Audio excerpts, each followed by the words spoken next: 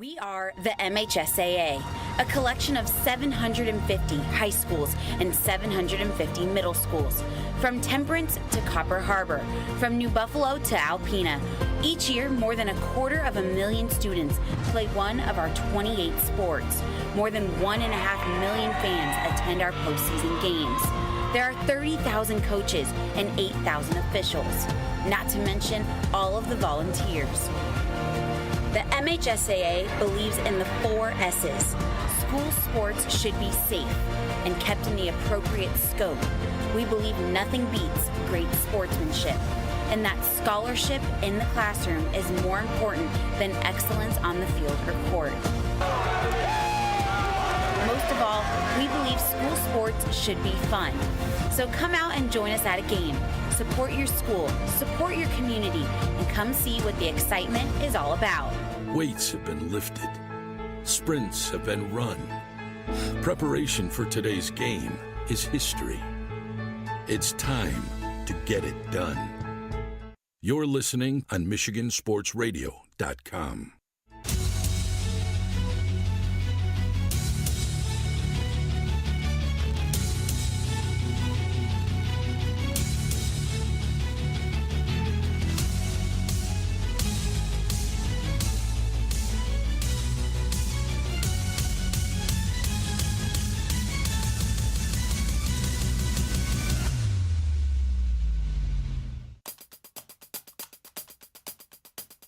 A wild weekend in Marquette at the Superior Dome, and some fantastic finishes in Battle Creek.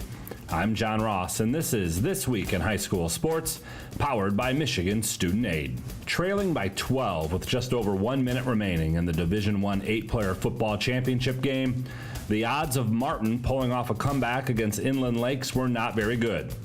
But then Gavin Myers threw a touchdown pass to Tegan Harris. Next, Martin recovered an onside kick. And with just 5 seconds to go, now Branch moves over to the right side as well. 3 to the right, 1 to the left. Myers looks, pressure comes. He's going to go up the middle. Keeps it on the right side of the 5. Dives for the end zone, and he's in! Touchdown, Martin, with 5 seconds to go. The Clippers have completed the comeback. That was Matt Chapkus of the MHSAA Championship Radio Network on the call as Myers ran it in from 21 yards out to give Martin a 30-26 win and a state title. In Division II, Adrian Lenawee Christian capped a perfect 13-0 season with a 36-18 win over Marion. Easton Boggs hauled in 9 passes for 210 yards and 3 scores for the Cougars. Quarterback Sam Lutz threw for 350 yards, and he added 2 rushing touchdowns. Marion finishes a fantastic season at 11-1. The Eagles put up more than 50 points per game on average this year.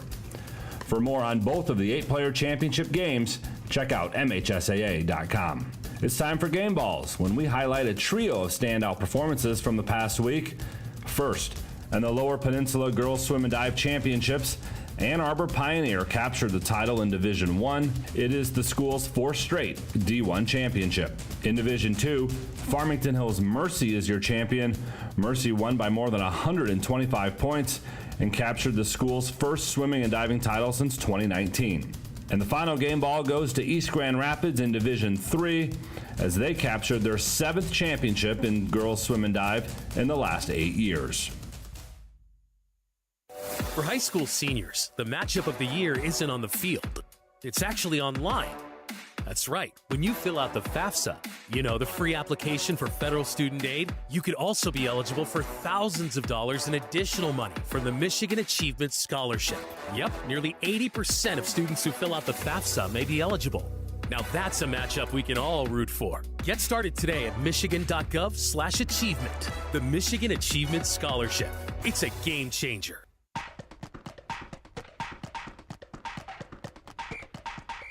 Our weekly Be the Referee feature takes a look at the fine art of officiating with registered official Paige Winnie. For the second consecutive season, coaches will have the ability to challenge plays during the 11-player football finals. All potential scoring and turnover plays will continue to be automatically reviewed. But again this year, coaches will be allowed to challenge 1 play per regulation and 1 in overtime, with some restrictions. First, a team must have a timeout available and call it to initiate a review. Second, there are a limited number of items that can be reviewed. Those include catch or no catch, ball carrier in or out of bounds, forward or backwards pass, and a handful of others. If successful, the coach will be given back the timeout. In overtime, coaches can challenge once, no matter how many overtime periods are played, and only if they have a timeout. Thanks, Paige. Now more than ever, we need officials. If you're interested, please go to the MHSAA website now to register. On the volleyball court at Kellogg Arena in Battle Creek, 4 champions were crowned. Let's start with Division 1, where Farmington Hills Mercy dropped the first 2 sets to Grand Rapids Forest Hills Northern before storming back and winning in 5. In Division 2, North Branch won its 2nd straight title, this one in straight sets over Grand Rapids West Catholic. Division 3 saw Kalamazoo Christian defeat Traverse City St. Francis in 4 sets. It's the first volleyball title in school history for the Comets. Holland DeVries finished with 16 kills and 27 digs in the victory. And in Division 4, after being down 2 sets to none in both the semifinals and finals, Clarkston Everest Collegiate won its first volleyball state title. They knocked off Leland in the title match after beating Monroe St. Mary Catholic Central in 5 sets in the semis. Coverage of all 4 divisions can be found at MHSAA.com. That wraps up the fall season here on This Week in High School Sports, powered by Michigan Student Aid, a production of the MHSAA Network. Thanks for joining us. I'm John Ross, and we will see you in the new year with the winter season in full swing. Terry starts step up the middle of the field, 40, big hole 50, he's gone 45, at the 30, left sideline 20, 15, 10, 5, touchdown Jaden Terry. The tank with an answer, give read option keeper a whole bunch of space. At the 40, got the 35, 30, up the middle of the field, 20, 15, 10, 5, touchdown Bryce Underwood. And welcome to game night. Nate Dreyer, Chandler Tim with you here on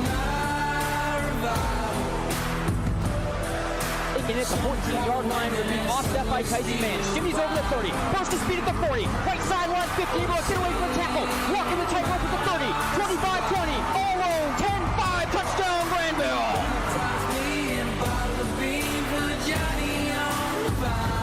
Snap to Underwood from the gun, fake handoff on the RPO, thrown left side, caught Yarbrough, sidesteps the defender at the 5, walks in the end zone, touchdown Belleville. The Tigers put it away, 34-17, they're going to go back-to-back.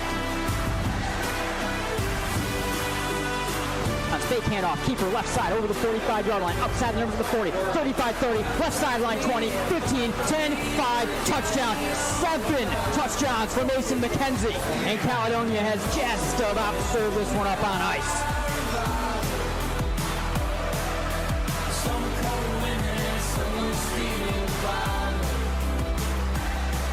And hello everyone, and welcome back inside Ford Field. Nate Dreyer, Chandler Timmer. This is game night on Michigan Sports Radio. It's game 2 of our doubleheader. What an unbelievable contest it was in the first one as South Christian came that close of the ultimate comeback, down 20 points late in the second half and nearly finding a way to come back and win back-to-back championships. Instead, it was Harper Woods, and now it might be the game of the weekend.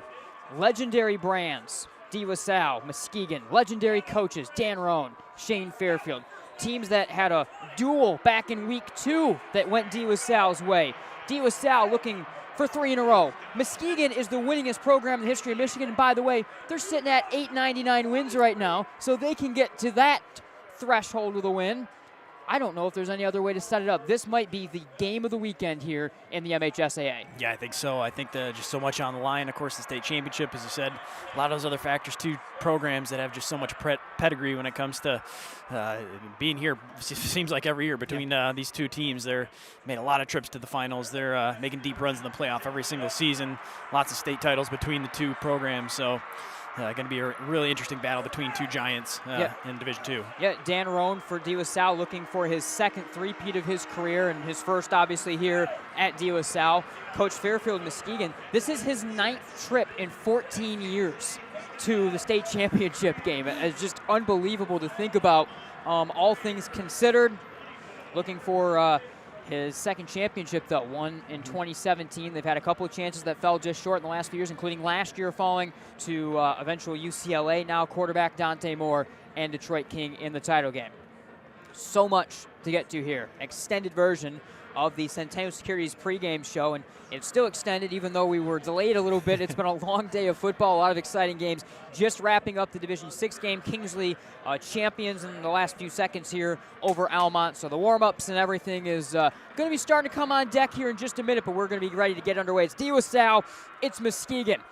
Best way to do it, we got a feature on deck. Let's hype it up. Let's meet the characters. Again, a legendary game, an unbelievable rematch. Cannot wait to get this one underway in just a few moments. The Big Reds are out on the field starting their warm-ups, and we're getting ever so closer to kickoff right here. It's the Division II championship game. Will it be a sweep and will it be a title again for D. LaSalle, or will Muskegon get back to the mountaintop and reach win number 900 en route of doing so? Be right back.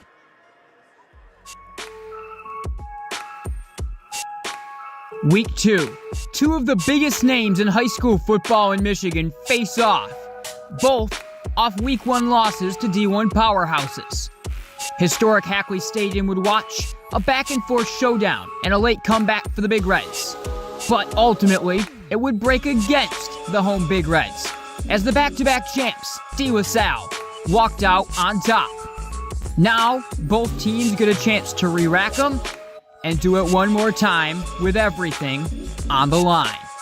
This also is a rematch of the legendary 2008 title game, which featured Tony Anise and his revolutionary new ski gun pistol option offense, winning its first title, which would eventually birth titles for the Big Reds, Mona Shores, and multiple NCAA titles with Coach Anise at Ferris State.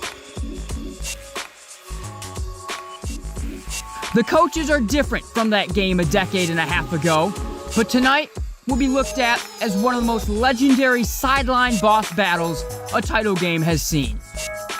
Shane Fairfield took over the reins of the winningest program in state history from Anise and is making his 9th title game appearance and just his 14th season at the helm of the Big Reds, compiling 167 wins. Dan Rohn, the man behind West Catholic's mid-2010s dynasty, which included a 3-peat of titles and 4 overall, has only managed to add to that legacy. After a stop at Ferris State under Coach Anise, he took over a proud D. LaSalle program needing a reset. And boy, has he delivered. They've won 2 in a row already, and he has a chance to win an unprecedented second 3-peat with 2 different teams this year. The talent on the field will also live up to the lofty standards we know out of these programs. Sante Gasperoni fills the shoes of Cincinnati Bearcat and 2-time state champion Brady Drogosh. The 6'3" southpaw delivers a punch, power, speed, rocket arm. The junior has it all, operating the Pilots spread attack. Mackay Guy returns to the state title game with revenge in mind, both over the Pilots and in the title game. We've seen it week after week throughout his career. Explosive, poised, and a young man that has truly lived up to all expectations of being a Big Red QB.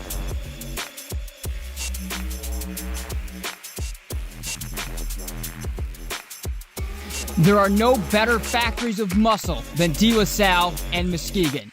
This year is no different. For the Pilots, 310-pound senior Ryan Ross was a state champion in 2020 at West Bloomfield as a freshman.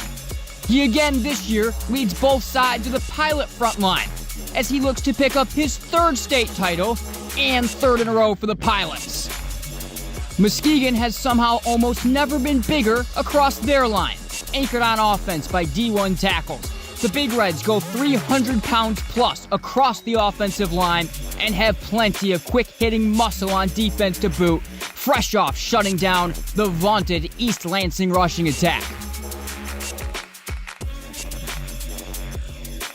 The Big Reds senior backfield trio, along with Guy, is unselfish and unmatched. Destin Piggy ran for nearly 250 to take down Heritage in the regional final. Before the attack gave way to Jakob Price and his once-in-a-lifetime semis performance with 4 touchdowns and 308 yards versus East Lansing.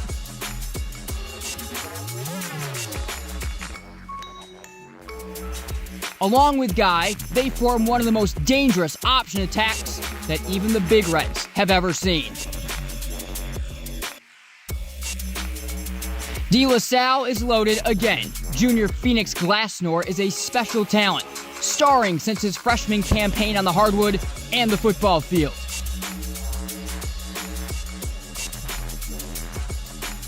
Damion King IV is a sophomore, watching Power 5 offers roll in, and is maybe the most explosive player on any field he steps on.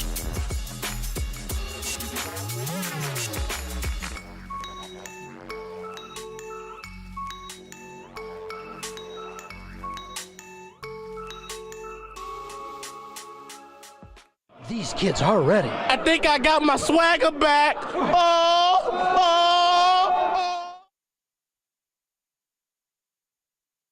Can you name the 10 winners of the Nobel Peace Prize or the last 5 Miss Americas? The point is the applause dies and the achievements are forgotten. But can you name 3 friends who helped you through tough times or teachers who encouraged you in school? We remember those who make a difference in our lives. I'm Randy Hansen, president of Centennial Securities. What matters to us are the personal relationships we have with our clients, helping them build a secure financial future. As a Centennial Securities customer, you know what I mean. If you're not, isn't it about time? Member SIPC and FINRA.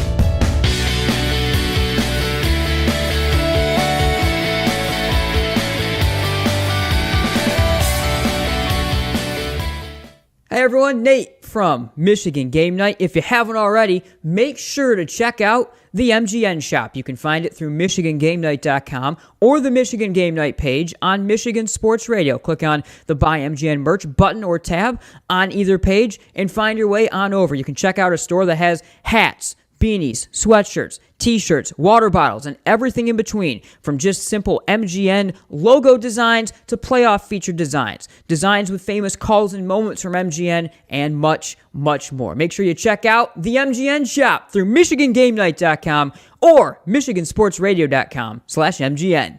Can you identify your number 1 personal trait? The thing that you do better than most others? If not, this may be a good time to think this through. If you're really good at writing, then why use the phone? If you're great on the phone, why use email? If you have exceptional human relation skills, why sit back and let others lead? I'm Randy Hansen, president of Centennial Securities Company. Playing to our strengths is something we do very well at Centennial. And if you're already a customer, you know what I mean. If not, isn't it about time? Member SIPC and FINRA.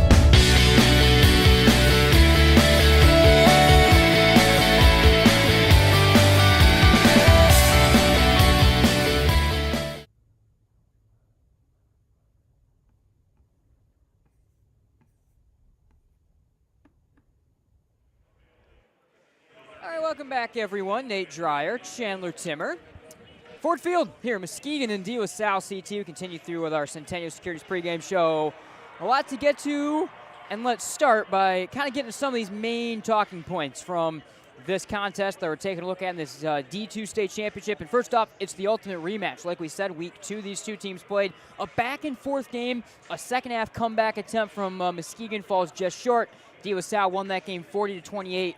But these two teams, not that they're going in different directions. De La Salle, of course, has been rolling throughout a very difficult schedule. But, you know, Muskegon, having not lost and having won 11 straight since then, they obviously are a much better, different team than I think the last time these two teams did face off. And because of that, we're going to see it's such a unique rematch in that regard. It was a game that, again, it was a 10-plus point game last time, but that doesn't tell the story of what we're expecting here tonight. Yeah, definitely. I think both these teams have grown quite a bit since that Week 2 matchup. It was a part of a 0-2 start for Muskegon, something that really, I mean, it wasn't expected with the amount of experience they brought back, but yet the teams that they were playing the first couple weeks of the season, they played two of the best teams in the state on the west side at least, and so it was part of that tough start for them, but I think they've grown quite a bit since then. They feel like they've got a better shot here tonight. De La Salle is on a 9-game win streak of their own and got some really tough competition, and I feel like even though they won the first matchup, they feel like they're a better team too since then, and so definitely things you can take away from that first matchup, both these teams that they can review and go forward and looking into this matchup, but I think both these teams are going to kind of have a different game plan as well. Yeah, you know, the Muskegon offense is the Muskegon offense, and we'll get into the systems a little bit later on. It's the famous Tony Nee ski gun pistol option that they run around here with Coach Fairfield. But it's the defense where I think things have made the biggest improvement. You're talking about they gave up 40 in that game. They gave up 28 to Rockford. They're giving up less than 10 points per game during this playoff run against some really good teams the last couple of weeks as well. That's where the biggest X factor is. I think Muskegon defensively is in a lot better, healthier, better place than they were during that first game. Yeah, I think the defense, the physicality that they've been playing with throughout the last couple weeks in their playoff run is where they've really stepped things up. And they give up 28 points to Mona Shores, but that's a rival. It's kind of a different type of game, especially looking back at that one. But the last week holding East Lansing to 7 points, shutting them down for the most part. And I think they're looking to try to make a statement after giving up 40 points. Was by far their most of the season against De La Salle in week 2. They're trying to keep that number much lower here today. The Killer G's, the quarterbacks in this game, Mackay Guy, Sante, Gasperoni. I mean, both incredible dual threat athletes. I mean, pretty much the leading rushers almost and leading passers for both of these two teams and what they do out of their, kind of varying different styles of spread attack. But tell us a little bit about each of these guys. Mackay Guy, the senior, second, third year, type player on this team, second year starter at the quarterback position, does so much. Gasperoni stepping in first year for Brady Drogosh, who, multi-time state champion and did so much before going on to Cincinnati. So you look at these two guys. Tell us a little bit about Guy, a little bit about Gasperoni. They do things similar, but they're a little bit different, starting with Gasperoni's a lefty and Mackay Guy's a righty. Yeah, I think both these quarterbacks very talented. Mackay Guy, of course, the ultimate leader, has been quite the playmaker for Muskegon now for multiple years, and just so quick and does a lot of damage running the football and just making some big runs down the field. As well as running the offense and that option look that they have, and so it can be just a tremendous threat with his legs. They don't really throw the football a ton, can throw the football when they need to, but for the most part does a lot of his damage on the ground. Gasperoni, a bigger quarterback that can throw the football down the field. They like to spread the field a little bit more, get a little vertical. They've got some playmakers on the outside that he can throw the football to, but is also mobile for a bigger quarterback and can move around, can extend some plays, also runs a little bit, not as much as Guy, but can still make some plays with the feet. Before we continue on, by the way, the note we got from John Ross, the MHSAA, 8:23 is the kickoff. So we'll be kicking off at 8:23 tonight, so a lot still to get to here on our Centennial Securities pregame show. Thanks to Centennial Securities and Farmers Insurance, the presenting sponsors of Game Night on Michigan Sports Radio. Wrapping up another football season, the trench warfare. Talked about it a little bit in that pregame feature. I referred to these two teams as factories of muscle, but when you think of the two best programs in the state of Michigan for developing offensive line talent in terms of going to the next level, in terms of dominating the line of scrimmage, De La Salle Muskegon might be 1 and 2 in whatever order you want to put them in terms of the state of Michigan. Today is no different. 300 pounds across the offensive and defensive lines for both of these teams. It is going to be an absolute war in the trenches to watch this evening. Yeah, sure will. I think you don't get back to this game multiple times like these programs have without just really building a solid team, offensive line, defensive line, both. You need some size up there. You need some guys that can move a little bit, and both these teams just have a way of getting talent like that and just reinventing themselves along the offensive line and bringing those guys in and developing them. And so you've got tremendous playmakers on both sides of the ball, offensively, defensively on the outside, but it's in the trenches where they've got some serious muscle and some size that they use to move around. Yeah, and this is a De La Salle, when you think of their last couple of years and some of the really big guys, players that went to LSU and to Michigan and so forth over the last several years, it's maybe a little bit more athletic line, but that's because of what they like to do. They're more of a 4-wide, 3-wide spread, up-tempo type of offense team over the last couple of years, especially with Gasperoni taking over this year and some of what they do there. But still, Hoffman 275, Krawcheck 250, Zepp in the middle at 260, Ryan Ross at 290, 300 pounds. Ferris State commit Ross, who is a 2-time state champion, not both times here. He won one at West Bloomfield as a freshman on Donovan Edwards' team, and then won the state championship here last year as well after that transfer, and then Williams 280. Muskegon offensive line is huge. Jim Harris has a Cincinnati offer. He's 285. Miguel Botello is 6'4", 300. Isaiah Williams is 330. Carl Brooks is 315. And then Nakai Wynn, a Central Michigan-bound player, the senior, is 245. So the size advantage might go to Muskegon. Muskegon might be one of the only teams in the preseason. They went to a scrimmage that was played at Granville High School. They went up against Belleville, who was there. And size-wise in the trenches, they matched Belleville. No one else in the state really can say that in terms of pure size-wise. But again, they do things a little bit differently. That trench battle, we're going to talk about it. We're going to go back to it all night long because we're going to talk a lot about the talent. We're going to talk about what these teams can do, spreading the field, doing things out wide. But this game, especially when Muskegon's offense is out there doing what they want to do, is 100% going to be won up front.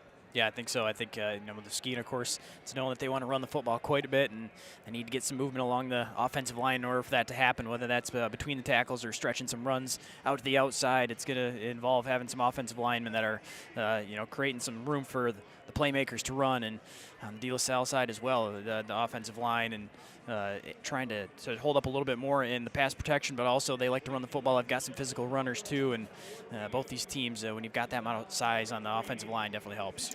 How about the dangerous talent that we just talked about? When you particularly are looking at it, you're looking at the wide receivers for De La Salle. You're looking at the backs, both running back and slot back for Muskegon. Let's start with the Big Reds. They've got the dangerous trio in the backfield, led by Mackay Guy at quarterback, but Jakob Price at tailback, senior, along with senior Destin Piggy. I mean, Piggy a couple weeks ago went for 250 on 30 yards a pop, but last week, let's start with Jakob Price. He went for 308, 4 touchdowns against a very big, very good front line for East Lansing. He, again, will likely be expected if they need a muscle, tough runs. Price leads it, and then Piggy just adds on some of the most explosive running ability in the state. Yeah, those two, really the three when you factor in Mackay Guy, just the complete run game package. They can do a little bit of everything. Jakob Price last week, just so physical. It can run through guys, but also matches that with the right amount of speed to make guys miss in the middle of the field as well. And coming off the best game of his career easily, and trying to build off that performance and replicate that here today. And then Destin Piggy doesn't get as many touches in the run game, but they love to get him the football too, going around the outside, and he can make big plays happen even though he's not touching the football multiple times. Usually can break a big one at any time. When you think about this Muskegon triple option attack, going back to when Tony Neese ran the flex bone double wing and then moving into the original version of the ski gun to more of the current Ferris State version of the multi-option spread that they run, some out of the pistol, some out of the gun. Have they ever had a better trio to run the triple option with than this? Like it's an honest question, and that's saying a lot. I mean, they've had entire trios go and play D1 football and play MAC or Power 5 football before, but there's something to be said. The effectiveness of this group, and a group that's been together for 3 years, might be the most effective triple option group they've ever had. And that's just crazy to say, but like there's some truth to it because they complement each other so well. Guy is so shifty running the read option keepers. Price can plow ahead. He can burst in the open field. And then Piggy just going around the edge. It's just one of the definitely some big names and guys that have really played at a high level and at the collegiate level as well. But I think what really makes them special is just the combination of when you put them all together, they just play off each other really well and make each other better because defense is having to guard multiple different looks, and even though it's all on the ground, they've got different ways of hurting you. And so when one guy's going off, you've got the right complement to that at any time where they can all three be a threat. For De La Salle and for quarterback Sante Gasperoni, a lot of options, obviously, that he has the ability to go out wide to and find both in the run game. They like to do a lot of motions and jet sweep. Very slot guy, a really good security blanket. But out wide, Phoenix Glassnor, the junior, 6'1", 180, 616 yards on the season, 6 touchdowns. He has a basketball offer to Grand Valley and then most of the MAC schools. Is that a note that Grand Valley is going D1? People continue to ask, maybe. But Glassnor, you and I first saw him as a freshman when he came up on the basketball court at a showcase. They played against West Ottawa. West Ottawa ran that zone. And the kid just started jacking threes from 35 feet, and he made them all. Yeah. And he scored like 40 to win the game, 45-40, essentially. And that was our first thing we saw. He has become an even better athlete since we last saw him. He's got size to him. On their side, Damion King, the sophomore, 5'8", 155, absolute jitterbug. I mean, there's no other way to put it. Double-digit touchdowns on the year, nearly 600 yards. He has an Illinois offer again as a sophomore. Different kind of strokes to him. Glassnor, a little bit bigger, kind of stretching the field athlete. Like I said, King, jitterbug, the best way to put King, and he's just a side-to-side crazy athlete in similar ways kind of to Destin Piggy in that regard. Yeah, definitely. I think that as we talked about the Muskegon running backs and playmakers complementing each other, those guys do as well. And Glassnor providing the threat and over the top, a little bit more of a physical receiver, can go up and get the football and steal it away. And a guy that's just kind of grown up on the big stage. When you talk about De La Salle, the football and basketball team, the amount of success they've had, and then the big game, state championship games that and moments that they've had. And he's been a part of just about every single one of them in recent history. And so, definitely a guy that can take over in a big moment like this. And then, of course, Damion King, a guy that they can get the football to, and he can make special things happen, can also be a threat deep down the field. But it's just a sophomore, shows a tremendous big play ability. Seniors coming out to center field for both teams, working on the coin toss here in just a minute. How about the X factors? We go to the skill position guys we didn't talk about. We start with the Muskegon wide receivers, a team that they don't want to throw the football. We know that about them. Last week, they ran for 426 yards. They did not get a passing yard. They did not have a completion, did have an interception, but they don't throw the football at all. They want to run the ball, but their receivers are dangerous. Brant Brooks, 7 receiving touchdowns on the year. He's a great threat going into the end zone. DaCarion Taylor had 3 interceptions last week, including a pick 6, 2 receiving touchdowns on the season. That's the X factor. Mackay guy can throw the football pretty effectively, pretty accurately, and he's got some real deep threat and go up and get it type receivers that can change the course of the football game in that regard. For sure. I think just because the Big Reds don't throw the football very much doesn't mean they can't at all. They've got the playmakers on the outside. They've got the receivers. When you've got Taylor and Brooks out there that if it gets in a situation where they need to throw the football a little bit more than maybe they're comfortable with, they do have those guys on the outside that they trust and have put up some yardage in the past. And so if it's a similar game script as to where De La Salle was up early in that first matchup and then find the Big Reds in a situation where they're having to throw the football a little bit more, those are going to be the guys they'll be looking to. All right, so it looks like they're completing the coin toss. It looks like Muskegon may have won and deferred. They're trying to get some things figured out right now in that regard. But for De La Salle, at the same time, we talk about their receivers first, but they got a good depth of running backs. Anthony Batoni, 224 rushing yards, 2 touchdowns on the year. Landon Bolesky, the sophomore Isaac Gatine, 7 rushing touchdowns, kind of their bowling ball guy down at the end zone.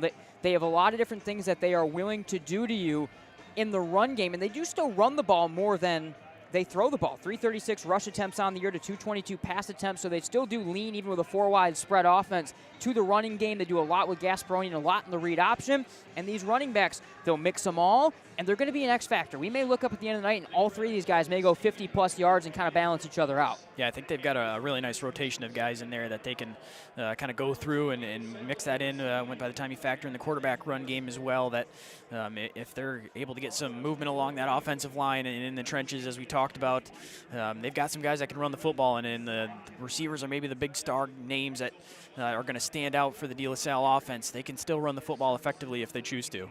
All right, we're going to quick step aside again. I want to go back, and we're actually going to go back to the MGN studios a little bit earlier on in the week. I had a chance to kind of take a look back on the season, issue a couple thank yous and kind of a little pre-recorded message. So we'll get to that little thing because, again, we are so thankful for so much here at Game Night. We had an unbelievable season once again.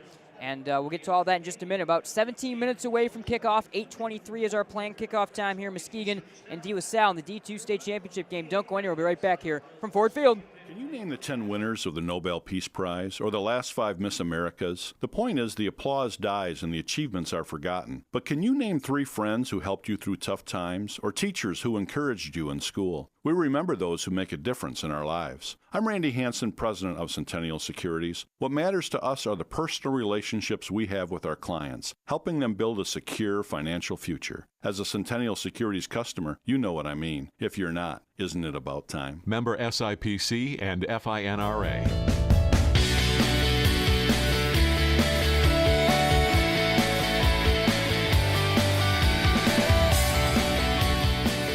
Nate Dreyer, president and play-by-play announcer here at Michigan Game Night and Game Night on Michigan Sports Radio. Hopefully everyone's having a great holiday weekend and enjoying it with their friends and family, and we're so excited that we get to be a small part of that weekend, and hopefully everyone is enjoying the coverage today and what might be the biggest day in the history of MGN, as we are so proud to be able to present and have the opportunity to present 2 MHSAA football championship games in both Division IV and Division II. And with that, also want to be able to extend a couple more thank yous and messages going forward as we are at the end of another football season. We're so excited about where things are and where things are going for Game Night. First off, the thank yous. First off, Chandler Timmer, our Vice President, color analyst here at MGN. He put so much time and effort, not just what you see on screen with the Tailgate Report podcast and with the games each and every weekend, but everything behind the scenes as well. There's a lot of sacrifice with a lot of the time that we give up with all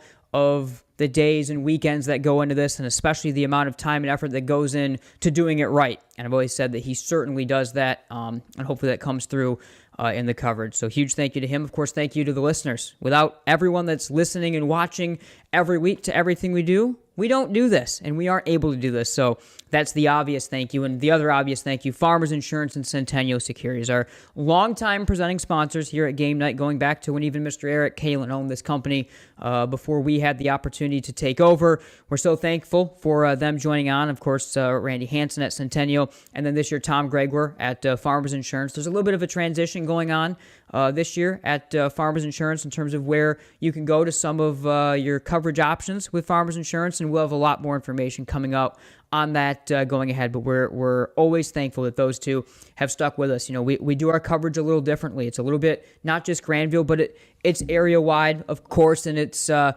podcast and everything. We add a lot to the coverage, but we have to have a lot of expenses and things that are run through that as well, and they certainly help make sure that happens. And lastly, the Granville community, and especially the Granville players, head coach Eric Stiegel, defensive coordinator KJ Landis, and everyone else in that coaching staff for the opportunities to get to talk to players, talk to coaches on the air, everyone in Granville, the community that comes up and says hi to us. We certainly really appreciate that opportunity and cannot wait. It's coming soon, I know. Cannot wait to get to be here at Ford Field with the Bulldogs sooner rather than later as well. What a year it was. Of course, a lot of video coverage and working through some teething issues and some really cool things coming on that.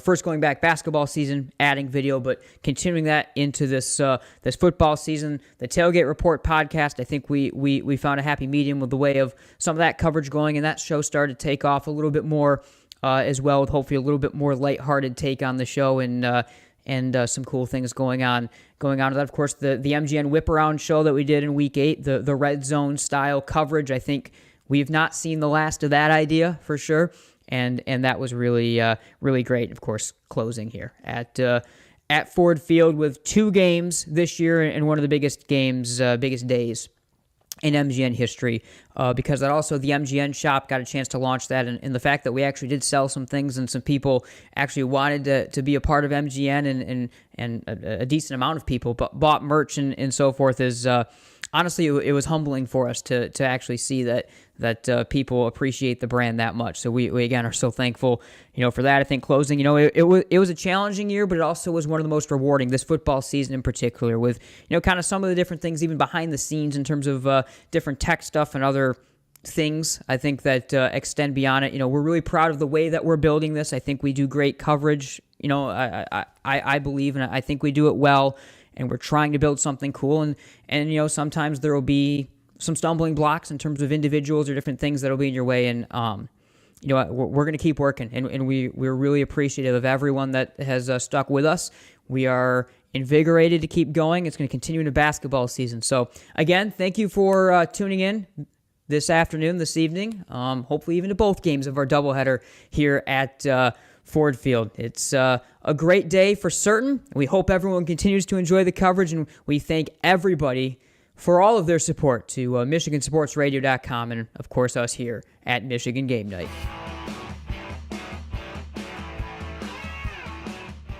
Can you identify your number one personal trait? The thing that you do better than most others? If not, this may be a good time to think this through. If you're really good at writing, then why use the phone? If you're great on the phone, why use email? If you have exceptional human relation skills, why sit back and let others lead? I'm Randy Hansen, president of Centennial Securities Company. Playing to our strengths is something we do very well at Centennial. And if you're already a customer, you know what I mean. If not, isn't it about time? Member SIPC and FINRA.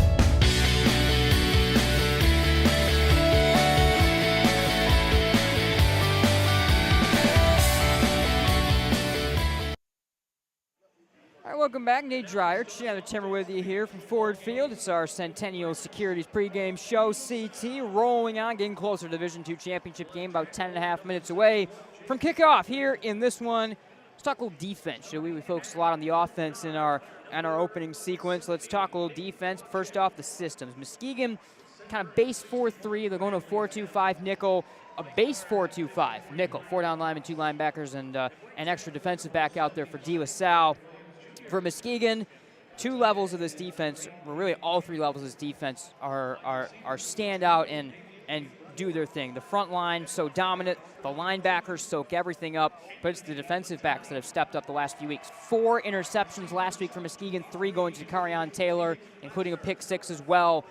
That's where things they've been very good, of course, in the front 7 all year long. That's where this team has always been able to shine with their size and what they do. But it's the defensive backs coming to the forefront, getting ready to come to the forefront against a team that can really throw the ball. I mean, you think of a couple weeks ago, they saw Saginaw Heritage, Brandon Isom, who's the all-time leading receiver in the history of the state of Michigan. So they shut him down. They shut that offense down. So it's the defensive backcourt that I think is making the biggest stride. And for this game and the matchups in this game, is going to be the biggest X factor for this Muskegon defense. Yeah, I think they've been playing really well. A week ago, getting multiple turnovers, really locking things down and shutting down an East Lansing team that tried to throw the football around a little bit, and they were all over it, shut them down. And they'll be tested here against the talented receivers that we talked about for De La Salle and what they're going to do to try to spread the field. But a unit as a whole defensively that's been playing pretty well. They've been playing hand-to-hand. Of course, the defensive line, linebackers have been playing very physical, which helps out any time. But all three levels playing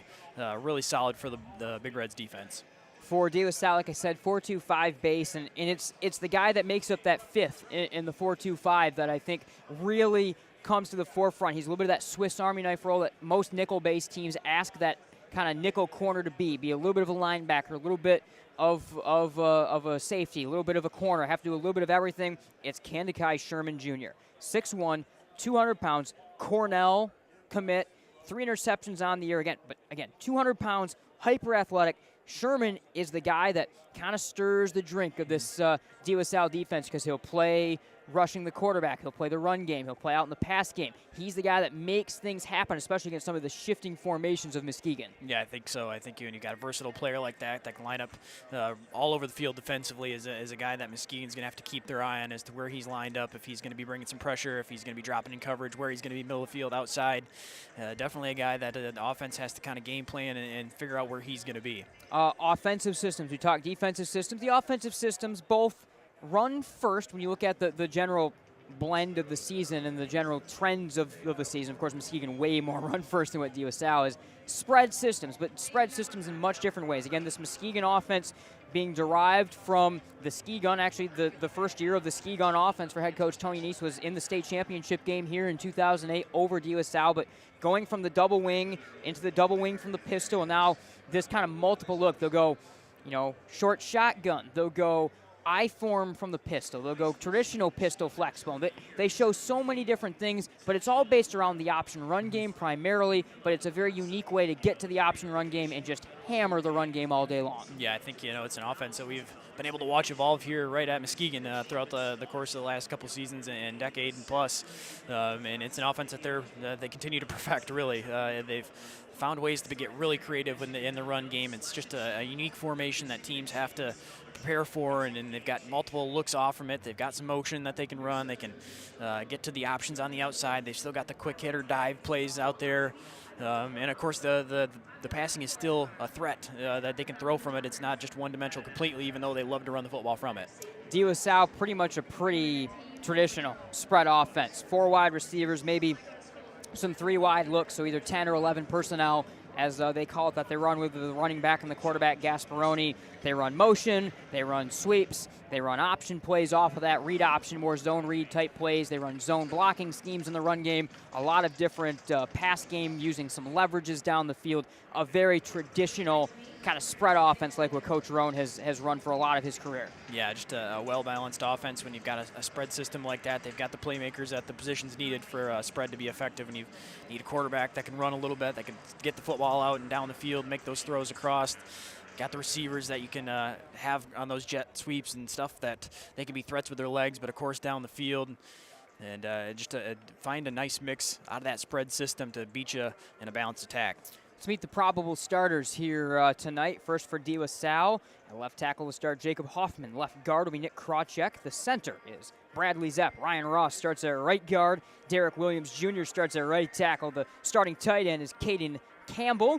One receiver is Damion King. They also have Phoenix Glassnor and Joey Montilla at wide receiver. Anthony Bettoni will start in the backfield along with the junior quarterback Sante Gasperoni. Up front on the 4-2-5 defense, they have Brady Pellegrom at defensive end. Anthony Presnell starts at defensive tackle. Jacob Turr, a kid with a UMass offer, is at nose guard. Dwayne Williams III is the defensive end.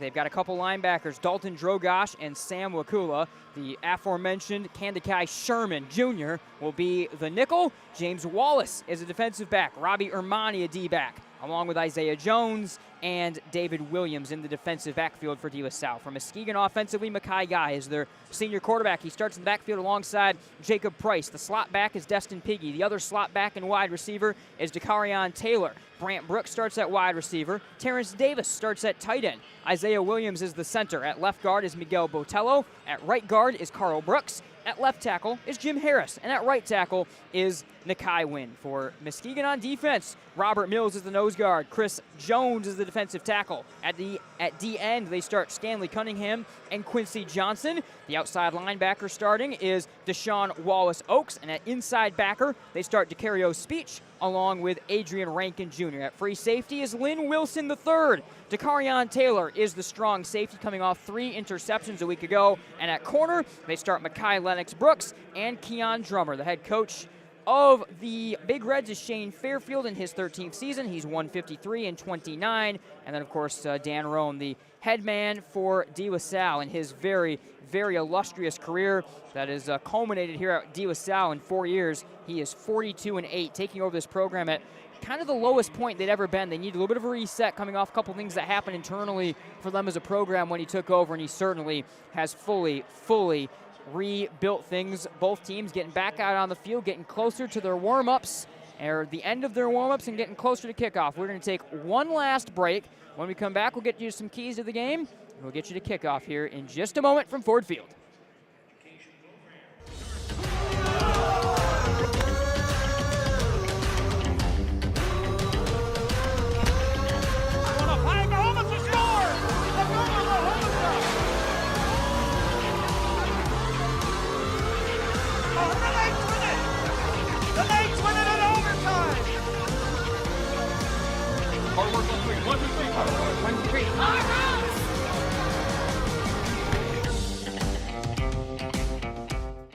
To everyone who loves great food, let us make you a meal the Wisconsin way.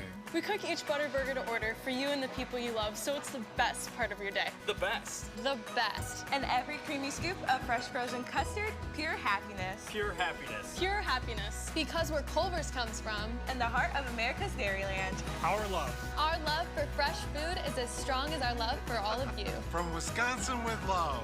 Welcome to Delicious. Yeah.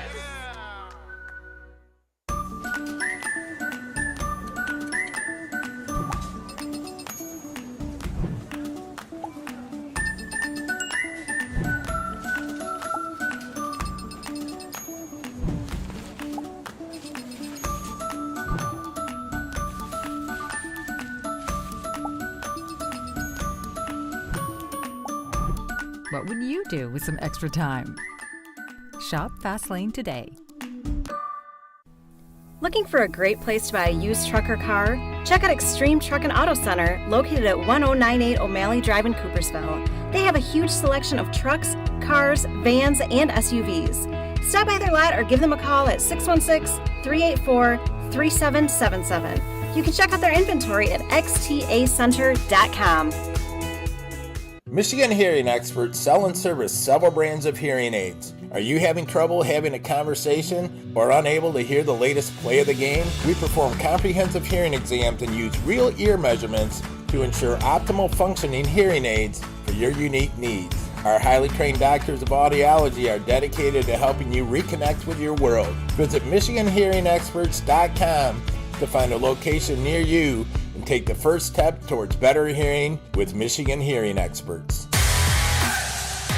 Welcome back to Ford Field. Nate Dreyer, Chandler Timmer, wrapping up our Centennial Securities pregame coverage in under a minute until the anthem, getting this one underway. Chandler, I'll send it back over to you quickly. What are kind of main keys to the game for this one if either team's going to find victory? Yeah, I think for the Big Reds, along the offensive line, we talked about the size that they have and the physicality, but going against the De La Salle team that they've already seen once, but that can match them a little bit along that line if they're still going to be able to be as effective in the run game. I think offensively for De La Salle, are they going to be able to find a run game? I think they've got the guys in there that they can play some physical football. It kind of plays into the Big Reds defensive line as well, but see what kind of rotation they get and what kind of ground game contributions they'll have. All right, national anthem just about on deck. It's the 1 and the 2 seed Division II. It's the ultimate rematch. It's De La Salle, it's Muskegon. There's as much history as you could possibly imagine in this ball game, and I can't wait to get it underway. National anthem on deck. Let's step aside, right back for some football. D2 championship game here on game night, right on the other side of this. Are you looking for a new career? Aetna Supply is hiring. Aetna Supply is Michigan's #1 plumber wholesaler, servicing local customers for over 50 years. They offer great benefits, a 401k with company match, quarterly bonuses, and no Sundays. Once again, check them out at aetnasupply.com/careers or click on their logo on the Michigan Sports Radio homepage. At Sporting U, we know the quality and service our customers are looking for, and we make sure we deliver. Whether it's uniforms, embroidered or screen-printed apparel, promotional products, or a company web store, Sporting U has an experienced team, phenomenal suppliers, and in-house production to make it all happen seamlessly. You think it, we ink it. Our team is here to help your team stand out. Find out more at sportingu.com. That's sporting and the letter U.com.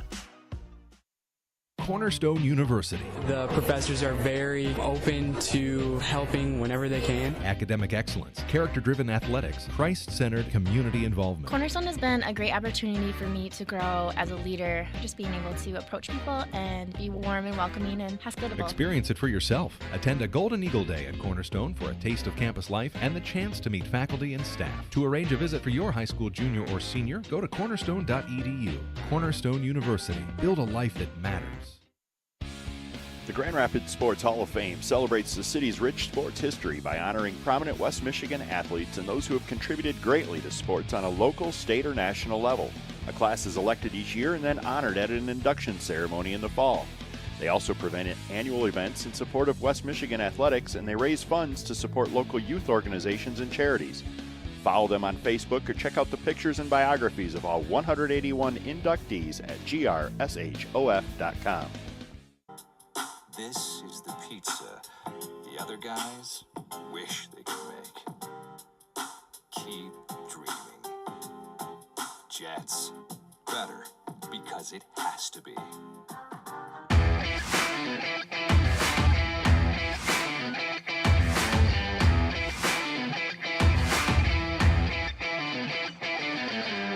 All right, welcome back to Ford Field. Nate Dreyer, Chandler Timmer. The D2 state championship game is upon us, and we are just about ready to rock and roll here from Ford Field.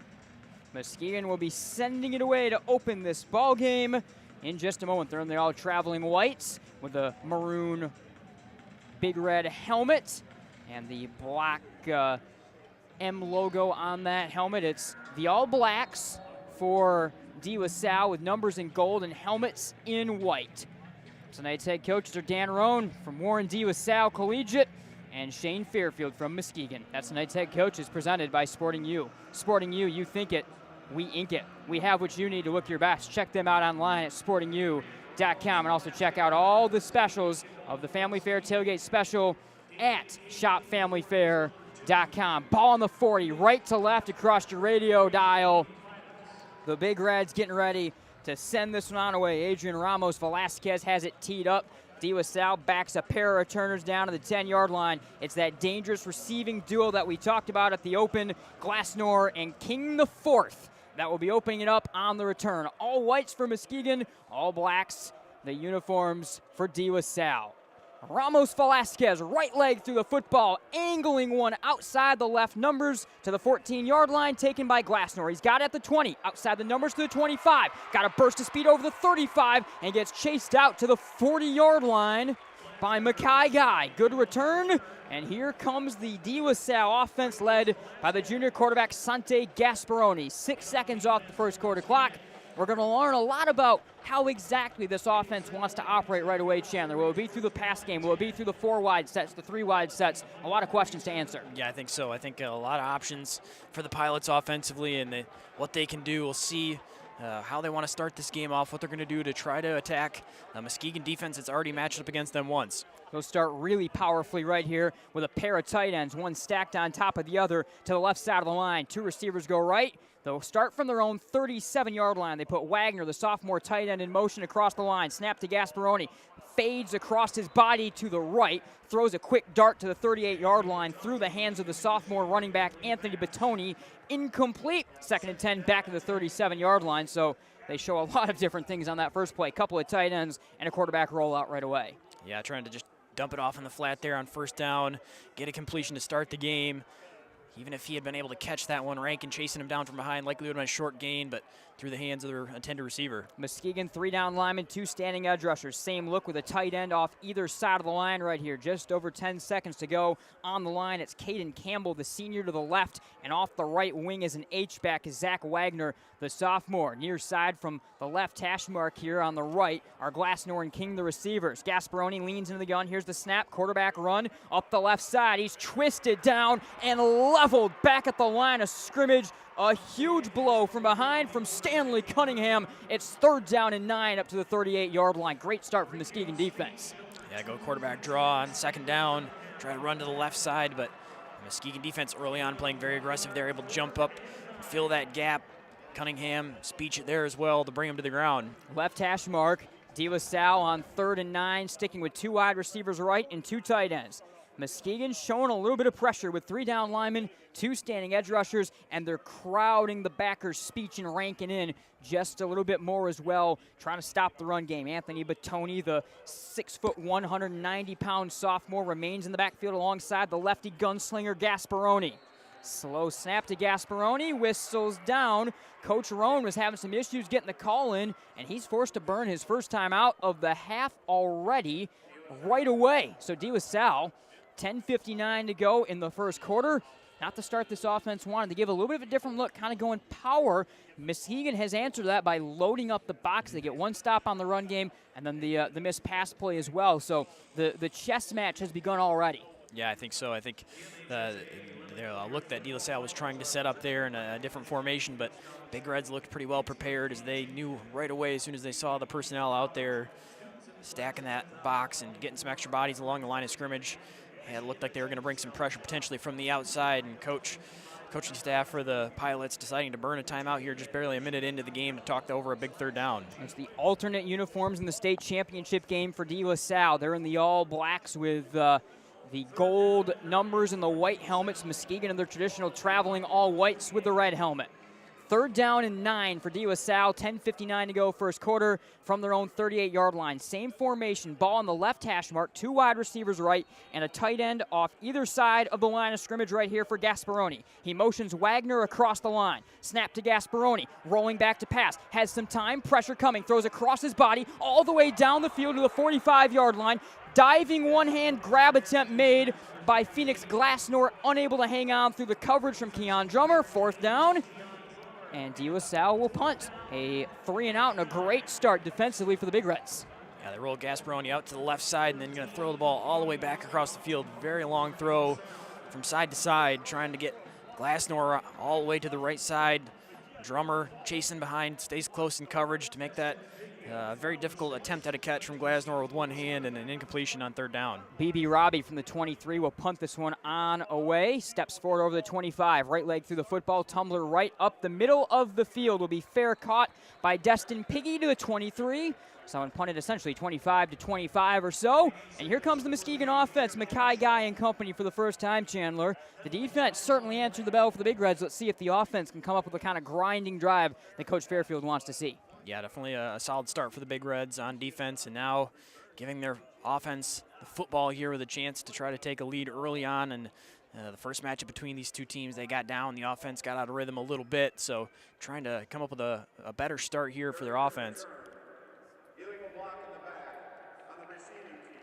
And long after the play, the penalty comes out, by the way. There's an illegal block in the back on Muskegon, so they were going to start up around the 25-yard line. That's going to get backed up inside their own 20. It'll be that much longer of a field for Mackay Guy and this Muskegon offense as they look to get things underway and open up this ball game. They will start now at their own 15. First and 10, 10:43 to go in the first quarter.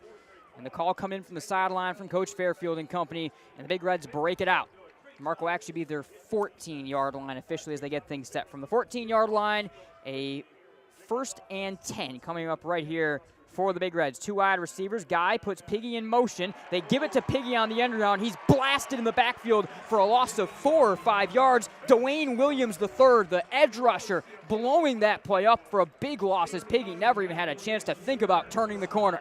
A fantastic play from Williams off the edge. Sees Piggy in motion, coming his way, immediately able to shoot through there, get across the line of scrimmage and cut Piggy off before he could ever turn his shoulders. They're back to the 6-yard line. They go two wide receivers, and they go with the pistol I formation. The fullback is Price. The deep back out of the I is Destin Piggy. There's penalty markers down. It looked like De La Salle may have jumped early on the hard count. We'll wait to see the exact call before the 2nd and 18 play.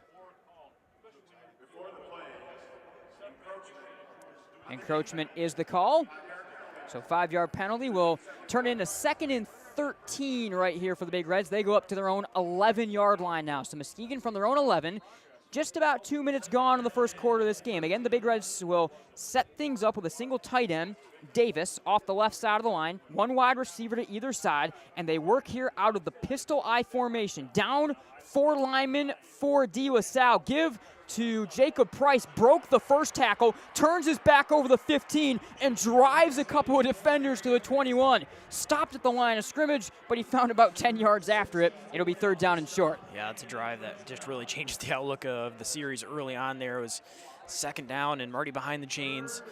It looked like it was going to be a short gain, maybe a yard or two. He was almost down to the ground, able to prop himself up with his hand, though, and keep fighting forward. Now make this a 3rd and very manageable. 3rd and 3 from the 21. They go from the short shotgun. Guy delayed, give to Price, up the middle, trips his way past the 25. He's got the first down. Tackle made by James Wallace, the senior safety. But again, when you need yards, go to number 4 in white in this contest, Jakob Price, as he's able to find the yardage needed up to just shy of the 30-yard line. He has got it to the 27. Yeah, through his first couple carries, looks like Price carrying over some of the success he had just a week ago. Guy from the shotgun, 3 wide, 4 down lineman coming for De La Salle right here out of their base 4-2-5 nickel alignment that crowds in a little bit. It is Destin Piggy now motioning his way into the backfield. They will go to the I form out of the short pistol right here. Pistol I form. Pitch to the right side to Piggy, blown up in the backfield again. Waves of black shirts all over him. It was led by Kandakai Sherman for a loss of 3. A rough start for Destin Piggy in the run game, trying to get the explosive senior slot back going.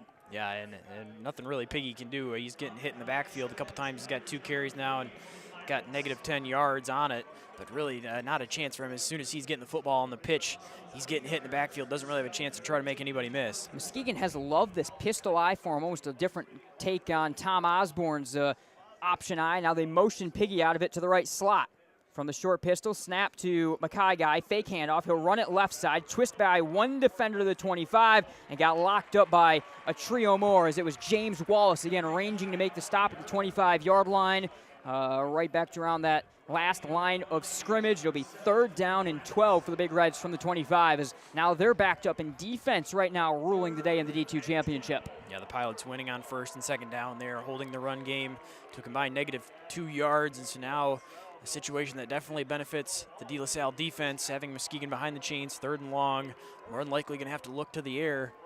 Big Reds will spread them out 4 wide from the short shotgun. Trips go to the right-hand side on 3rd and 12 from the 25-yard line. 7.5 minutes to go in the first quarter. Snap to Guy, fake give to Price. Throwing deep down the left side, looking for Taylor. Some hand fighting. He went down. No penalty marker is down as it was Isaiah Jones on the deep coverage. Passing complete, and 4th and 12, and the Big Reds will punt it away. Yeah, they just run Taylor on the go route. Single receiver to the left side. Taylor and Jones fighting most of the way down the field. Looked like a little bit of contact from both. I think probably a good no call there from either side. Mackay Guy ends up overthrowing that one due to that contact. So Muskegon gets ready to send it on away. 7:26 to go. The video board showing Mackay guy making the penalty marker motion that he wants. And the Big Reds will punt this away from their own 25-yard line. Backing down to the 12 to send this one away is Ramos Velasquez. Puts the right foot into it. Back dual returners. Picked up by Glassnor at his own 48-yard line. Running across the field into plus territory. Spinning by the first wave of tacklers. And then Jones levels them to around the 46, 47-yard line. So plus field position territory for De La Salle. They're at least winning the field position battle right now in the early goings in this one. Timeout on the field, an immediate timeout at that. 7:13 to go in the first quarter. No score in the D2 championship game. We will be right back. Can you identify your number one personal trait? The thing that you do better than most others? If not, this may be a good time to think this through. If you're really good at writing, then why use the phone? If you're great on the phone, why use email? If you have exceptional human relation skills, why sit back and let others lead? I'm Randy Hansen, president of Centennial Securities Company. Playing to our strengths is something we do very well at Centennial. And if you're already a customer, you know what I mean. If not, isn't it about time? Member SIPC and FINRA.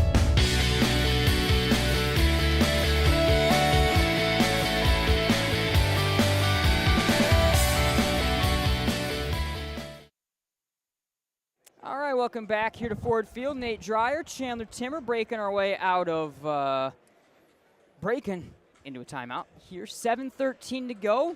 And again, a game that we did a lot to set up the offenses coming into this game, Chandler, but it certainly has been advantage defense early, but now kind of shifting advantage to De La Salle is it's turning into a battle for field position. Right now they're winning that battle for field position. They get to start in plus territory. That seems like a big deal the way this one's going. Yeah, definitely. I think both teams playing well on the defensive end, getting a stop and able to get off the field. But after the punt there, and a nice return from Glassnor gets them across the 50. And even though a punt and both teams held under 10 yards, the Pilots 6 yards of offense, the Big Reds, or rather the Big Reds 6 yards offense, the Pilots just 1 yard of offense, but still winning the field position battle after that punt, now going to have their offense in pretty good situation. So a little over 7 minutes to go, and after they went power last time with a couple of tight ends, Coach Rohn will spread it back out as they start at the Muskegon 47-yard line. 4 wide set with 2 receivers to either side for Gasperoni. Batoni will work out of the backfield as the tailback. King goes in motion left to right. They give it to him on the end around. King has space to the 40, breaking a tackle and spinning free at the 35, angling towards the sideline where he gets absolutely shouldered out by Mackay guy, but a chain mover down to the 29-yard line. Good charging run from the end around man. Actually, sorry, that was Skylar Hunter on the end around. Yeah, there's a variation and something that they can do out of this spread offense. Got multiple receivers out there, and they send Hunter in motion, left to right, able to get around that right side. So, up inside the 30-yard line, 7:06 to go, 1st and 10 from the gun, Gasperoni. 4 wide set, fakes the throw, now runs it on the draw over the 25, gets locked up by DaCarion Speech up to the 24-yard line. Good run on first down. They were kind of demonstrating or showing their hand that they wanted to go past their draw with the running back in front of the quarterback up the left-hand side there. Yeah, first down, going to the quarterback run game, gets 5 or 6 yards, gives their offense a good play on first down there, and after they sell the quarterback draw, now the playbook pretty wide open. 2nd and 5 up to the 24. 4 wide set for Gasperoni, leaning into the shotgun, just offset in front of his left hip. Here is Batoni. They take a long look back to the sideline, and Coach Rohn. But there's a false start that is called on De La Salle before they're able to run that one. So far this drive mostly come from Skylar Hunter, that end around 18-yard gain. And the Big Reds defense backed up. The Pilot offense up to the 29-yard line now after that penalty. 2nd down and 10, called being relayed in from Gasperoni. 4 wide shotgun set. Muskegon bringing 3 down linemen and a standing edge rusher. That's Stanley Cunningham off the far side. De La Salle driving left to right here. Snap to the lefty, Gasperoni. Fake handoff. Drop to pass. Clutches. Fires over the middle. Hauled in. Caught 8-yard line through a big hit by Damion King the 4th. The sophomore got absolutely leveled as he brought that one in by Taylor. He hangs on. It's 1st and goal, De La Salle. Incredibly tight window. Gasperoni just fit that football through. Speech, the linebacker, dropping back in zone coverage, jumped and just over top of his fingertips. Would have had an opportunity to knock that one down or maybe make an incredible interception, but Gasperoni lofting it in there just enough. From the 7-yard line, they'll load it up with a trio of tight ends, single back formation, one wide receiver is Glassnor. Give to Batoni over right guard, breaking past the first wave of tacklers and drives ahead to as far as the 4-yard line before he gets stood up by Speech and company in the Muskegon linebacking core. So they get 3. It'll be 2nd and goal from the 4-yard line with 5.5 to go in the first quarter as Salle looks to strike first in the state championship game in Division II. That's where it's going to be interesting for a Pilots offense that likes to spread it out, use multiple receivers now down near the goal line, trying to get the running game and get the running back a touch there in Batoni. They go 3 tight ends, but they go out of the shotgun this time. Glassnor left to right across the line. They fake it to him. Gasperoni running up the middle, diving into the end zone. Touchdown, Salle. A little bit of back and forth at the end of the play as the ball might have squirted free, but Gasperoni's in, and the Pilots draw first blood in the state championship. Yeah, got good field position following the punt from the Big Reds and able to drive on the short field, send the man in motion, fake the give, and then quarterback power to the left side. Fights through into the end zone. Ball did come out, but he was already crossed the goal line at that point. Touchdown for the Pilots here early in the first quarter. BB Robbie, who punted earlier, will look to add the extra point. Damion King IV will hold for the Pilots. Robbie lines it up. He's got pink gloves on to go along with his all-black uniform and white shoes, white helmet. Robbie will line it up. 13 in the traveling or the home black uniforms, the alternate home black uniforms for Salle.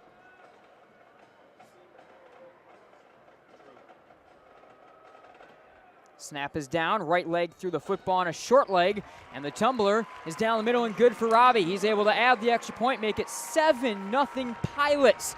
As we roll on to the first quarter of this one from Ford Field, we will be right back.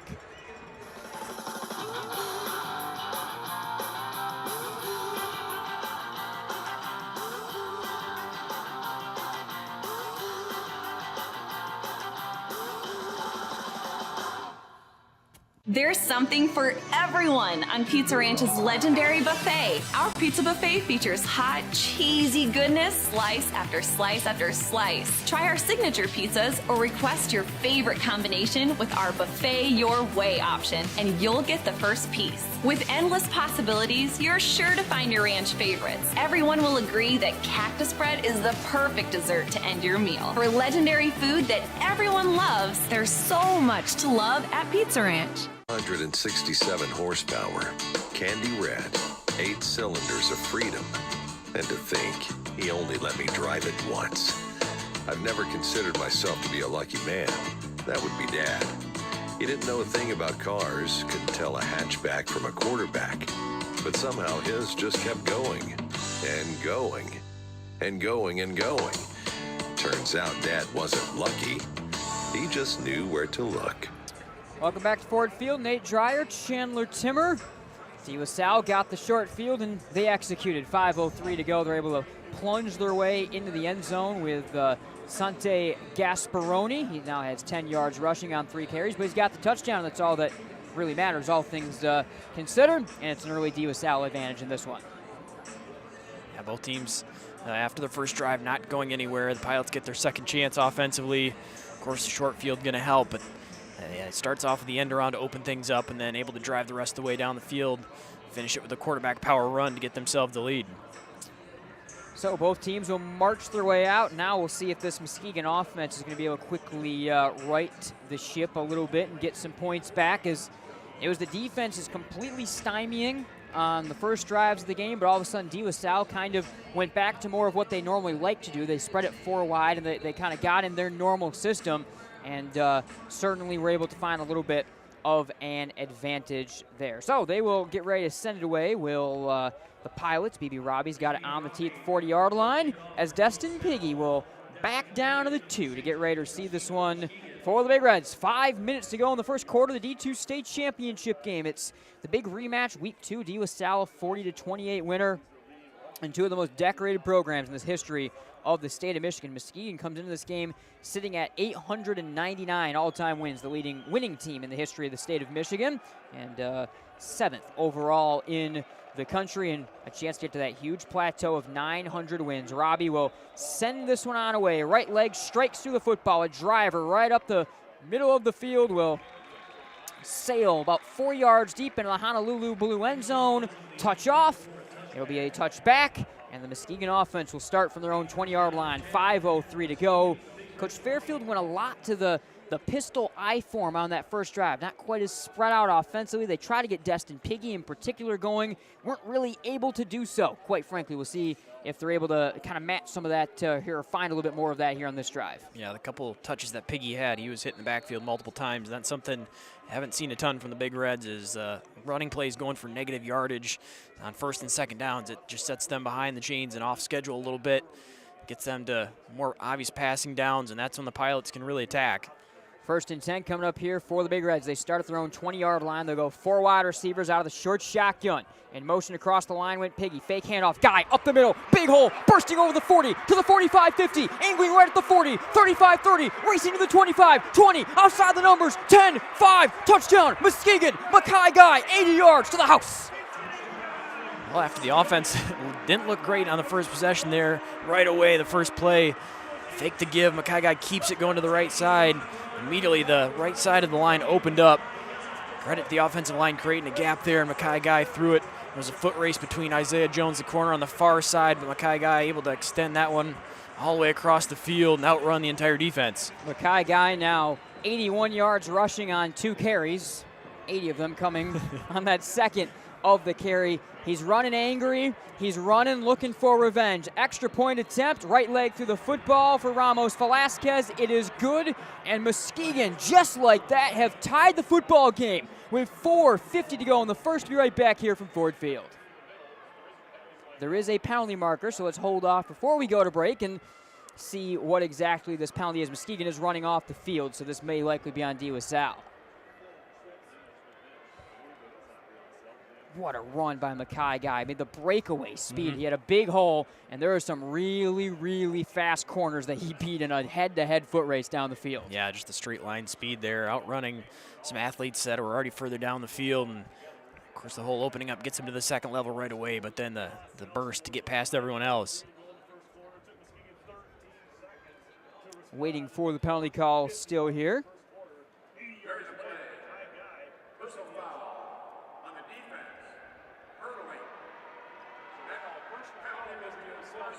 A hurdling personal foul, the second one we've seen today of that call against the Salle defense, so that will be enforced on the ensuing kickoff. We'll actually stay with you now because both teams are essentially ready to come out for the kickoff now after they took the time to get that penalty out. So 7-all ball game, 4:50 to go, and Mackay Guy could not have changed the math on this game anymore. It seemed like Salle had settled into the game. They wanted to pull away, and Guy, as quickly as you can imagine, changes it around. This is something off a personal foul like that you don't see overly often, as Muskegon will be sending it away from plus territory. 45-yard line here. Ramos Velasquez into Salle. Field position will be kicking this one on away, right to left across the radio dial, and a 7-all ball game here. And interesting to see on this kickoff what the strategy will be for the coverage, if they're going to try to pooch it up in the air and try to let the coverage team get down there, or what exactly they're going to do. All right, Ramos Velasquez relays the message, sends it away again, sending it away from the Salle 45-yard line after the penalty. King and Glassnor back to around their 6 or 7-yard line right here. Ramos Velasquez sends it away, right leg through the football, tumbler across the field, goes 5 yards deep into the end zone, bounces down, that's a touchback.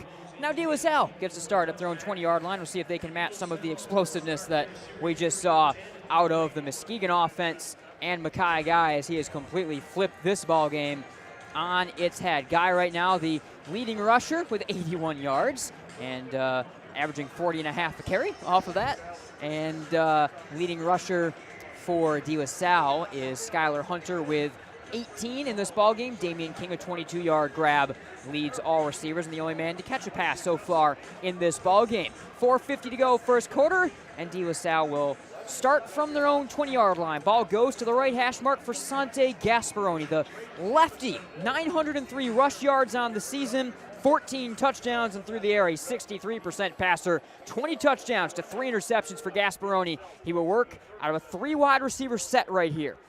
Motions King across the line right to left, give it to him on the jet sweep. He's blown up trying to turn the corner at the 20, loses a yard or two even as the edge took him out. Chris Jones helping lead the tackling charge. They'll give him on the forward progress to 20-yard line. It'll be 2nd and 10 right where they started. Yeah, to start the drive again, they go back to the jet sweep again to the wide side of the field. This time with King, but the Big Reds defense able to set the edge much better on that one versus the last drive that went for a chunk run. Under 4:20 to go, 3 wide receivers, wing off the left side of the line. They motion the wing Campbell across into the right slot. Snap to Gasperoni, throws in the flat, caught by Joey Montilla. The slot man takes it up to the 24 and gets absolutely hammered. I think it was Rankin maybe that was throwing that tackle. Chris Jones in on it as well. A huge hit. It'll be 3rd down and medium. What a hit to the 24-yard line. Yeah, short throw and trying to work more towards the middle of the field. And Rankin coming from the middle of the field that way, absolutely lowered the shoulder. Clean hit, but just took out the receiver there. And Montilla a little slow to his feet, but he's back off to the sideline. Understandable after that sort of hit. So 3rd and 6 for De La Salle from their own 24-yard line. Tied at 7. We tick under 4 minutes to go in the first quarter. Sante Gasperoni leaning in, getting the word in. They'll go 4 wide with 2 to either side. Gasperoni out of the gun, the tailback, Batoni to his left hip. Muskegon bringing 3 down linemen, standing edge rusher on the near side, Stanley Cunningham, as De La Salle goes left to right here. Snap to Gasperoni, fakes the throw, he'll run on the draw, over the 25, pushes the pile to the 28-yard line, 2 yards short of the first down. It's decision time for Coach Rohn. It wasn't a long decision. Here comes the punt unit. Muskegon comes up with their 2nd, 3rd and out of the ballgame. I got a quarterback run game again on 3rd down. Gasperoni was pushing forward. Looked like he was going to maybe be able to push the pile close, make this a tough call, but it looks like it's going to be a 4th and long 1, almost 2 yards. Robbie from the 15-yard line puts the right leg through this one, tumbling down to the Muskegon 38-yard line, takes a running leap onto Destin Piggy. He gathers at the 25, takes it outside the numbers to the 30, and shoves his way out of bounds around the 31, 32-yard line. So Piggy on the bring back, and here comes Mackay Guy in this Muskegon offense. Completely stymied on their first drive, and then Mackay Guy just did it all, 80 yards on 1 play last time. We'll see if they can match some of the explosiveness right here. 2:57 to go in the first quarter. 7 all. Big Reds start from the 32-yard line. Yeah, these teams have matched each other so far. Both of them stopped on the first possession, scored on the second. Now the Big Reds defense is stopped. We'll see if the Pilots defense is going to be able to match once again. 4 wide set from the pistol. Jakob Price puts his right hand in the dirt here, out of more of the traditional flex bone pistol type look with a slot off either side. Leaning into the new messages, Mackay Guy. 4 down lineman coming on the other side. Guy motions Piggy across the line, give up the middle to Price, locked up immediately. Guy takes it back away from Price as the contact was made. He tries to turn the corner, but gets shut down by that entire front line back to the 30-yard line. Loss of 2 as there was contact everywhere as they try to get to that mesh point. Yeah, I'm not really sure how Mackay Guy even got that one out of the chest of Price as he was going to put it into the chest of Price. Presnell from the defensive line in there and immediately brought the running back down to the ground. Mackay Guy able to hold on to the football, but pretty much ended up around the exact same spot. A loss of 2 on first down. Now only 79 yards rushing for Mackay Guy. They'll go 2nd and 12 from their own 30-yard line right here. 3 wide set, wing off the left side, fake handoff, Guy to run over the right side and get shut down at the 31-yard line trying to angle over guard. Had absolutely nowhere to go as the big senior defensive end Brady Pellegrom met him in the hole, gets 1 yard back, and we 3rd down and 11 here for the Big Reds from the 31-yard line. Yeah, very similar run call as to what just scored a minute ago from Mackay Guy. This time the De La Salle defense responding to it a little bit better, shutting down that right side. Inside 2 minutes to go. 3 wide set from the short shotgun right here for the Big Reds. Snap to Guy, drop to pass for the senior. Pressure coming, tucks it down, can't evade it, down he goes, he's sacked. The initial contact was made by Dwayne Williams III. He got cleaned up by Turin Company, and the sack will bring up 4th down, and it'll get punted away here by the Big Reds. Yeah, Mackay guy trying to escape the pocket was going to look to try to make something happen with his legs on 3rd and long, but Williams in there to trip him up initially, and the rest of the defense eventually brings him down, and right away, 3 and out for the Big Reds. The Pilots get the stop they were looking for. So 1:10 and less to go, clock running down in the first quarter. Now Ramos Velasquez will punt it away. He stands at his own 14-yard line. Dual returners for DeLaSalle go back to their own 40. Snap is in the turf, picked up by Ramos Velasquez. Right leg through the football. A tumbler ahead of the 44-yard line, taken by Phoenix Glassnor. Runs from the left hashes, outside the right numbers, throws a stiff arm to the 48, gets twisted down there by Terrence Davis. And here comes the DeLaSalle offense. Second time today that DeLaSalle's gotten around midfield starting position. It will be the 49-yard line this time. 51 seconds to go in the first quarter. I can see that's now the second time. As you said, the special teams flipping the field. Even though both offenses stalled out, had to punt the football away, it's the Pilots that are benefiting from it. This time, going to start just on their side of the 50-yard line, but still really good field position off the punt. 3 wide set from the gun. The H-back is the senior tight end and wing, Caden Campbell, off the right side of the line. Muskegon brings 4 down linemen. Read option give onto Batoni, wrapped up in the backfield for a loss of 3. Adrian Rankin Jr. busted the play wide open. It's a loss of 3 on first down. Make it 2nd and 13 back to the 46-yard line.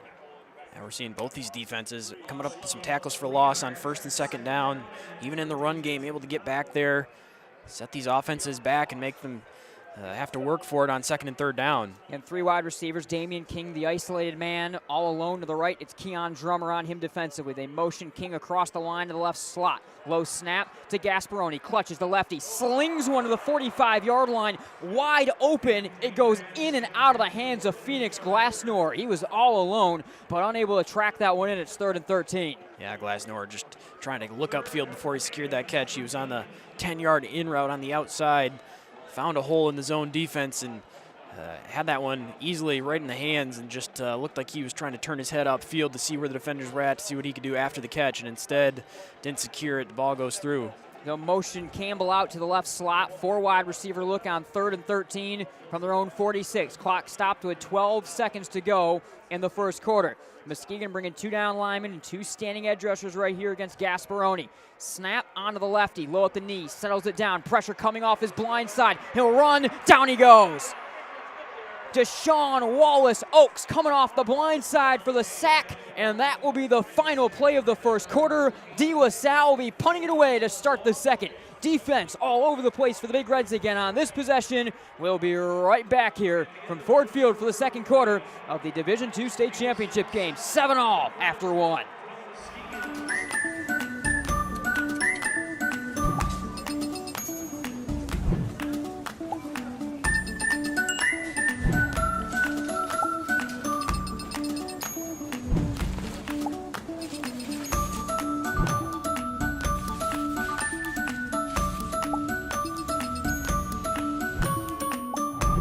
What would you do with some extra time? Shop Fastlane today. Somebody once said life moves pretty fast, and that's exactly how we like it. Want to build something? Great. Start businesses, build bridges, raise a whole city. Future in fighting crime? Want to save lives? Do it all here. But you've got to go forward fast. Because today is now, and tomorrow is soon. And to get ahead of the game, you got to get ahead of your time. This is your future, so take it and move all of us forward. Can you name the 10 winners of the Nobel Peace Prize or the last 5 Miss Americas? The point is the applause dies and the achievements are forgotten. But can you name 3 friends who helped you through tough times or teachers who encouraged you in school? We remember those who make a difference in our lives. I'm Randy Hansen, president of Centennial Securities. What matters to us are the personal relationships we have with our clients, helping them build a secure financial future. As a Centennial Securities customer, you know what I mean. If you're not, isn't it about time? Member SIPC and FINRA.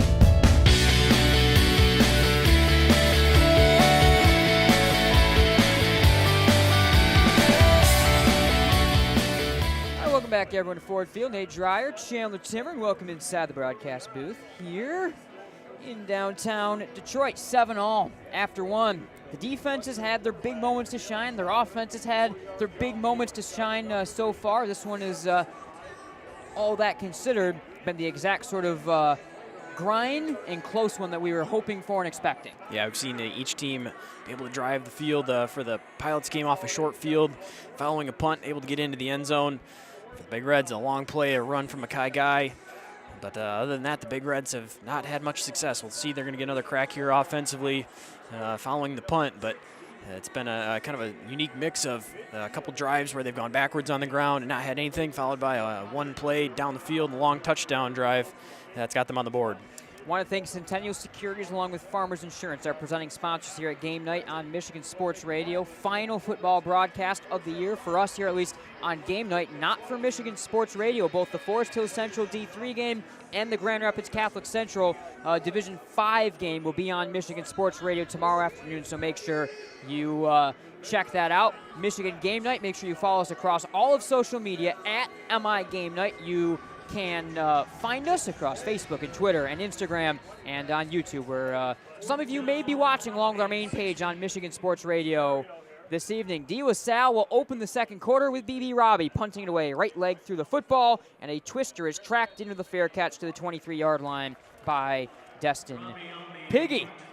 Second quarter on Michigan Sports Radio is brought to you by Michigan ENT and Allergy Specialists. Their physicians specialize in allergy treatments, helping you find relief and get back into the game. Also, we may get to the end of football season, but basketball is certainly coming up, and MSR has a full slate of basketball action throughout the winter, including the Cornerstone Classic over the Christmas break. So make sure you check out all of the action on MichiganSportsRadio.com. Coming up this winter, Muskegon will open from their own 24-yard line on this drive. 3 wide set, short shotgun, Guy. Delay give to Price up the middle. He'll sidestep over the 25 and dive the pile ahead to just over the 27-yard line for a gain of about 3 on first down for the shimmying Jakob Price. It's not quite the 300-yard performance he had last week. There's not that kind of room out here in this game for either team. Yeah, I don't think there's going to be as impressive numbers put up here, but still some tough running from Jakob Price. That was his third touch, nearly 20 rushing yards for him, and getting him involved on the first play of the series there on first down picks up a good 4 yards. All right, Big Reds wing off the right side, short shotgun for Guy. He puts Piggy in motion, fakes it to him. Guy wrapped up in the backfield. He was hit from all angles with nowhere to go on the dive up the middle. Anthony Presnell, the junior defensive tackle, leading the tackling charge. It'll be 3rd down and 8 as they go back to the 26-yard line right here. Yeah, they're the Pilots defense getting in the backfield, wrapping up Mackay Guy again, and now put themselves in a 3rd down passing situation. We'll see if the Big Reds want to try to keep it on the ground or go to the air once again. They go to the I form out of the short pistol. Tight end off the left side of the line. Terrence Davis, 1 wide receiver out to either side. Piggy now looking back to the sideline. Guy relays the message. They'll stay here out of the short pistol I form. Down fullback is Jakob Price. They fake it to him. Option keeper for Guy. Shift past the first wave of tacklers and drives the tackling pile ahead to the 28-yard line, well short of where they needed to get. Here comes the Muskegon punt unit on about 3rd and 6, and they'll send it away again. Defense back to winning the day. We had short field touchdown for Salle, 80-yard touchdown run from Mackay Guy. Besides that, it has been all defense. It sure has been a lot of tackles in the backfield in the run game, which really sets both of these teams behind and their rhythm offensively, and so we've started to see these teams get into punting the football back and forth, battle for field position, one that early on the Pilots have been winning. Ramos Velasquez from the 15-yard line strides ahead to the 14, puts the right leg through the football, taken at the 40-yard line on the other side of the field by Glassnor, tries to run it up to the 45, and DaCarion's speech wraps him up to the 45-yard line. But again, Salle slightly winning that field position battle. They start around midfield up to the 45 for Gasperoni and company. Yeah, multiple times.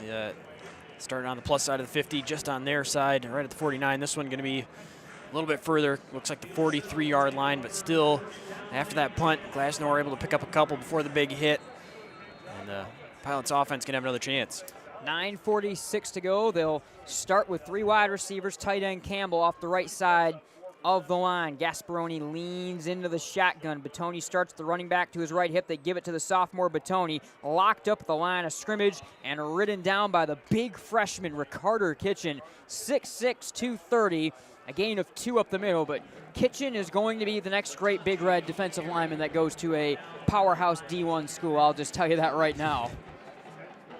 9.5 minutes to go, second quarter. And a 2nd and 8 here for Salle. They'll go 4 wide from their own 45-yard line. In motion left to right goes Skylar Hunter. Fake handoff. Dropped a pass here from Gasperoni. Steps up in the pocket.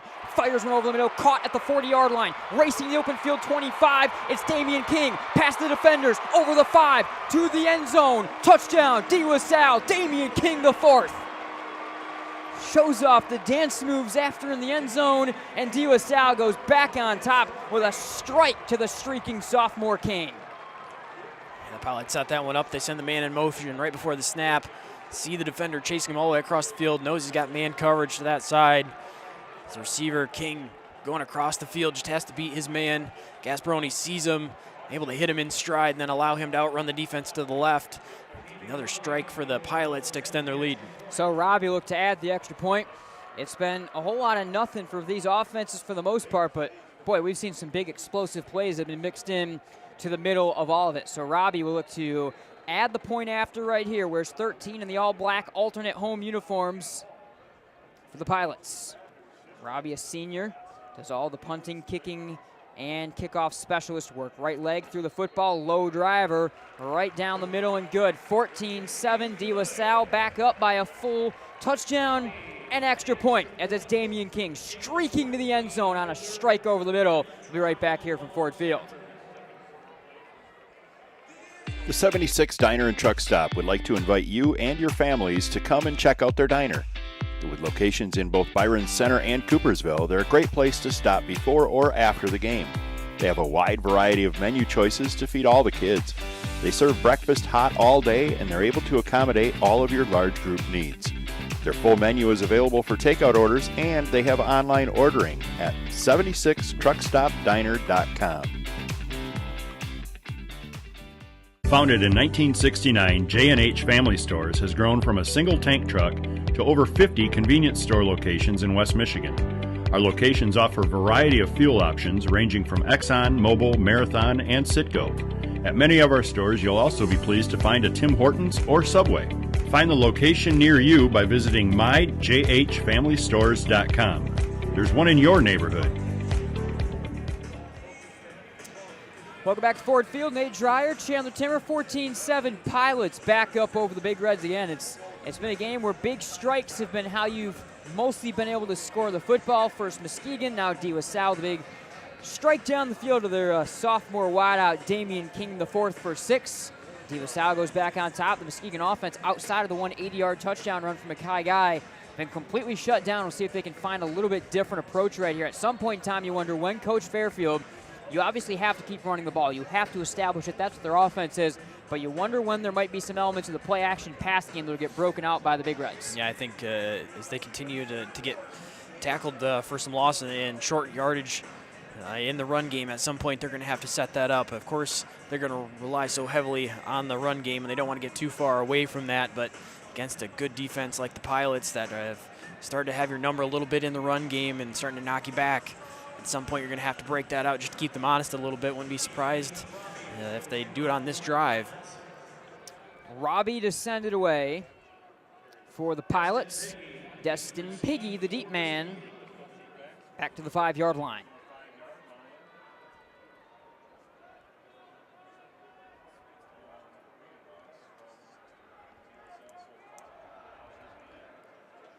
.9:05 to go, second quarter, right to left. Robbie will send it away for the Pilots. Right leg strikes through the football, a driver right up the middle of the field. Goes 3 yards deep, lands on the bottom half of the L, and Lions in the Honolulu Blue end zone here at Ford Field.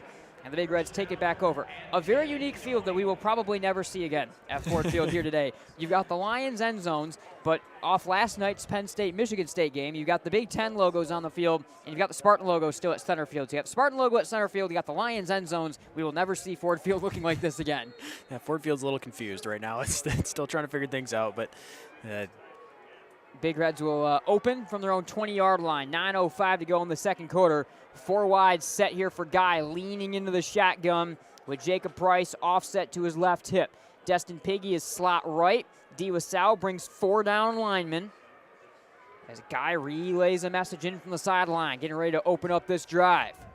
They put Piggy in motion right to left. They fake it to him. Guy running to the right side, breaks it outside the numbers at the 20, racing to the sideline, and he'll angle out to the 25 for a gain of 5 on first down for Guy, showing his speed as he gets it out there.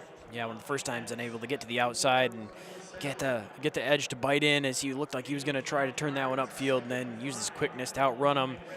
Better run there on first down from the Big Reds. 2nd and 5, own 25-yard line. We tick inside, 9 minutes to go. Dan Rohn, a 6-time state champion, looking in at his defense and looking for his 3rd here and his 7th overall. His 3rd at De La Salle and 7th overall. Fake handoff again to the end-around man, Piggy.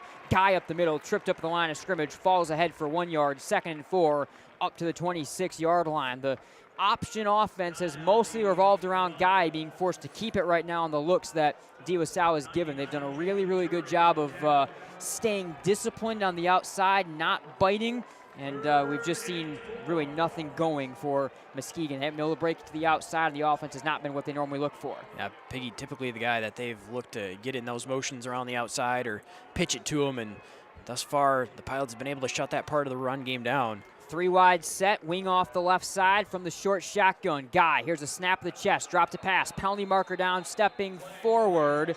I think they got Muskegon for a false start on this one, and maybe even been Mackay Guy as he was kind of motioning before the snap. We'll wait and see the call officially.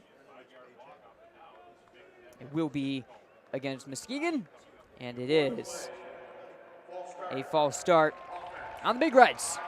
So 5-yard penalty on Muskegon. The big board here at Ford Field goes to Coach Fairfield, and his smirk after that play is, again, he's able to lean on an incredible senior group and especially an incredible senior quarterback in Mackay Guy that he's been able to roll off of all season long. Wayne State, Calvin off around the table for Guy on the football field. Such a terrific player on the hardwood as well as he took Muskegon to the state championship last year as a junior in basketball as well. Snap to Guy, who looked to run to the right side of the pressure coming. Throws it down the field. Jump ball incomplete. Unable to hang on to that one was Brant Brooks II at the 38-yard line. It'll be 4th down and 9. Muskegon down 14-7. We'll have to punt again. Now a little bit more pressure than we've seen all game on Big Red's defense. Yeah, Mackay Guy able to escape to the right side, buy himself enough time to allow Brooks to get open. Come back near the sideline there, and the throw in a pretty good spot. Brooks just unable to watch that one in, and Big Reds unable to get much going again on that drive and going to have to punt it away. Great coverage there from Isaiah Jones, the junior, who was all over him and getting big celebrations back on the De La Salle sideline. Low snap to Ramos Velasquez, sells it down, right leg, tumbles one through the football. Lone deep man back at the 45-yard line is Glassnor. He'll run it up into plus territory, spins ahead to the 45, where a penalty marker comes down as he gets leveled into Muskegon territory. We'll wait to see what the laundry is, but for the time being, it looks like once again De La Salle starts on the Muskegon side of the football field. Yeah, they continue to win that field position battle, and Big Red's not doing themselves any favors, going 3 and out and then forcing themselves to punt the football away and allowing the Pilots to get some good field position. We'll see. Maybe potentially a hold or block in the back could set this one back a little bit and help the Big Reds out defensively. There's a official timeout on the field first, as we're still waiting for things to get cleaned up right here. The officials having a discussion around the 45-yard line. Both teams gathered around their respective coaching staffs.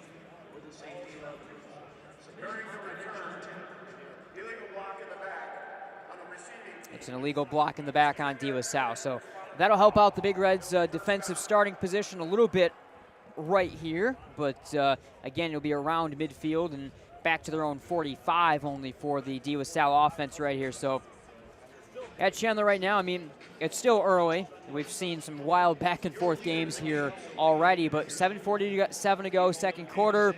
De La Salle able to strike down and score last time. Muskegon's offense hasn't been able to get it going. The run game just hasn't been there. Feels like a really big stop for game script. If Muskegon doesn't get the stop here, they're going to be forced to probably go outside of what they want to do, go away from establishing the run game, where if they're able to get the stop, they can probably stay in a little bit of trying to do what they want to do down a score. Yeah, I think definitely if the Pilots able to extend this to a couple score lead here, you start to get the Big Reds a little uncomfortable. It starts to feel a little bit like a repeat of the first matchup between these two teams, one where the Big Reds kind of let things get away from them and got away from what they want to be offensively and what they have been successful at throughout the course of the season. So the Big Reds have got some stops here a couple times, and helped out by the penalty yardage here, going to give themselves a little bit more room, but continuing to lose the field position battle just gives themselves that much shorter of a field to try to defend, and has made things a little difficult, and it's led to the lead for the Pilots. And again, I mean, you think about these coaches now as well as the way that they're trying to control this football game. Dan Rohn, already a 6-time champion, looking for 3 in a row, his second three-peat, something we just haven't seen. Shane Fairfield's been to the state championship game almost 10 times, and he's had teams that have found ways to win it and found a lot of different ways to lose it against some really good teams as well. So these are two guys that certainly know a lot about this game at Ford Field and the momentum and those sort of waves that you have to ride. Salle starts from their own 45-yard line. 1st and 10. They will open out of a 3-wide set for Sante. Gasperoni leaning into the shotgun. Muskegon brings 3 down linemen and 2 standing edge rushers. Gasperoni, 15, in the all-black uniform with a white helmet, looks back to the sideline, gets the new message in and relays it.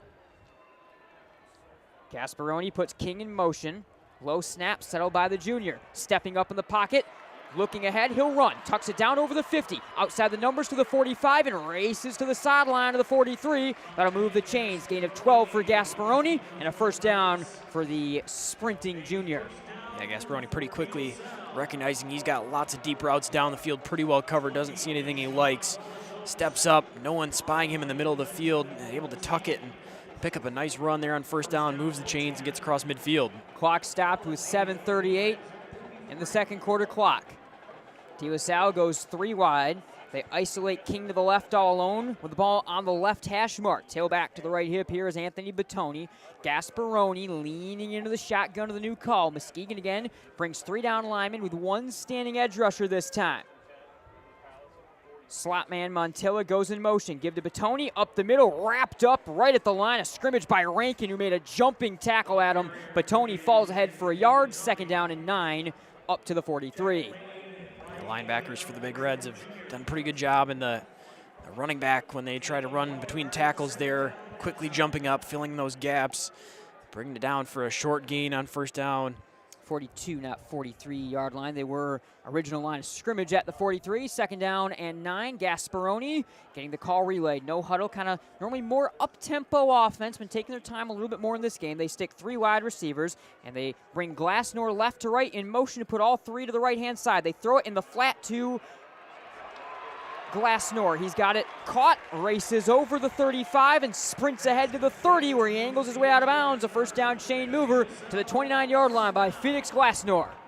Yeah, Glassnor just showing he's a threat with the football in his hands. Get it to him quickly there. Some motion to get a head start and then turn it upfield. Up to the 29-yard line. 1st and 10 for the Pilots. Gasperoni from the shotgun. They go 4 wide receivers with 2 to either side. Ball on the right hash mark. 2 down linemen, 2 standing edge rushers coming for the Big Reds. Fake give to the Montilla end-around man. Gasperoni runs up the middle, shut down at the 28-yard line. 1 yard past the line of scrimmage. Rankin and Jones pushing in on the tackle along with the junior Robert Mills. 2nd and 9, 28-yard line for the Pilots. Gasperoni, to this point, the leading rusher for the Pilots. 7 carries, 24 yards. That one just for a single yard on 1st down. Gasperoni relays the message he got in from Coach Rohn. They stick 4 wide from the Muskegon 28-yard line. Just under 6 minutes to go in the 1st half. Gasperoni crouching in, low snap at the waist, clutches, fires deep left side, looking for Glassnor, broken up at the 8-yard line. Keon Drummer got the mid on it with great coverage. 3rd down and 9. Yeah, Drummer saw that one the whole way, got his head around, able to track the football, know where he needs to be, turn his body around, get a hand up and deflect that one before it ever had a chance to get down to Glassnor. From the Muskegon 28-yard line, 14-7 lead for Salle with 5:44 to go in the 2nd quarter. They'll spread him 4 wide from the gun. Batoni to the left hip of Gasperoni. 6'2", 215 junior Sante Gasperoni gets an audible call in, shifts the tailback to his right hip. Muskegon bringing 4 on the front line with some pressure. Low snap to Gasperoni. Clutches, fires left side. Caught by Glassnor at the 25. Rumbles over the 20. Backs his way down to the 18, 17-yard line. That'll move the chains for Phoenix Glassnor and the Pilots. Yeah, right play call for the situation there. The Big Reds bringing some pressure to the offensive right side. The throw quickly out to the offensive left side, recognizing that, getting it to the open space, converting on that third down. 5.5 minutes to go, second quarter. 1st and 10 up to the 17-yard line. Again, 4 wide set for Gasperoni from the shotgun. The lefty leans into the gun, tailback to his right hip. He goes back to Coach Rohn for a new call on the audible here as they get the defense set for Muskegon. 2 down linemen, 2 standing edge rushers coming on the front line for the Big Reds. Snap to Gasperoni, settles, fires right side on the slant, incomplete 5-yard line, looking for Damion King. He was well double covered at the 5-yard line as they try to force it to the sophomore on a high throw, unable to hang on to it, 2nd and 10. Yeah, King had some inside leverage out wide that time, slanting in back towards the middle of the field. The throw sailed just a little bit on Gasperoni through the hands of King. 2nd and 10, Muskegon 17-yard line, 5:04 to go in the second quarter for the Pilots. Gasperoni, the tailback, just in front of him to the right side out of a 4 wide set. Snap to Gasperoni. He'll run it up the middle on the draw. Has the 10, lowers the head, takes a trio of tacklers with him inside the 5, down to the 3-yard line. 1st and goal, Salle. Sante Gasperoni using all of that 215-pound frame to take a trio of tacklers with him inside the 5-yard line. Yeah, great play call on 2nd and 10 after you've been throwing the football a little bit. Sell the quarterback draw like you're going to take another shot towards the end zone. Instead, Gasperoni going to keep it and pick up a nice gain there and get down to the goal line. They bring 3 tight ends in. Single wide receiver is Glassnor all the way out wide to the right from the gun. Gasperoni run up the middle, lowers the head, through a defender, into the end zone. Touchdown, Salle. Pilots by 2 scores. Sante Gasperoni, 2nd rushing TD of the ballgame. Yeah, go right back to the quarterback run game. His 2nd touchdown now. When they've got inside the 10-yard line, they've gone to that quarterback power, right back there to it immediately. Pilots extending this to a couple scores. Gasperoni now 5 of 10 passing for 95 yards. He's got 40 yards and a 2nd touchdown on the ground as well. A very effective start for Sante Gasperoni, looking to go back to back to back for the Pilots and head coach Dan Rohn. Robbie to add the extra point. Snap is down, held, right leg through the football, nearly blocked. He's able to twist it away, though, down the middle and good. 21-7, Pilots over Big Reds. Be right back here from Ford Field. Can you identify your number 1 personal trait? The thing that you do better than most others? If not, this may be a good time to think this through. If you're really good at writing, then why use the phone? If you're great on the phone, why use email? If you have exceptional human relation skills, why sit back and let others lead? I'm Randy Hansen, president of Centennial Securities Company. Playing to our strengths is something we do very well at Centennial. And if you're already a customer, you know what I mean. If not, isn't it about time? Member SIPC and FINRA.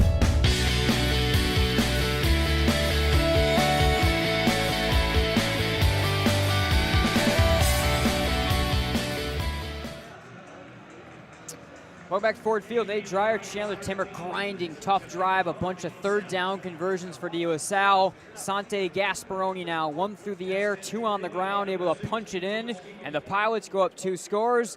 Big moment for the Muskegon offense that's been completely shut down out of 1 single 80-yard touchdown run from Mackay Guy. Yeah, they've still got time here before the end of the first half to try to put together a drive. The problem is they haven't been able to extend a drive to this point. The 1 score coming on a long play.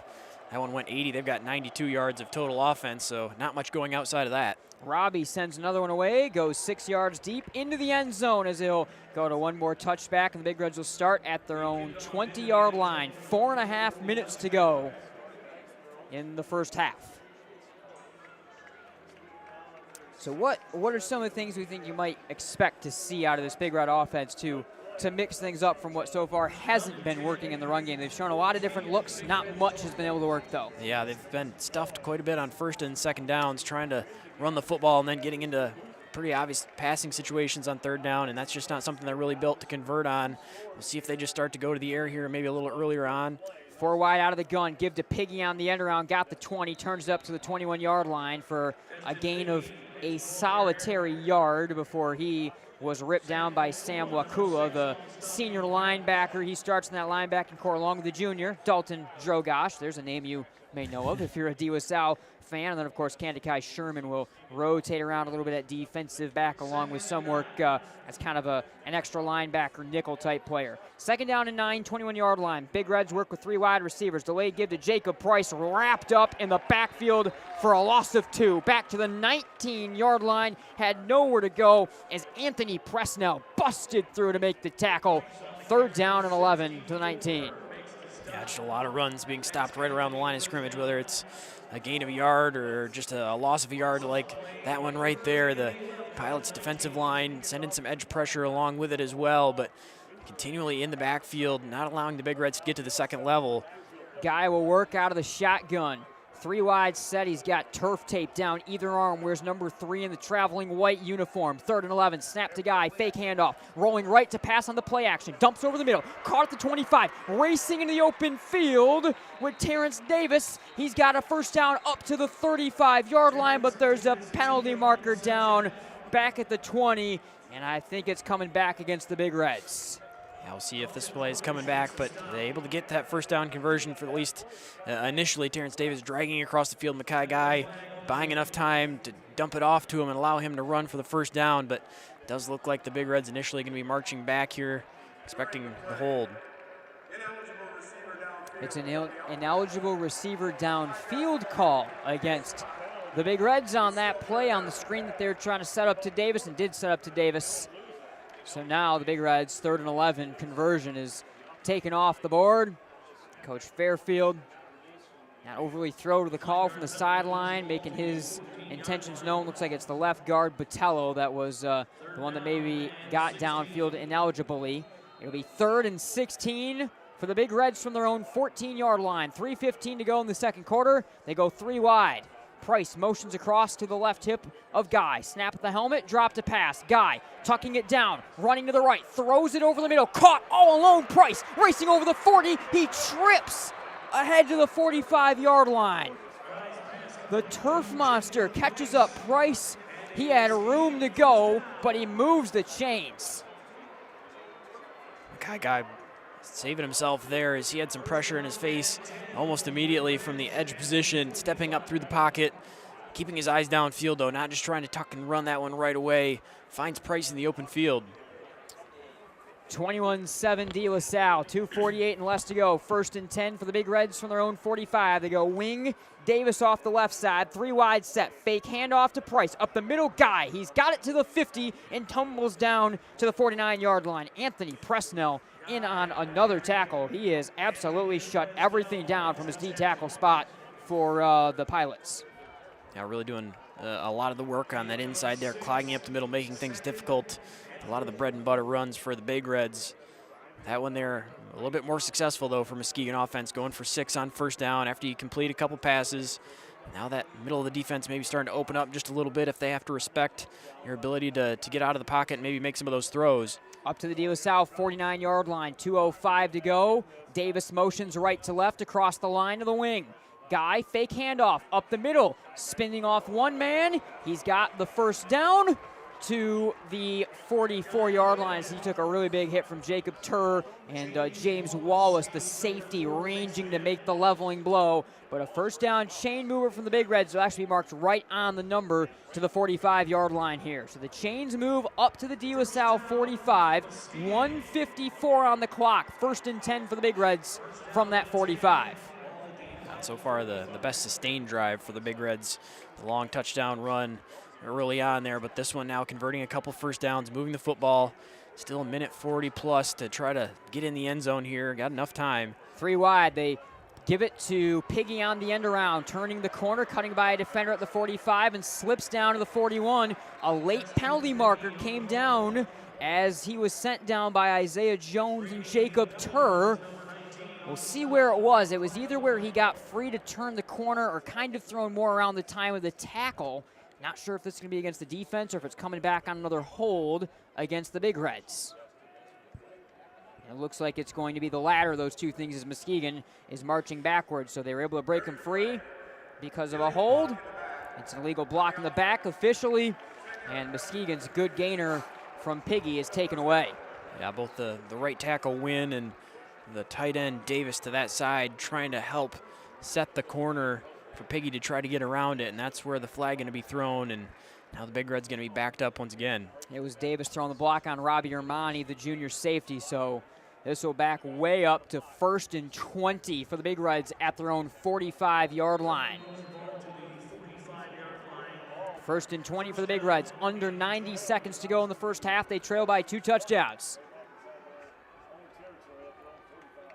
Big Reds will get the ball to start the second half. Snap to Guy, fake handoff, rolling right to pass. Pressure coming, throws, caught 45-yard line by Brooks. Dives ahead, trying to get out of bounds to the 44. He's just past the original line of scrimmage. It'll be 2nd down and 9 for Muskegon. And Coach Fairfield will use his first time out of the half with 1:06 on the clock. So the Big Reds will take the timeout right here.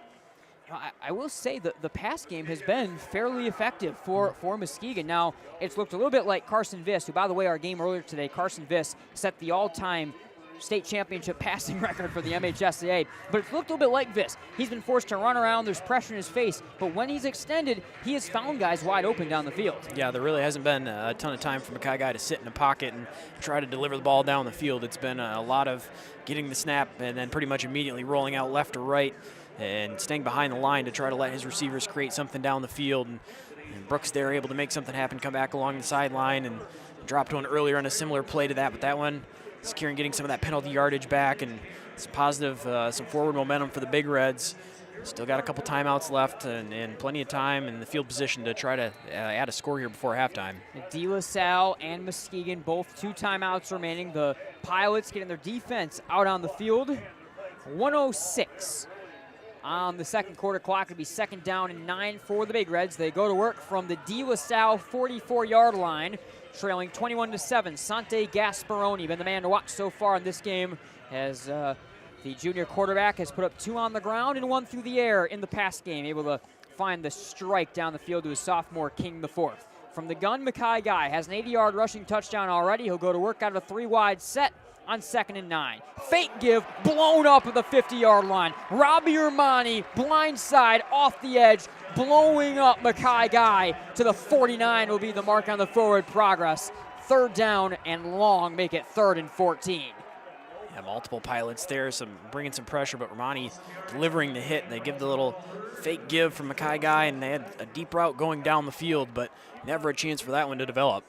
So Big Reds just into plus territory now at the 49-yard line. Right hash mark standing on that Spartan logo that's at center field at Ford Field this weekend.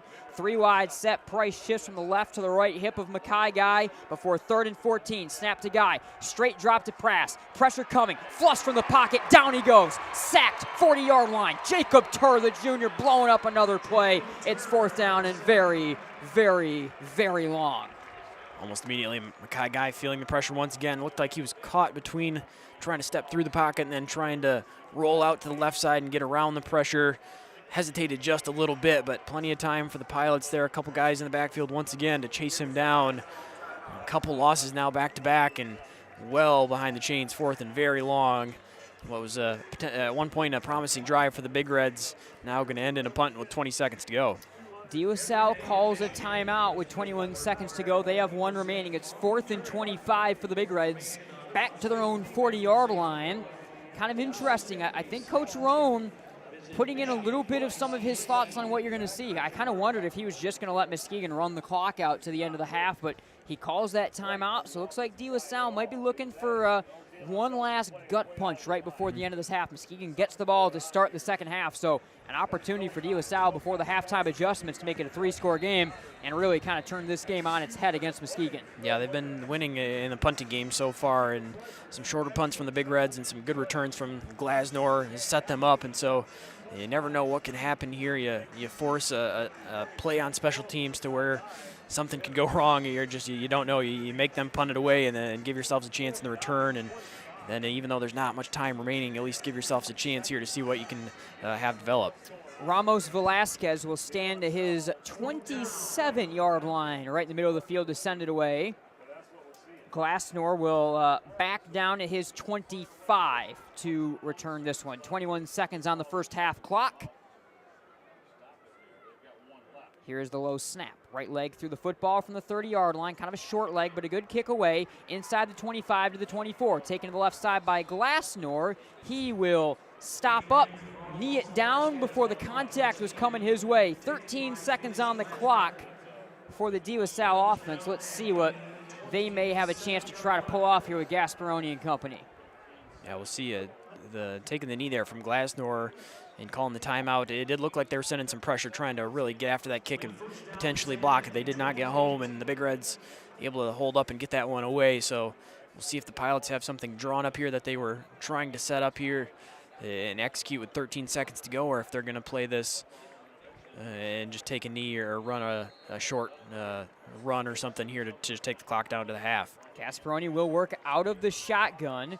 They go with a pistol-type formation, wings to either side, and this will be a knee. We're even taking knees from the shotgun and pistol nowadays. That's where things are at in the modern football offense. So knee down by Gasperoni, and that will take us to the half of this football game. Big Reds down 21-7, and if they're going to find some revenge off losing the state title game last year, going to have to get it going quickly. Meanwhile, DeLaSalle looking to go for 3 in a row, and Coach Rohn's team has really found their edge. Both teams kind of defensively battling back and forth early, but it's really been all DeLaSalle the last 2 or 3 drives on both sides of the football. Yeah, I've seen some big plays from both sides, but it's been the Pilots' defense that's been a little bit more consistent, shutting down the Big Reds' run game, getting off the field. Their offense has had some shorter fields to work with, and they've capitalized off of it.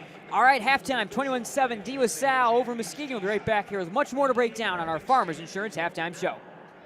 Hey, football fans, West Michigan plumbers, fitters, and service trades local Union 174 is taking applications for apprenticeship from October 16th through October 27th.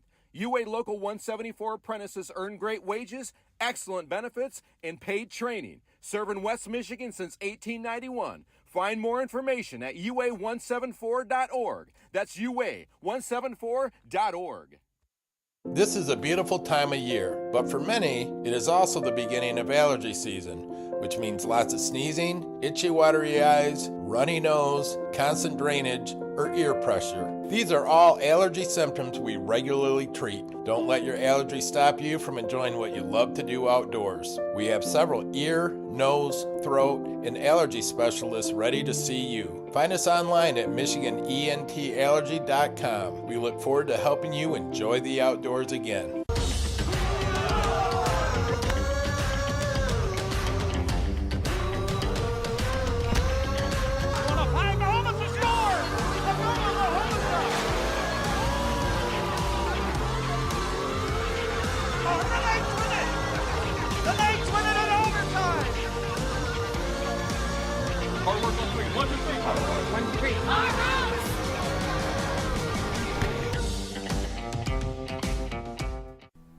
Looking for a great place to buy a used truck or car? Check out Extreme Truck and Auto Center, located at 1098 O'Malley Drive in Coopersville. They have a huge selection of trucks, cars, vans, and SUVs. Stop by their lot or give them a call at 616-384-3777. You can check out their inventory at xtacenter.com.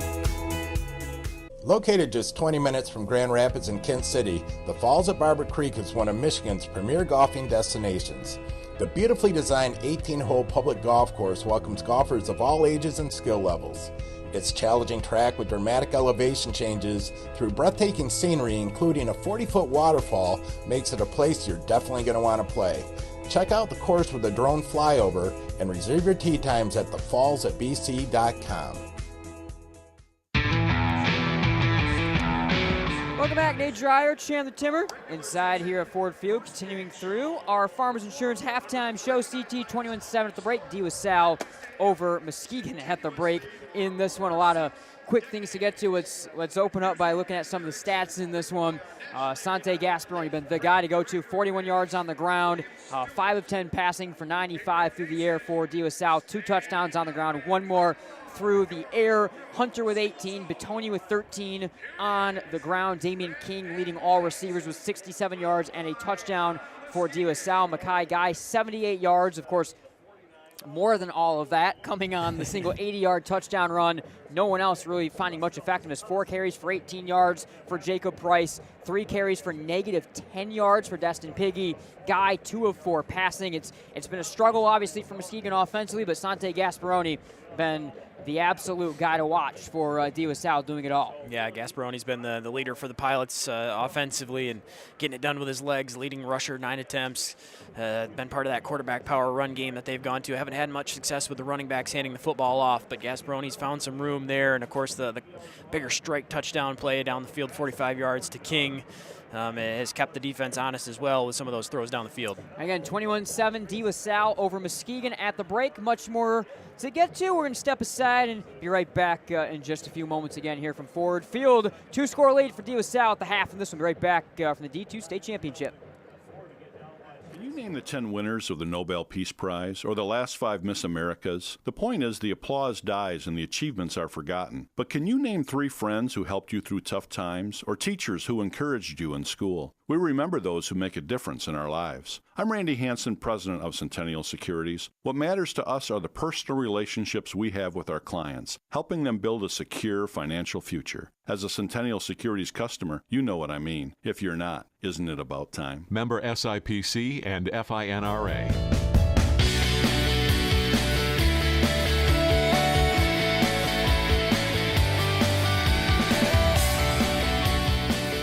Nate Dreyer, president and play-by-play announcer here at Michigan Game Night and Game Night on Michigan Sports Radio. Hopefully everyone's having a great holiday weekend and enjoying it with their friends and family, and we're so excited that we get to be a small part of that weekend, and hopefully everyone is enjoying the coverage today and what might be the biggest day in the history of MGN, as we are so proud to be able to present and have the opportunity to present 2 MHSAA football championship games in both Division IV and Division II. And with that, also want to be able to extend a couple more thank yous and messages going forward as we are at the end of another football season. We're so excited about where things are and where things are going for game night. First off, the thank yous. First off, Chandler Timmer, our Vice President, color analyst here at MGN. He put so much time and effort, not just what you see on screen with the Tailgate Report podcast and with the games each and every weekend, but everything behind the scenes as well. There's a lot of sacrifice with a lot of the time that we give up with all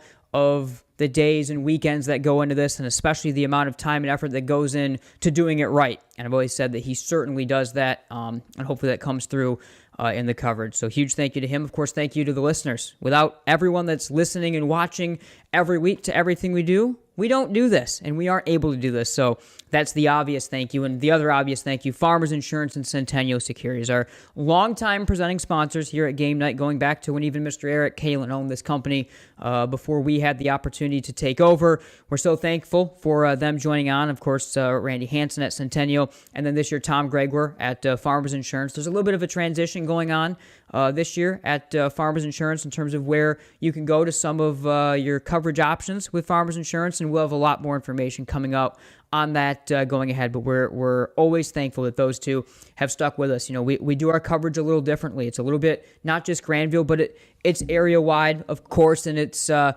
podcast and everything. We add a lot to the coverage, but we have to have a lot of expenses and things that are run through that as well, and they certainly help make sure that happens. And lastly, the Granville community, and especially the Granville players, head coach Eric Stiegel, defensive coordinator KJ Landis, and everyone else in that coaching staff for the opportunities to get to talk to players, talk to coaches on the air, everyone in Granville, the community that comes up and says hi to us. We certainly really appreciate that opportunity and cannot wait. It's coming soon, I know. Cannot wait to get to be here at Ford Field with the Bulldogs sooner rather than later as well.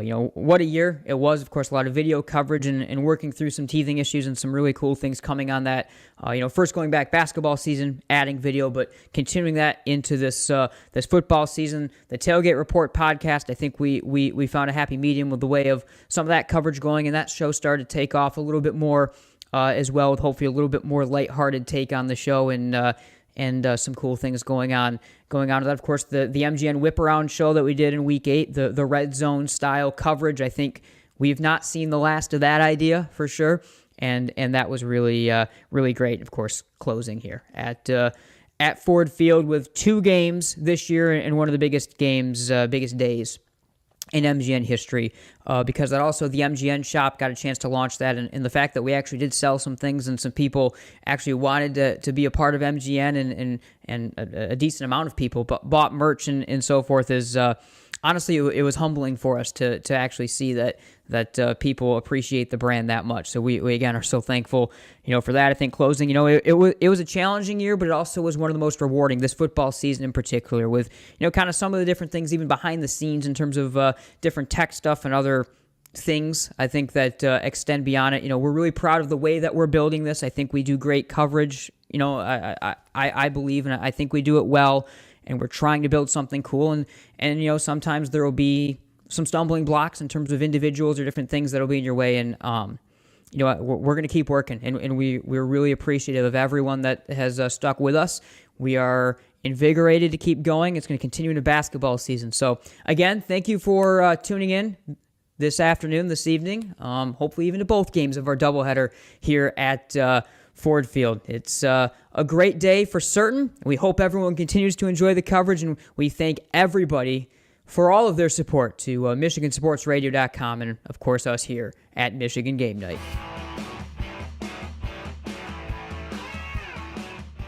Can you identify your number one personal trait? The thing that you do better than most others? If not, this may be a good time to think this through. If you're really good at writing, then why use the phone? If you're great on the phone, why use email? If you have exceptional human relation skills, why sit back and let others lead? I'm Randy Hansen, president of Centennial Securities Company. Playing to our strengths is something we do very well at Centennial. And if you're already a customer, you know what I mean. If not, isn't it about time? Member SIPC and FINRA.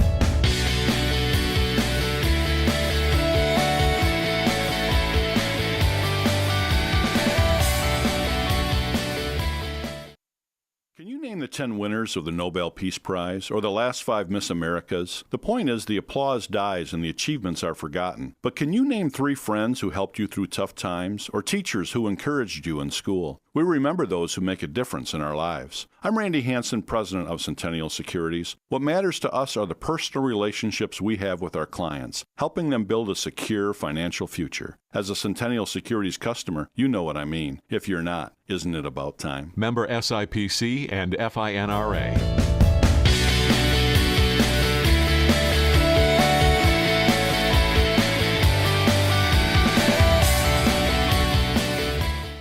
Hey everyone, Nate from Michigan Game Night. If you haven't already, make sure to check out the MGN shop. You can find it through MichiganGameNight.com or the Michigan Game Night page on Michigan Sports Radio. Click on the Buy MGN Merch button or tab on either page and find your way on over. You can check out a store that has hats, beanies, sweatshirts, t-shirts, water bottles, and everything in between, from just simple MGN logo designs to playoff featured designs, designs with famous calls and moments from MGN, and much, much more. Make sure you check out the MGN shop through MichiganGameNight.com or MichiganSportsRadio.com/MGN.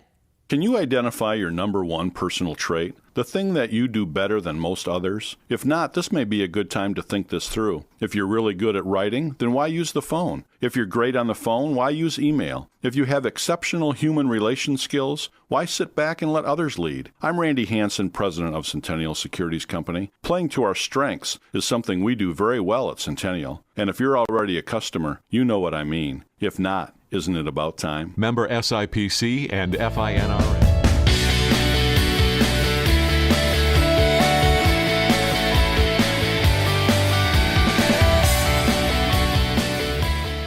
Name the 10 winners of the Nobel Peace Prize or the last 5 Miss Americas. The point is the applause dies and the achievements are forgotten. But can you name 3 friends who helped you through tough times or teachers who encouraged you in school? We remember those who make a difference in our lives. I'm Randy Hansen, president of Centennial Securities. What matters to us are the personal relationships we have with our clients, helping them build a secure financial future. As a Centennial Securities customer, you know what I mean. If you're not, isn't it about time? Member SIPC and FINRA.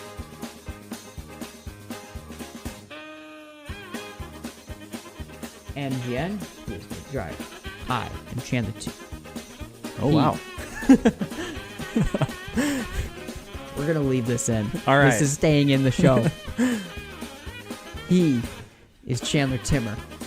I and Nate Dreyer. This is what happens when you work together for 6 years. The names are one. We're just one, yeah. Chandler Timmer, Nate Dreyer. Chandler Timmer, Nate Dreyer. Michigan game night, tailgate report. We clearly have to stop talking. I do at least. I will see you all. I see you too. Friday night, Granville, Wyoming. I think 6:30 we're on the air for that. Goodbye.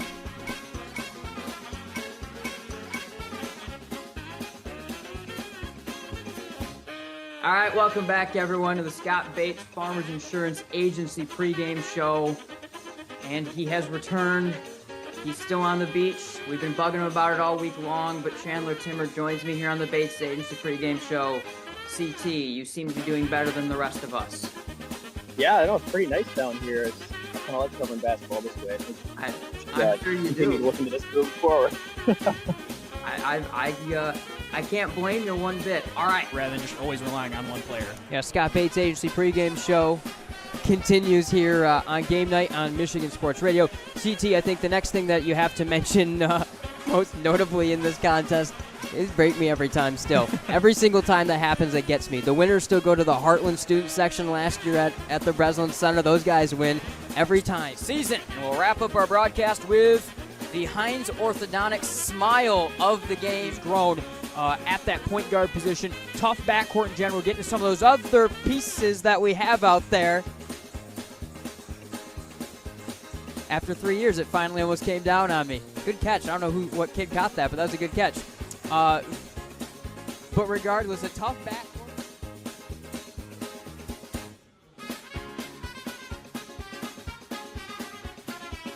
Your flight's at 5 or your...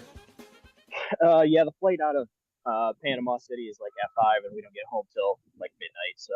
That sucks. So you're actually, that was a lie. You're not going to be tuning in. Yeah, no, if I'm at the airport at that time, I will be, but I'm likely missing most of it. Okay.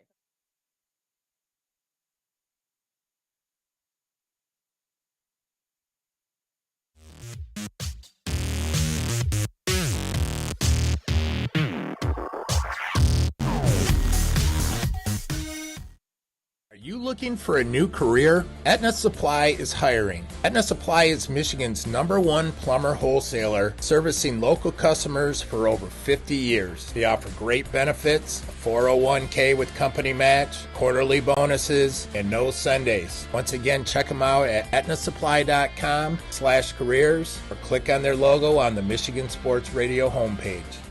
There's something for everyone on Pizza Ranch's legendary buffet. Our pizza buffet features hot, cheesy goodness, slice after slice after slice. Try our signature pizzas or request your favorite combination with our Buffet Your Way option, and you'll get the first piece. With endless possibilities, you're sure to find your ranch favorites. Everyone will agree that cactus bread is the perfect dessert to end your meal. For legendary food that everyone loves, there's so much to love at Pizza Ranch.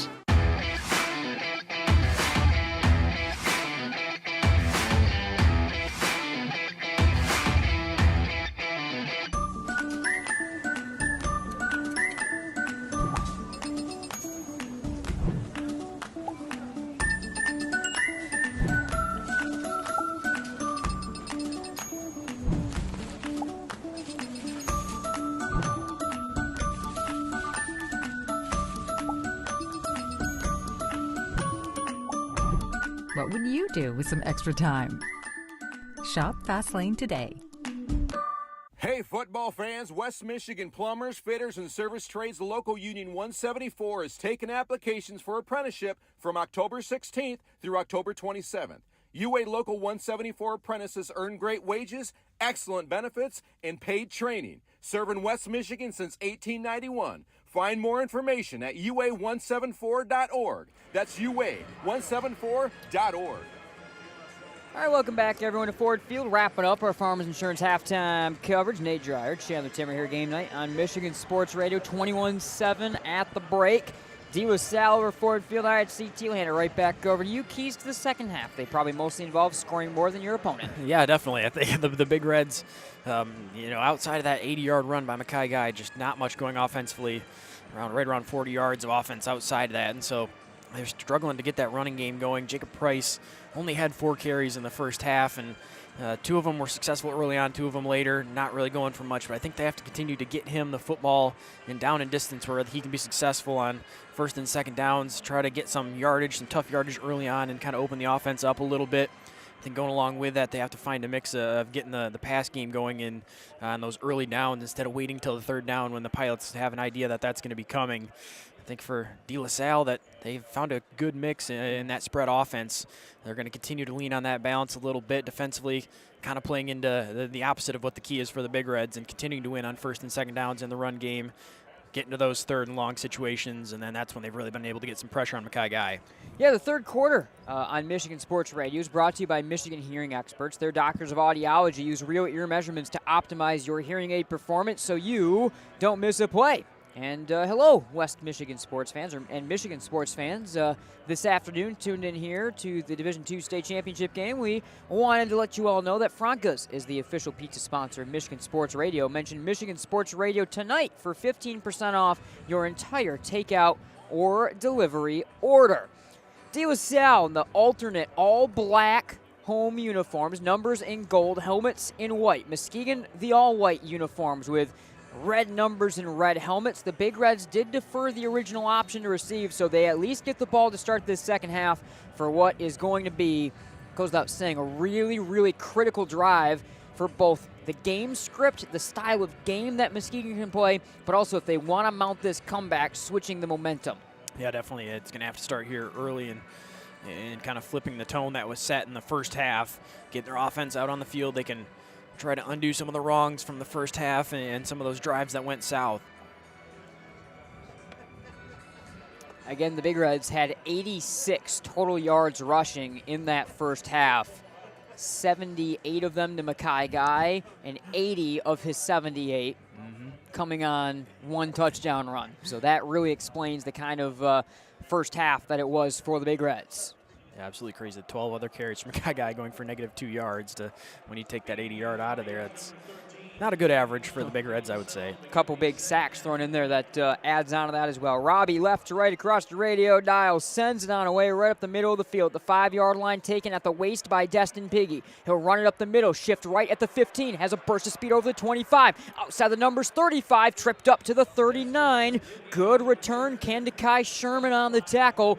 And Destin Piggy, he was very quiet in that first half. 3 carries for -10 yards, but a good return, a good burst. The Big Reds need number 6 rolling if their offense is going to turn this game around. Yeah, I think definitely the Big Reds hoping that's a sign of things to come for Piggy in the second half. Is a couple carries early on in the game, both getting met in the backfield.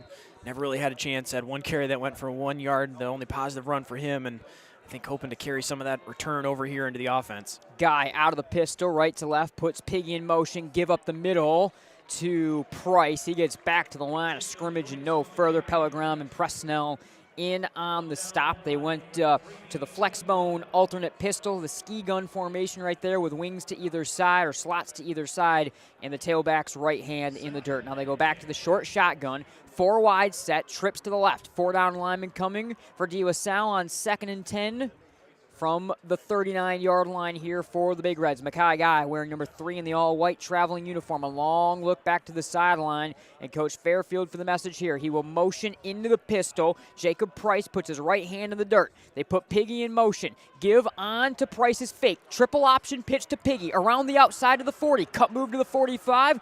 Dives ahead to the 48-yard line. It'll be 3rd down and 1. That's like the first time today that they've been able to get the triple option run to completion all the way to the potential pitch man. They've been blown up before that all afternoon or all evening long. Yeah, it's the best that's been executed by the Big Reds, and finally able to get Piggy upfield, makes a couple guys miss in the open field, gets this down to a 3rd and very short. Mackay Guy from the shotgun, 3rd and 1 from his own 48-yard line right here. 1 yard to gain. Give right up the middle to Price. Shut down at the line of scrimmage. Dalton Drogosh leading the tackling charge right where they were. 4th and 1. Muskegon will leave the offense out. This is a big moment in this ballgame. 21-7 De La Salle with 10:20 to go in the 3rd quarter. Yeah, I think the way that the Pilots have started to move the football a little bit, a pretty easy decision for Coach Fairfield to leave the offense out there. 4th and a yard. Get another crack at it. Tight end off the right side of the line from the short shotgun here from Mackay Guy. He'll run it right up the middle, diving to the right side, has the first down, cuts it up the middle. Only green grass in front at the 20, 15, 10, 5. Touchdown, Mackay Guy. He goes 52 to the house. It just opened wide on the dive up the middle, and it's another long-range touchdown for the senior. Muskegon back within a score.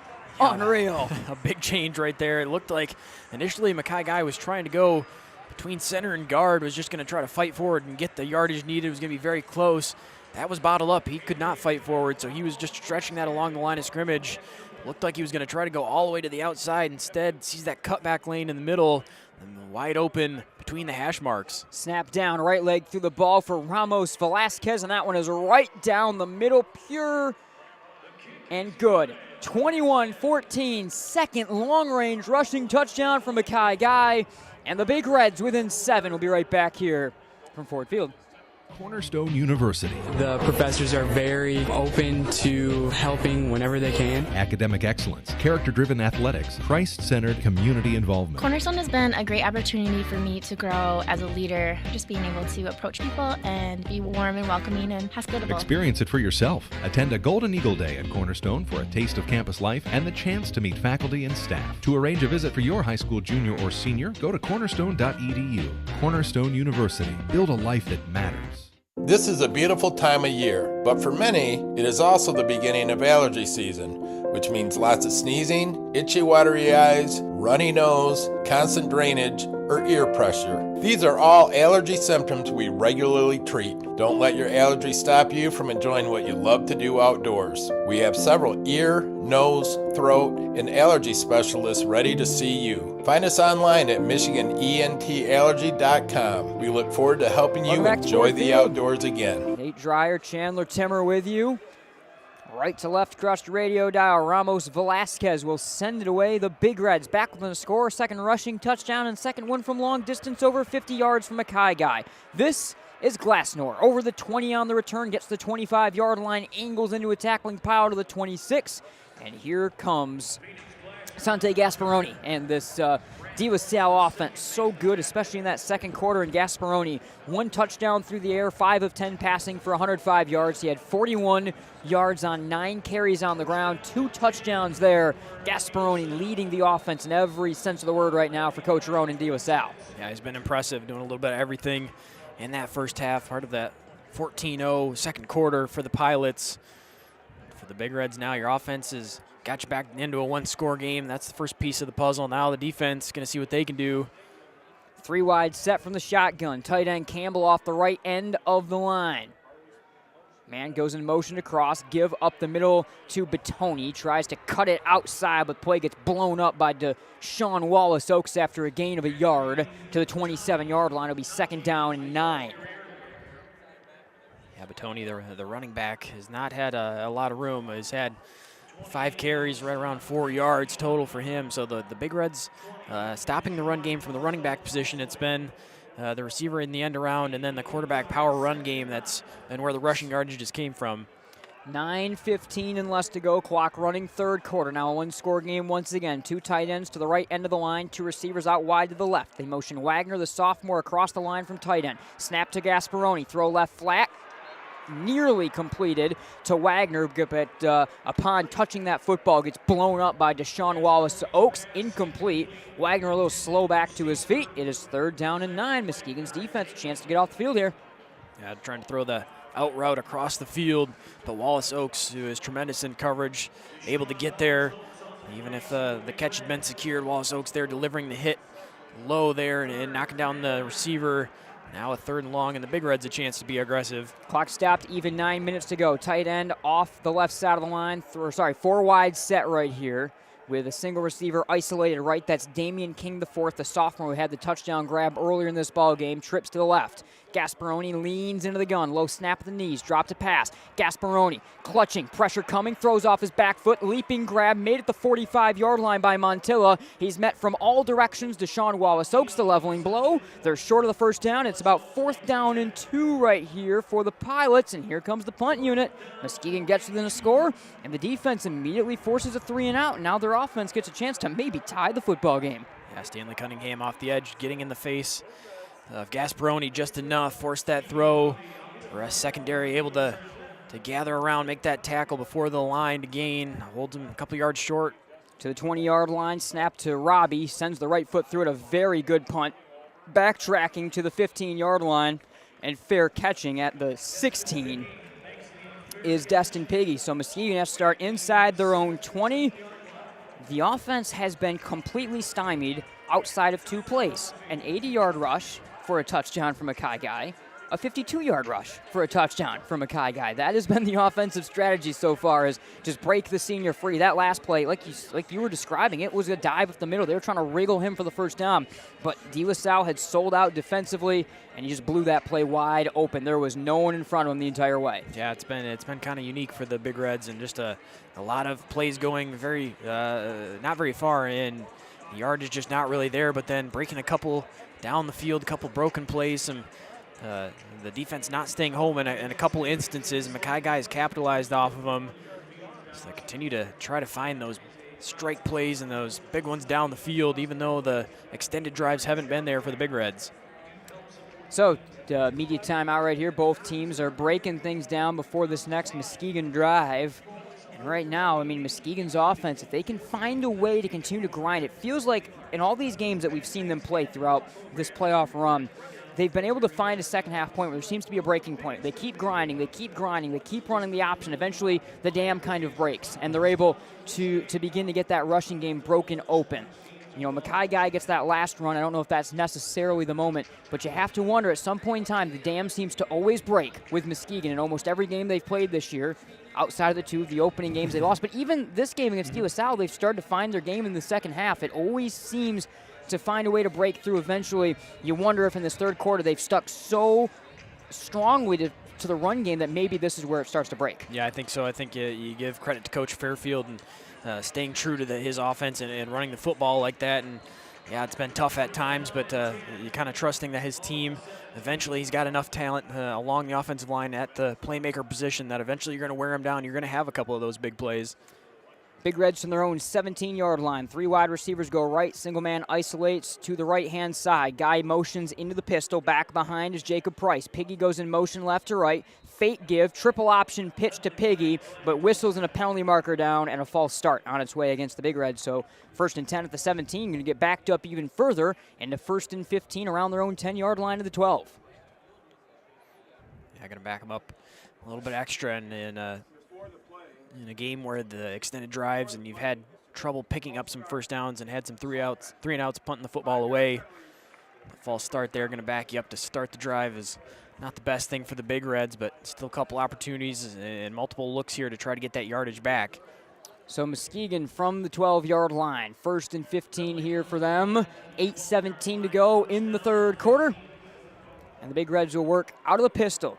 Pistol back, Jakob Price with the right hand in the dirt. 3 wide receivers left. With a 4 wide set, Muskegon goes to the hard count. They get De La Salle to jump. It was Robbie Ermani, the junior safety, coming off the edge as an edge rusher. He goes early. It's been Ermani that's kind of been the guy that's been more of the rusher and more of kind of that extra linebacker, essentially, coming in from safety out of the 4-2-5. He goes early, though, and after all that, we're back to where we were 1st and 10 from the 17. Yeah, Ermani creeping towards the line of scrimmage and looked like he was going to bring some pressure from the outside. Mackay guy going to the hard count and getting him to take that one step over and cross and then right away pointing towards him to make sure the official is seeing that and getting that yardage right back. Guy from the 17, they go back to the pistol. 3 receivers left, single man right. With a running start, give up the middle to Price is faked. Guy tries to take it around the edge. He's wrapped up in the backfield back to the 13-yard line. That was Ermani busting through to make the tackle, so He gave up 5 yards. He gets a few of it back right there as he makes a really good stop for a loss of a couple of yards to be 2nd and 14 back to the 13. So he got 4 of the 5 back. Yeah, Armani just able to get up the field right away, avoid the block to the outside to seal the edge, and force Mackay Guy to try to really go back and try to get around him rather than being able to turn the corner. Guy again will saddle into the short shotgun, 4 wide set with 2 to either side. 4 down lineman coming for D with Salle. Man goes in motion, fake handoff up the middle. Guy angling left at the 15, taking the defender with him ahead to the 18-yard line, but a penalty marker is thrown around the line of scrimmage. We'll see if this one is coming back. Yeah, it looks like going to be a hold kind of in the middle of the offensive line there as Mackay Guy trying to run between the tackles. 7:32 to go. Second down run was going to get some room back, and it is a hold against the Big Reds.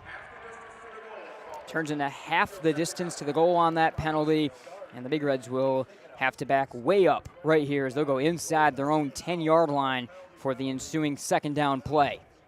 It's been a sloppy possession here for really kind of for both teams. A false start and a hold for the Big Reds, the encroachment for the Pilots, just kind of exchanging penalty yardage here as this drive tries to get going.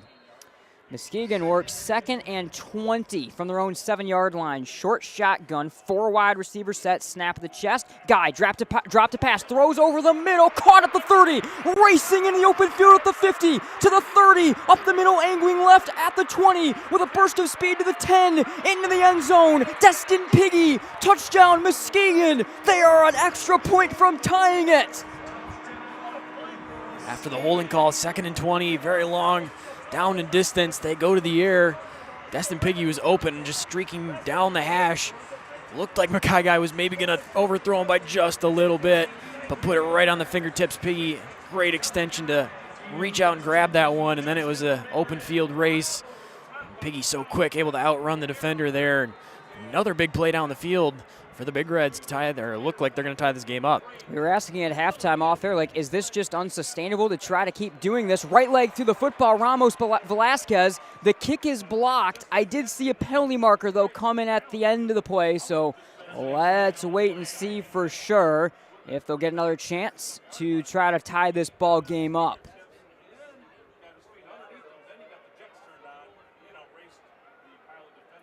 But we're saying, is this sustainable? It doesn't seem like it just score off the big plays. Well, proving us wrong right now. That's working so far, and it's been a game of really going backwards, the penalty yardage backwards in the run game at times, then all of a sudden breaking one. It's been a couple big runs now, a connection through the air. Looks like the Big Reds going back out there, they're expecting maybe another opportunity at this one. When they have had penalties before like this, they will sometimes go for 2. I doubt that'll be the case here. So a hurdling, our 3rd hurdling personal foul of the day, 2nd in this ball game, called against D with Salle. That's been kind of their strategy to, to try to block the kicks. That was pretty clear right there, jumping over the line of scrimmage to try to block them away. So Ramos Velasquez will have one more chance to try to tie the football game right here. High snap settled. Right leg through the football. That one's pure. Muskegon has tied the football game at 21 with 7:11 to go in the 3rd. Unbelievable comeback. And the Big Reds have it knotted. We'll be right back here from Ford Field. Hanson, president of Centennial Securities. I've heard it said that professional coaches measure success in rings, college coaches measure success in championships, and high school coaches measure it in titles. But youth coaches measure success in smiles. At Centennial Securities, we're like the youth coach. Our success is measured by the smiles on the faces of our satisfied clients. If you're a Centennial Securities customer, you know what I mean. If you're not, isn't it about time? Member SIPC and FINRA.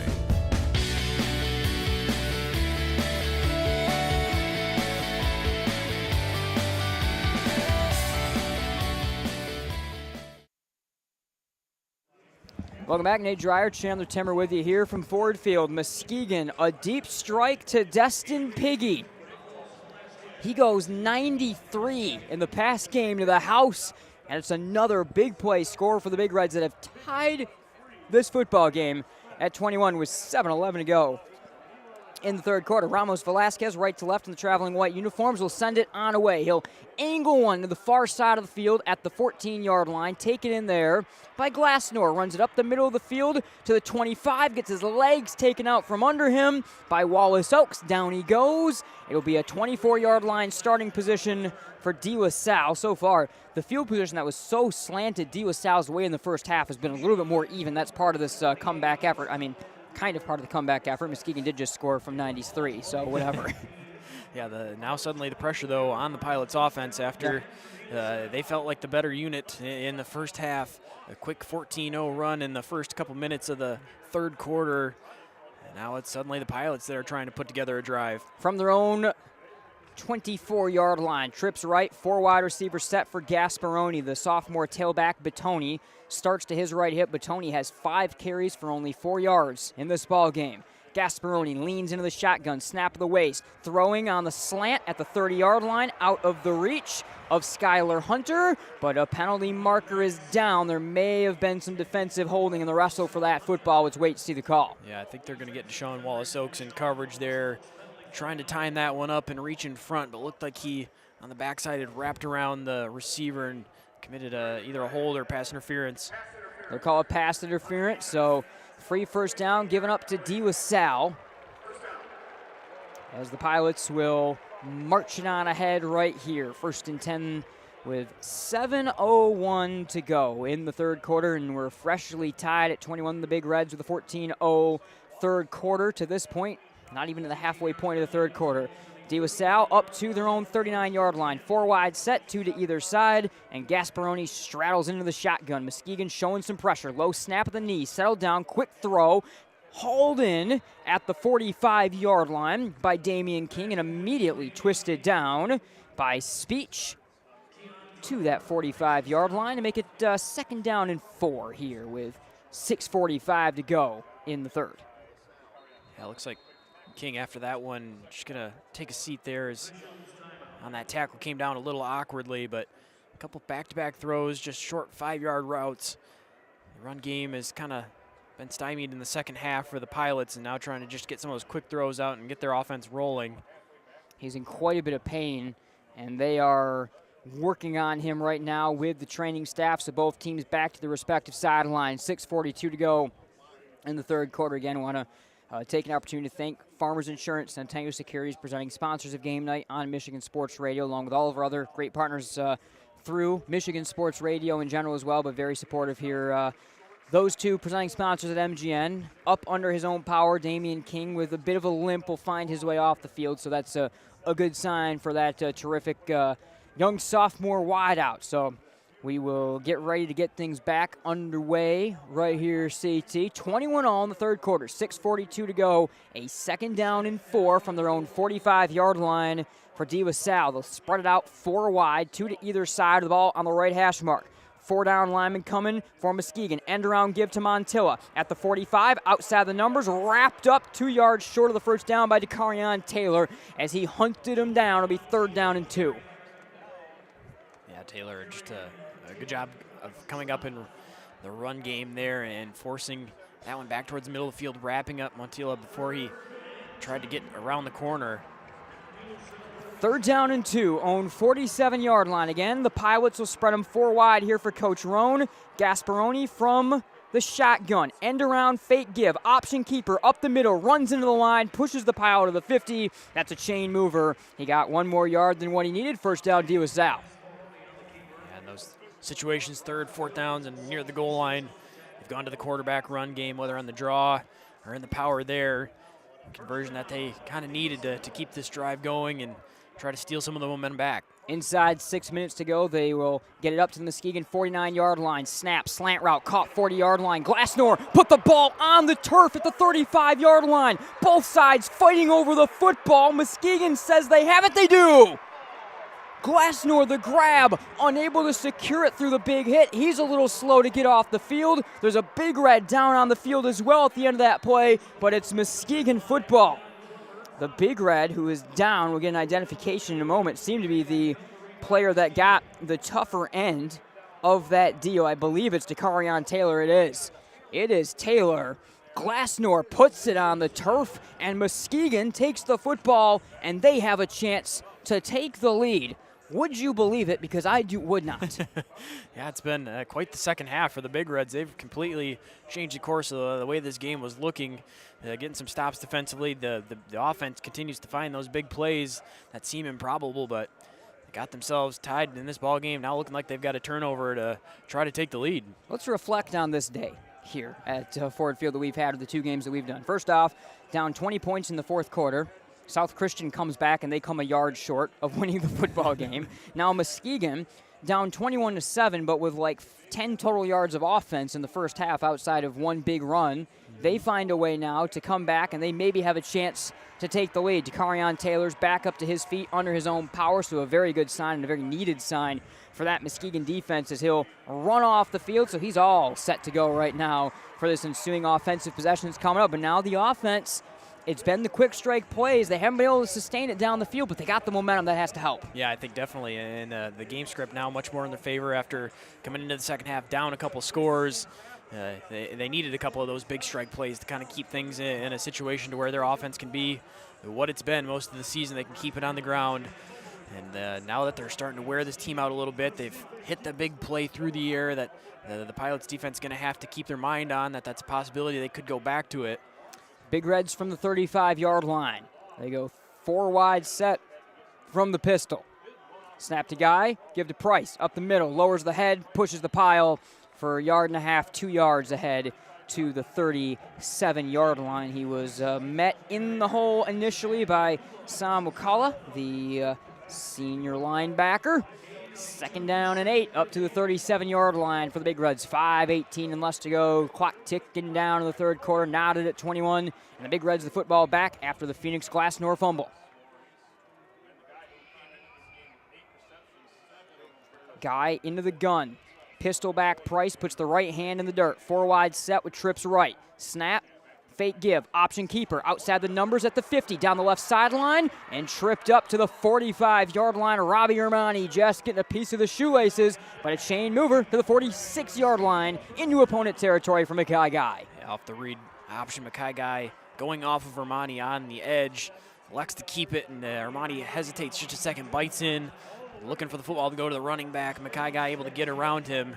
Armani recovers and able to make the tackle, but well down the field. Starting to look more like normal grinding Muskegon football. Again, ball left hash mark, chips right out of the short pistol. Snap to Guy, give to Price over left guard, locked up at the line of scrimmage. He'll back his way over the 45-yard line and all the way down to about the 43 for a gain of 4 on first down. It was Dwayne Williams III grabbing on him the whole way, but again, Jake Price turning nothing into 4 yards or 3 yards officially on first down, 2nd and 7 to the 43. Yeah, and I think that's a sign that the Big Reds probably like to see is a lot of those runs that were going for no gain or maybe even tackles for loss in the first half. Now it's nothing special, but those 3 to 4 yards is a big difference. Guy straight run up the middle, breaking a tackle, has a block over the 40 to the 35, spins his way down to the 31-yard line. Kendekai Sherman on the tackle, but a first down for Mackay Guy. We said it, when will the dam break? This is Muskegon grinding football, taking time off the clock, beating their way down the football field with the option run game, under 4 to go in the third quarter, 21 all. Yeah, no, this is a continued drive. This is one that the Big Reds now picking up multiple first downs. It's not just that big shot play down the field, wearing them down a little bit and now approaching the red zone. Again from the pistol, trips left from the right hash mark. Give to Price is faked. Option keeper, Guy, chopping run over the 30, ducks his head out of bounds to the 28-yard line for a gain of 3 on first down. Wakula, again, the one that escorted him out of bounds. 21 all, clock stopped with 3:36 in the third. 2nd and 7 for the Big Reds from the opponent 28. Yeah, I think Mackay Guy kind of sensing that same feeling that maybe the Pilots starting to get worn down a little bit after that first down run a minute ago, waving that he was ready to go, trying to get up tempo a little bit. 2 receivers to either side out of the pistol. This is the traditional flex bone pistol right here. Slot right is Piggy, slot left is Marquise Hendricks. They now motion into the short shotgun. Left hip, Jakob Price, the tailback. In motion goes Piggy. They fake it to him. Option keeper, up the middle. Guy met at the line of scrimmage, turns his back ahead to the 25-yard line. Jacob Turr leaning over top of him at the end of that play. 3:23 and less to go. It would be 3rd down and 4 for the Big Reds from the 25-yard line. Yeah, and they're the winning on 1st and 2nd downs, and then the run game going positive yardage. Now what was a 3rd and 9, 10, 11 in the first half has become a 3rd and 4, and the Big Reds can keep it on the ground here and still feel really comfortable. From the gun, 2 receivers left, 1 man right. Give up the middle to Price. Stutters his way into the line of scrimmage. Big leveling blow from Wakula. Shy of the line to gain. It'll be a 4th down and 3 here, 2 for the Big Reds. They get a couple yards. It'll be 4th and 2 from the 23-yard line, and they will leave the offense out. Clock ticking down. Under 2:40 to go in the 3rd quarter. 21 all. Big Reds off a fumble have driven down the field in grinding fashion. They're up to the 23, and it's 4th down and 2 in the 3rd quarter. Play clock goes under 20 seconds. They straddle into the gun. 2 wide receivers to either side. Tailback to the left hip, Jakob Price. Guy works from the shotgun. Snap to Guy. Drop to pass. Fires. Left side looking for the end zone. Taylor leaping, diving, grab. Touchdown Muskegon. DaCarion Taylor diving away from the defender. Hauls it in, and Muskegon leads. Unbelievable. Take the lead for the Big Reds. We'll see at the end of the game. That might be our play call of the game. We'll see what the result of this one is. But 4th and 2, electing to go to the air, taking the shot down the field. Really a jump ball. Mackay guy got a ton of air underneath that one, lofting it up, allowing Taylor to run underneath it. Last week, 3 interceptions, including a pick 6 for DaCarion Taylor. Ramos Velasquez, extra point is shanked, no good. It will remain 27-21, but DaCarion Taylor, off the 3 picks last week, answers with an unbelievable jump ball touchdown grab here, and the Big Reds have scored 20 unanswered in the second half to take the lead. We'll be right back. Name the 10 winners of the Nobel Peace Prize or the last 5 Miss Americas. The point is the applause dies and the achievements are forgotten. But can you name 3 friends who helped you through tough times or teachers who encouraged you in school? We remember those who make a difference in our lives. I'm Randy Hansen, president of Centennial Securities. What matters to us are the personal relationships we have with our clients, helping them build a secure financial future. As a Centennial Securities customer, you know what I mean. If you're not, isn't it about time? Member SIPC and FINRA.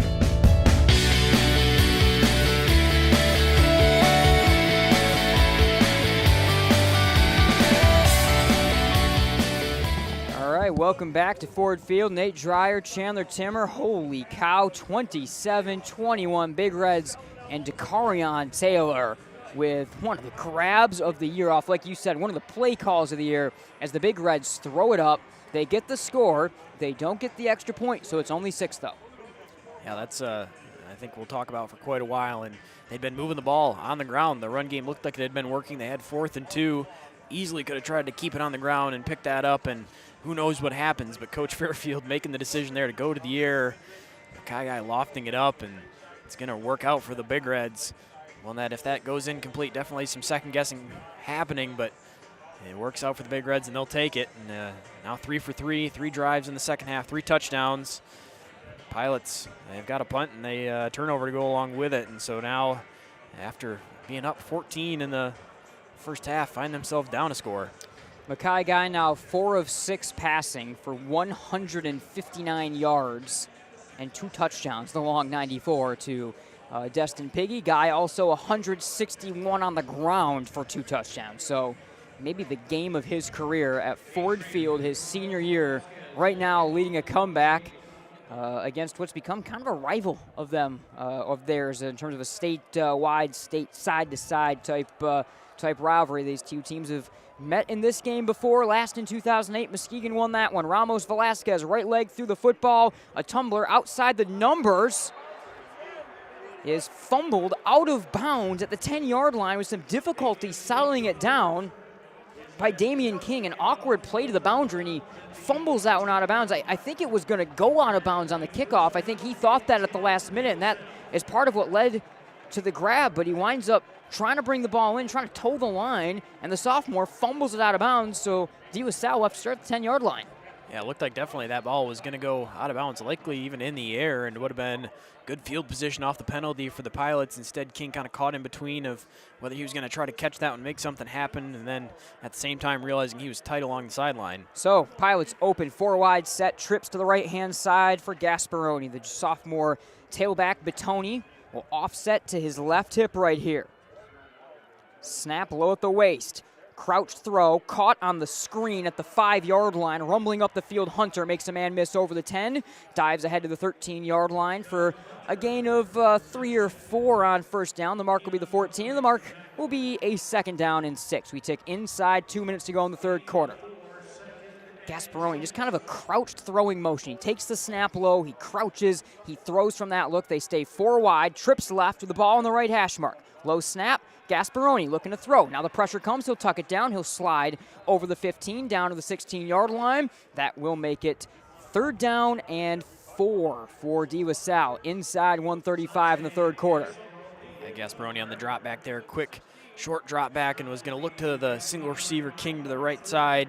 Didn't like the separation that he saw there, just slides for a couple yards. Slide started at the 15, so it'll be 3rd down and 5 from the 15-yard line. We tick inside, 1:18 to go in the third quarter. 27-21 Muskegon. The Big Reds have scored 20 unanswered to take the lead. Snap to Gasperoni, clutches, firing on the slant. Incomplete. Trying to hit B.B. Robbie, the kicker, an extra slot man receiver. In and out of his hands, another wide open drop grab from the Pilots, and Salle will have to punt it away. Yeah, the Pilots have had some issues now. A couple drops for them. Glassnor had one off the chest earlier. And Robbie there, the slant route was open. He would have had some space to run in the middle of the field off the numbers and just, again, maybe looking upfield or expecting a hit before there was one there. Destin Piggy leaps to grab the punt at the 50-yard line and shakes his way ahead for about 3 yards up to the 47-yard line. So now Muskegon and their offense get to start in plus field position. This is one of the most shocking turnarounds I've seen in a long time. Not just the turnaround in general, but the fact that it's happened all within one quarter. It's a 21-7 game at the break, and it's 20 unanswered in the third quarter so far for Muskegon, and they start from the 47 in plus territory from the gun. Wing off the right side of the line is Terrence Davis. From the shotgun, Mackay guy with 3 wide receivers looks back to the sideline for the call. The tailback is Price. The slot back left is Destin Piggy. 4 down front coming for Salle. Davis motions across the line. Snap, fake give to Price. Guy shifting his way ahead. He gets back to the line of scrimmage and no further. Again, the safety Armani is in to help make the tackle. It's been really, like we said, Armani's been the guy that they've chosen to be that essentially extra linebacker out of the typical nickel package to help stop the run game, and has done a good job of it. 2nd and 10 at the 47 coming up. Yeah, quite often time is when the Big Reds have been stopped for short gains in the run game. It's been Armani there, whether he's coming off the edge or helping up in the run support there, making some stops. Big Reds go 4 wide out of the pistol. Give to Price, charging run, broke a tackle at the 40, into the open field at the 30, cut move at the 25, angling back to the 20, into a tackling pile, dives to the 19-yard line. 17 seconds to go in the third, and finally Jakob Price, who had only 25 yards on 9 carries, gets shaking in the open field. He essentially almost beats that total right here up to the 19-yard line. 20 will be the official mark. Yeah, it had been a slow day for him up to that point, averaging less than 3 yards per carry, but running through a tackle there, and a guy that continues to bring that physical style of running to this Muskegon offense. Big gain, and now just on the outside right at the 20-yard line. Big Red's going to take it into the quarter break. Muskegon wins the third quarter 20-0. They lead the football game 27-21. Do not go anywhere. We've got a thrilling final 12 minutes coming up in Division II. We'll be right back. Have you recently collided with a deer or been caught in an unfortunate accident? Don't worry, Car Center Collision and Glass is your trusted partner to bring your vehicle back to life. With convenient branches in Cedar Springs, Burton Heights, Alpine, and Big Rapids, we're right around the corner to provide expert assistance. From collision repairs to mechanical fixes, we're your one-stop solution for all your car needs. Check us out at carcentermi.com.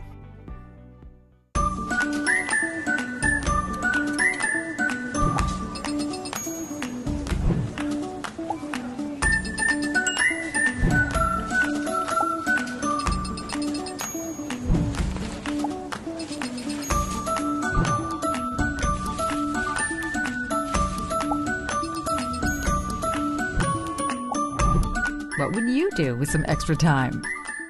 Shop Fastlane today.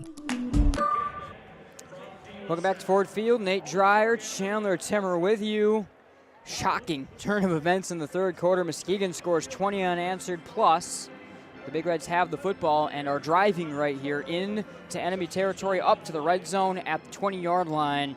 I mean, for as much as Muskegon struggled to move the football whatsoever, and honestly continued to struggle to move the football until the last drive, they somehow have come back, taken the lead, have a chance to extend it to a two-score game. Yeah, it's been pretty incredible what the Big Reds have done, and riding some of those big plays down the field, and now I think starting to wear out the Pilots defense. I think we can officially say that, and the Pilots are kind of reeling, trying to figure something out as they're right on the outskirts of the red zone, down 6 points now, and leaning on their defense to try to come away with a stop or a turnover, give themselves a chance and kind of stop the bleeding. One of those games where I think a lot of fans in the stands from Muskegon are thinking, Coach Fairfield, why aren't we just starting to throw the football? I mean, they had a couple successful passes. Why aren't we, moving away from the run game? It's not working, but this is why Muskegon sticks to the run game and they stick to their stuff, because eventually it turns into this sort of drive where they've gotten them broken down. They're starting to win up front down the stretch. This is exactly what Muskegon does, and it's why this team doesn't panic down the stretch. Yeah, definitely, and a team with this much experience, and a team that's been here multiple times. Of course, you can say the same thing about the De La Salle sideline, but this Muskegon offense staying true to what they've been and not panicking, even though they were down a couple scores, and you're starting to see the dividends of that. Absolutely, both teams are starting to break it out. Muskegon with 12 fresh and final minutes on the board will begin this quarter going to work from the red zone right at the 20-yard line. 1st and 10 for the Big Reds, and Mackay Guy, the senior, is the absolute runaway leader for our Rainbow Grill Grandville player of the game. He has 20 rushing attempts for 161 yards and 2 touchdowns. He's 4 of 6 passing for 159 yards and 2 touchdowns. And that kind of day for Mackay Guy, especially that kind of quarter for Mackay Guy, as the Big Reds put up 20 unanswered in the third quarter, and they're looking to stretch that to even more on this ensuing drive. They will begin the operation from the right hash at the 20-yard line. They go 3 wide. Wing off the right side is the H-back Terrence Davis. Tailback Price will motion to the left hip of Mackay Guy. Working with number 3 on his back in white is Guy. Davis goes across the line in motion. Snap to Mackay, give up the middle to Price. Stutters over the 20, rustles his way inside the 15, down to the 13-yard line for a charging run and a gain of 7 from Price. Starting to run the way he did last week when he put up 308 and 4 touchdowns. Yeah, it's starting to look a little bit more familiar for what Price has been throughout this playoff push especially, and a nice run there on first down between the tackles. Some contact pretty close to the line of scrimmage, but as he backs up and just continues to fight forward in the right direction for the Big Reds. Mark is the 12-yard line. 3 wide set on 2nd and 2. Defensive front shifting for De La Salle. Give to Price. Bounces it and gets shut down at the 11-yard line. Absolutely stymied by Jakob Turr with a leveling blow. It would be 3rd down and 1 from the 11. And there the Pilots, after giving up some yardage on the first down run, much better job there, bringing down Price, not allowing him to fall forward and pick up some extra yardage. 3rd and short here, and the Big Reds going to more than likely keep it on the ground here. We'll see if the Pilots want to really get aggressive and try to stop it, maybe force a field goal if they can get it to 4th down. First minute of the 4th quarter gone from the pistol. Guy, give to Price. He's got the first down. He's got wide open space in front of him. Into the end zone. Touchdown. Jakob Price. Touchdown. Muskegon make it an extended 2-score Muskegon lead after trailing by a couple of scores at the half. Yeah, untouched into the end zone off the left side. And for an offensive line that was getting pushed around a little bit in the first quarter, the response that they've had opening up the entire left side of the field, I think Jakob Price could have gone just about anywhere to that side, and he would have been untouched into the end zone. And man, how much different this offense looks from the first half into the third quarter, now early into the fourth quarter, but really things have opened up. They will go for 2 to try to get back on schedule right here and make it a 14-point game. They loaded in 3 tight ends. Motion Piggy across the line, whistles blowing the air, a false start against the Big Reds, and now the decision changes a little bit as you are 5 yards further away trying to make this happen, and now it looks like the kicking unit's running onto the field. They'll just try to add the extra point. Yeah, I think Coach Fairfield wants a 2-point conversion there to try to get it up to a 14-point game. But now that you've been backed up by the false start, I think running the extra point unit out there probably the right call. So Ramos Velasquez will kick the extra point from 25 right here. And now a penalty marker down from the other side. And now against De La Salle, we'll go back the other way. And Muskegon will run the 2-point conversion team back out onto the field. So we're back to where we started. Here comes the Muskegon offense back out of the field for the 2-point conversion. 10:43 to go in the ballgame. 33-21 Big Reds. Yeah, I think the units for these teams weren't getting enough cardio, so they're just going to go back and forth off the sideline. And now Mackay guy going to get an extra word as they try to reset here and see if they're going to go with a similar look to what they ran before the false start, and then the defensive penalty to get them right back to square one here. All right, so half the distance to the goal. So actually it is, on the whole, if you do that, it is a plus slightly for De La Salle. The ball goes to the 4-yard line for the 2-point conversion attempt right here for the Big Reds. They work from the pistol. 3 tight ends, split slot back to the left side is Destin Piggy. Snap, it's Rankin in the backfield. The big guy gets the football, wrestled down at the 2-yard line. He will not get the 2-point conversion as Dwayne Williams was all over him. 33-21 Big Reds. Muskegon up by 2 scores with 10:43 to go in the ballgame. Somebody once said life moves pretty fast, and that's exactly how we like it. Want to build something? Great. Start businesses, build bridges, raise a whole city. Future in fighting crime? Want to save lives? Do it all here. But you've got to go forward fast. Because today is now, and tomorrow is soon. And to get ahead of the game, you got to get ahead of your time. This is your future, so take it and move all of us forward. This is the pizza the other guys wish they could make. Keep dreaming. Jets. Better, because it has to be. All right, welcome back to Ford Field. Muskegon has scored 26 in a row, Chandler. 33-21, all unanswered in the second half. A truly astonishing second half of play from Coach Fairfield, the Big Reds. Yeah, it has. It's been quite the barrage. And the way that they came out and just the offenses looked completely different after a couple big plays, but now starting to extend some drives down the field, and De La Salle is starting to reel a little bit. And now they've got a chance offensively to try to get back out there and cut into this lead, but they've seen their lead that was a couple scores in the first half quickly evaporate, and now the pressure is square on them and trying to make something happen. I think one of the scariest things, too, for De La Salle is the fact that Jakob Price is starting to run. They had the terrific seniors coming off 300-plus yards and 4 touchdowns last week, completely shut down in the first half. He's now at 13 rushing attempts for 72 yards and then that touchdown. And that drive in particular looked like Jake Price, and there's nothing De La Salle wants less than Jake Price looking like Jake Price in a salted-away moment. Yeah, definitely. I think they were able to keep Muskegon off schedule in the first half. That was part of their success, and winning on those first and second downs, holding that run game in check, not allowing Jakob Price to really go to work and get some extra yardage there and keep this offense on schedule. And things have started to open up, and the Big Reds have started to look a little bit more like what they have throughout the course of the season with their run game. All right, both teams breaking it back out onto the field, and Muskegon and Ramos Velasquez will send it away left to right.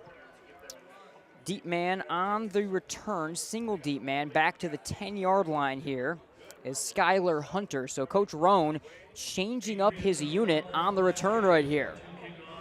The Big Reds looking for the ultimate revenge. They lost 40-28 week 2 to the Pilots, lost last year to the Pilots as well early in the season, and getting the chance in the state championship game, down 21-7 at the break. They've come charging back to a 33-21 lead with 10:43 to go in the ball game.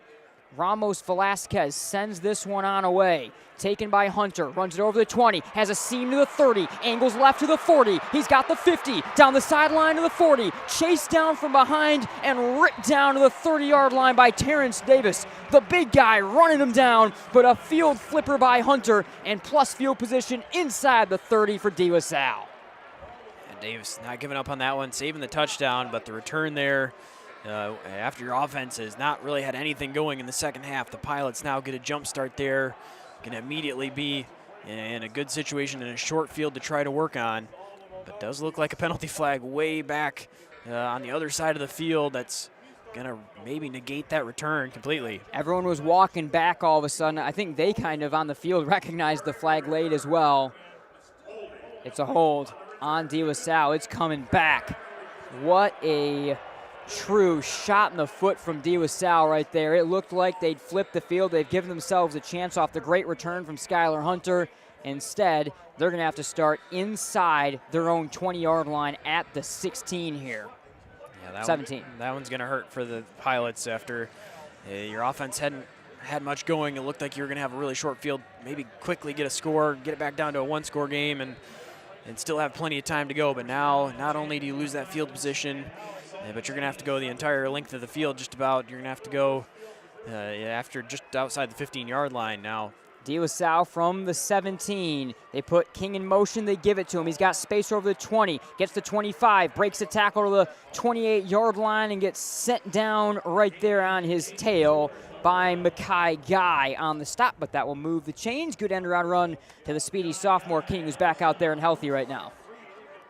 Yeah, giving the ball to King and the handoff and able to get a nice run there. Picks up the first down. I think it was bobbling the football on the tackle initially. It looked like it was going to be close to coming free, but the strength there to hold on to it and not allow it to hit the turf. From the 28, three-wide set, Gasperoni, give to Batoni, has an angle and a seam to the left, over the 20 to the, or over the 40 to the 45-yard line, and gets shouldered out of bounds past the 45 by Speech. Another chain mover from DeLaSalle. Their offense starting to get it back in rhythm right now. Yeah, best run of the night from Batoni right there. He had 5 carries for 4 yards prior to that one. Easily his longest run of the night. Mark is the 47-yard line. 10:01 to go, fourth quarter. 33-21 Muskegon from the 47. Single tight end to the left side of the line. 3 wide receivers. Gasperoni clutches, fires, deep side, deep right side, overthrown at the 25-yard line, looking for the streaking Damion King, who had a bit of kind of double shell coverage on him down the field. It'll be 2nd and 10 right back at the 47. Yeah, King was able to get around the defender, but had to go take a couple steps closer to the sideline and threw off the timing of that route a little bit. Gasperoni leading him down the field a little too far to the point where King couldn't get underneath it. Left hash mark, 2nd and 10 from the 47-yard line. 2 wide receivers right, single man isolates to the left-hand side of the tight end left right here. Low snap to Gasperoni, throws, caught at the 41-yard line through a pair of hits to move the chains to the 40 by Damion King. That's a heck of a grab by the Illinois-offered sophomore. After going vertical down the sideline there, the slant to the inside, contested catch, but the strength of the hands from King to bring that one down. From the Muskegon 39-yard line, 3 wide set from the gun. King goes in motion right to left across the line. Low snap to Gasperoni, drop to pass, clutches, fires. Leaping attempt at the grab made by King. He got leveled with a charging blow from Drummer at the 20. Penalty markers fly everywhere. That looks like quite the bit of potential helmet-to-helmet contact on that big laying out hit. King is slow to get back to his feet, and penalty markers rained everywhere after the hit. Still trying to get back up to his feet as the sophomore right here who's definitely shaken after Drummer's huge blow up high. Yeah, the Big Reds have been laying some big hits all game long, and they've been clean up until that point, but that one looked like Drummer got up closer to the head and neck area on the contact, flipping the receiver around there, and immediately the penalty flag thrown. There are 2 penalties. Targeting is the first. Automatically 15 yards. Second penalty is a sideline warning on DeLaSalle. So they get the warning as they were not happy, starting to crowd their way onto the field. But a targeting penalty to Keon Drummer in Muskegon, back to his feet and shaken as Damion King. Just 5'8", 155 pounds, gives a thumbs up as he jogs off the field. But he's been taking some abuse and staying in there this game. I've been very impressed at the sophomore's toughness in this ball game. So The ball will move inside the 25-yard line to the 24 right here for DeLaSalle. 33-21 Muskegon. Pilots with a 1st and 10 from the 24-yard line. 9:32 to go from the shotgun. They go 2 tight ends to the right side, 2 receivers to the left of the ball on the right hash mark. Muskegon showing some pressure. Direct snap to Batoni over the right side. Gets a block from Gasperoni. He gets the 20 and gets sent backwards by a quartet of Big Red tacklers. Yeah, the Big Red sideline going crazy there. It looked like maybe the football had came out, but the official had blown the play dead. The momentum had been stopped for Batoni before the ball came out. And so the Pilots going to keep possession of the football here, and they're now just inside the red zone at the 20. It is the 20-yard line, as CT mentioned. 2nd and 6 with 9 minutes and less to go in the 4th quarter. 33-21 Muskegon. 2 wide set out of the gun. Snap is rolled to Gasperoni, sells it down. Quick throw to Robbie, goes through his hands. A trio of Big Reds try to intercept the ball, but it falls to the turf at the 10-yard line. A dangerous moment right there for the Pilots. Nearly intercepted. 3rd and 6 from the 20. Clock stops with 8:50 to go. All night long, the receivers for the Pilots have had some issues holding on to the football. There's been some drops. Some that were a result of trying to look up the field, and some that just the football thrown pretty hard and then not being able to secure it. But another one through the hands right there. King back out there, 3 wide set on 3rd and 6 from the Muskegon 20. The Big Reds showing some pressure. King goes in motion right to left. They fake it to him. Gasperoni up the middle, run into at the 20-yard line. Stanley Cunningham slings him down. It's 4th down and 6, right back where they were at the 20. Perfectly played from Stanley Cunningham on the outside. Took a step to respect the motion around the outside. If he'd got the football, would have had an opportunity to bring him down. But then as soon as he sees Gasperoni keep it, steps up and makes the tackle on the quarterback. 8:26 and less to go. 4th and 6. DeLaSalle will go for it from the 20-yard line. 4 wide receivers set. Ball's on the right hash mark. They put trips to the left side. Batoni, the tailback. Gasperoni leaning into the shotgun. King isolated receiver to the right, all on his own. Snap to Gasperoni at the knees. He'll tuck it. Pressure coming. Running. Lost the football. Bouncing around. DeLaSalle falls on it back to the 25. But Muskegon's getting the football. The defense comes up with a stop in their own territory.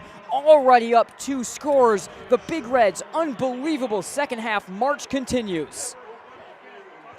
Gasperoni trying to make something happen there. Was going to step up and through the left side and kind of had the football down near his hip as he was trying to escape out of there, knocked free by one of the edge rushers of the Big Reds, and lineman Hoffman of the Pilots able to jump on it, but doesn't matter. 4th down. Big Red's going to get the football there after the stop. 8:02 to go, and with the way that Muskegon drove the football on the last drive, the perfect opportunity for them to kill the clock a little bit on this march. If they can do that again, they will work from their own 26-yard line. Guy from the gun, 3 wide set, tight end Davis off the left end of the lines. The short shotgun, the tailback Price goes to the right hip of the senior quarterback Makai Guy, who has been astonishing today. 159 through the air, 161 on the ground for Guy. 4 down front coming for DeLaSalle. They try to get the Pilots to jump early. Now Guy looks back to the sideline for a new call. They'll shift things around, and Price goes to his left hip. Snap to Guy, delayed give to Price. Cutting it up shy of the 30 and wrestled down hard. Dwayne Williams, a big leveling blow after a gain of 2. 2nd down and 8 up to the 28.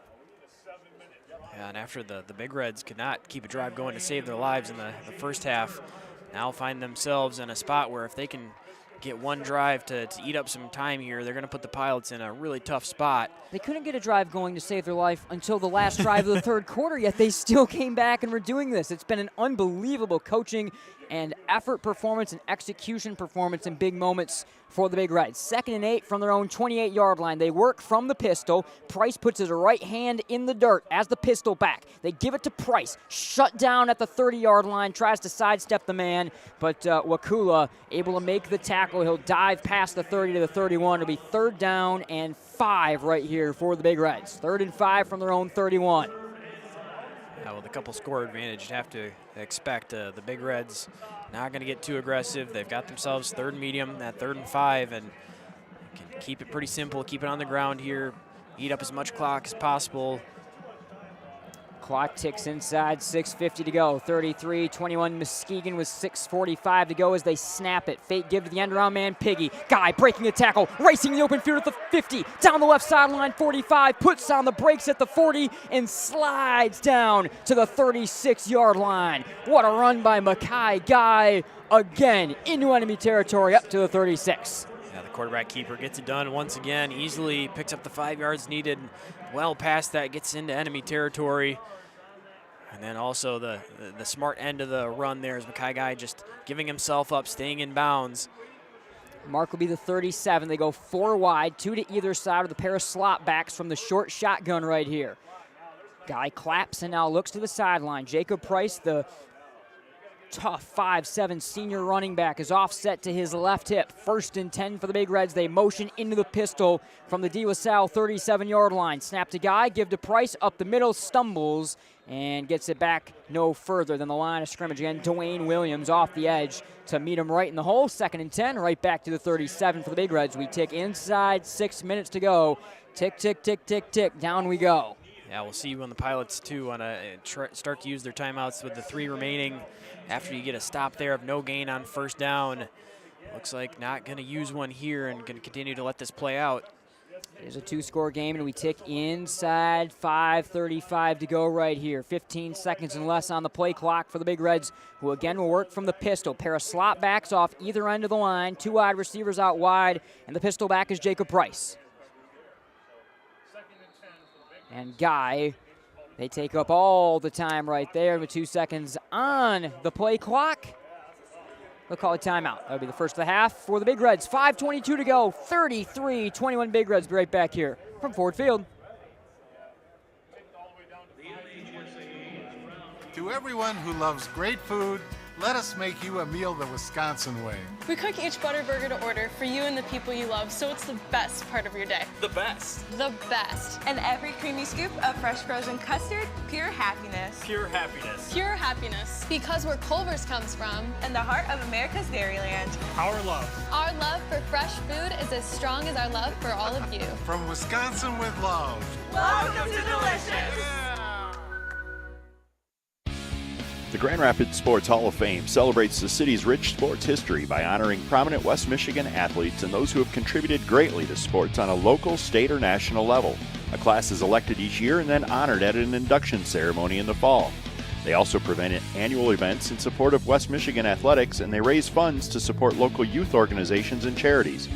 Follow them on Facebook or check out the pictures and biographies of all 181 inductees at grsof.com. All right, welcome back. Nate Dreyer, Chandler Timmer with you here. Game night on Michigan Sports Radio from Ford Field, Division II Championship. It was 21-7 Warren D. Salle over Muskegon at the break. And now midway through the 4th quarter, it's 33-21 Muskegon.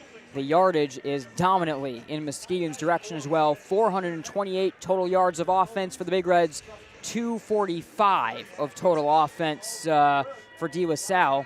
It sure didn't feel that way for a lot of it, but Muskegon, they got the big quick strike plays, and now they're grinding it down. It just has been the ultimate do not panic and ultimate to a T Muskegon Big Reds football game. Yeah, they had right around 120 yards at half, so almost 300 here in the second half so far, and the big plays definitely helped with that and tacking some on, but you've seen them now turn that into some controlling drives that they've been looking for, and they're in the midst of one right here trying to wrap this one up if they can pick up a couple 1st downs and potentially add a score. All right, from the double wing pistol, a little double reverse action. Handoff to Destin Piggy over the left side. Stumbles over the 30. Twists his way down 1 yard short of the 1st down to the 28. But a penalty marker comes flying in around where he was able to turn the corner.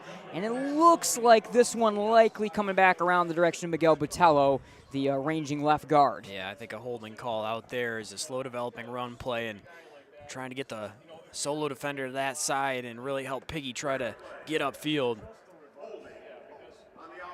It is a hold officially on Muskegon, 10-yard penalty. It remains 2nd down here against the Big Reds as this will be marched backwards. 5:12 to go, 4th quarter, and Muskegon goes all the way back to the 47-yard line. It will now be a 2nd down and 20 here for the Big Reds.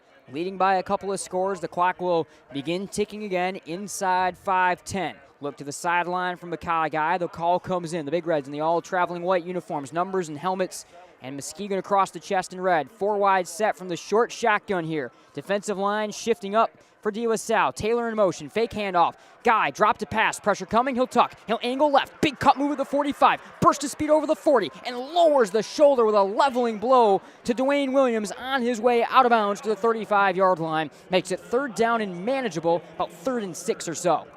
That guy able to tuck that one and just make something out of nothing there. And was looking down the field, didn't have anything, but 2nd and very long there. A nice run to create some yardage. Now 3rd and medium. And the Pilots, after having them backed up 2nd and long, it was their chance to get off the field. Still have an opportunity to try to get a stop here and keep their hopes alive. Going to need to really get it together here on 3rd and maybe even 4th down. 3rd and 6, 4:44 to go for the Big Reds. From the pistol, give to Jakob Price over right guard. Burst of speed at the 30, wrestles his way ahead to the 26. He's got it. 1st down, Muskegon. Got just enough to move the chains. Again, a charging run from Jakob Price. The clock will tick inside 4:39 right here after the 1st down chain mover. Yeah, the way Price broke through the line, it looked like he might be able to take that one into the end zone once again. Wrapped up, but did get the yardage, right on the yardage needed for the 1st down conversion. To the tight pistol one more time. Guy claps and looks to the sideline. Jakob Price, the pistol back with his right hand in the dirt. 2 wide receivers to the right-hand side. Taylor, the slot man. The far receiver is Terrence Davis, the big guy. And the left side receiver is Brooks.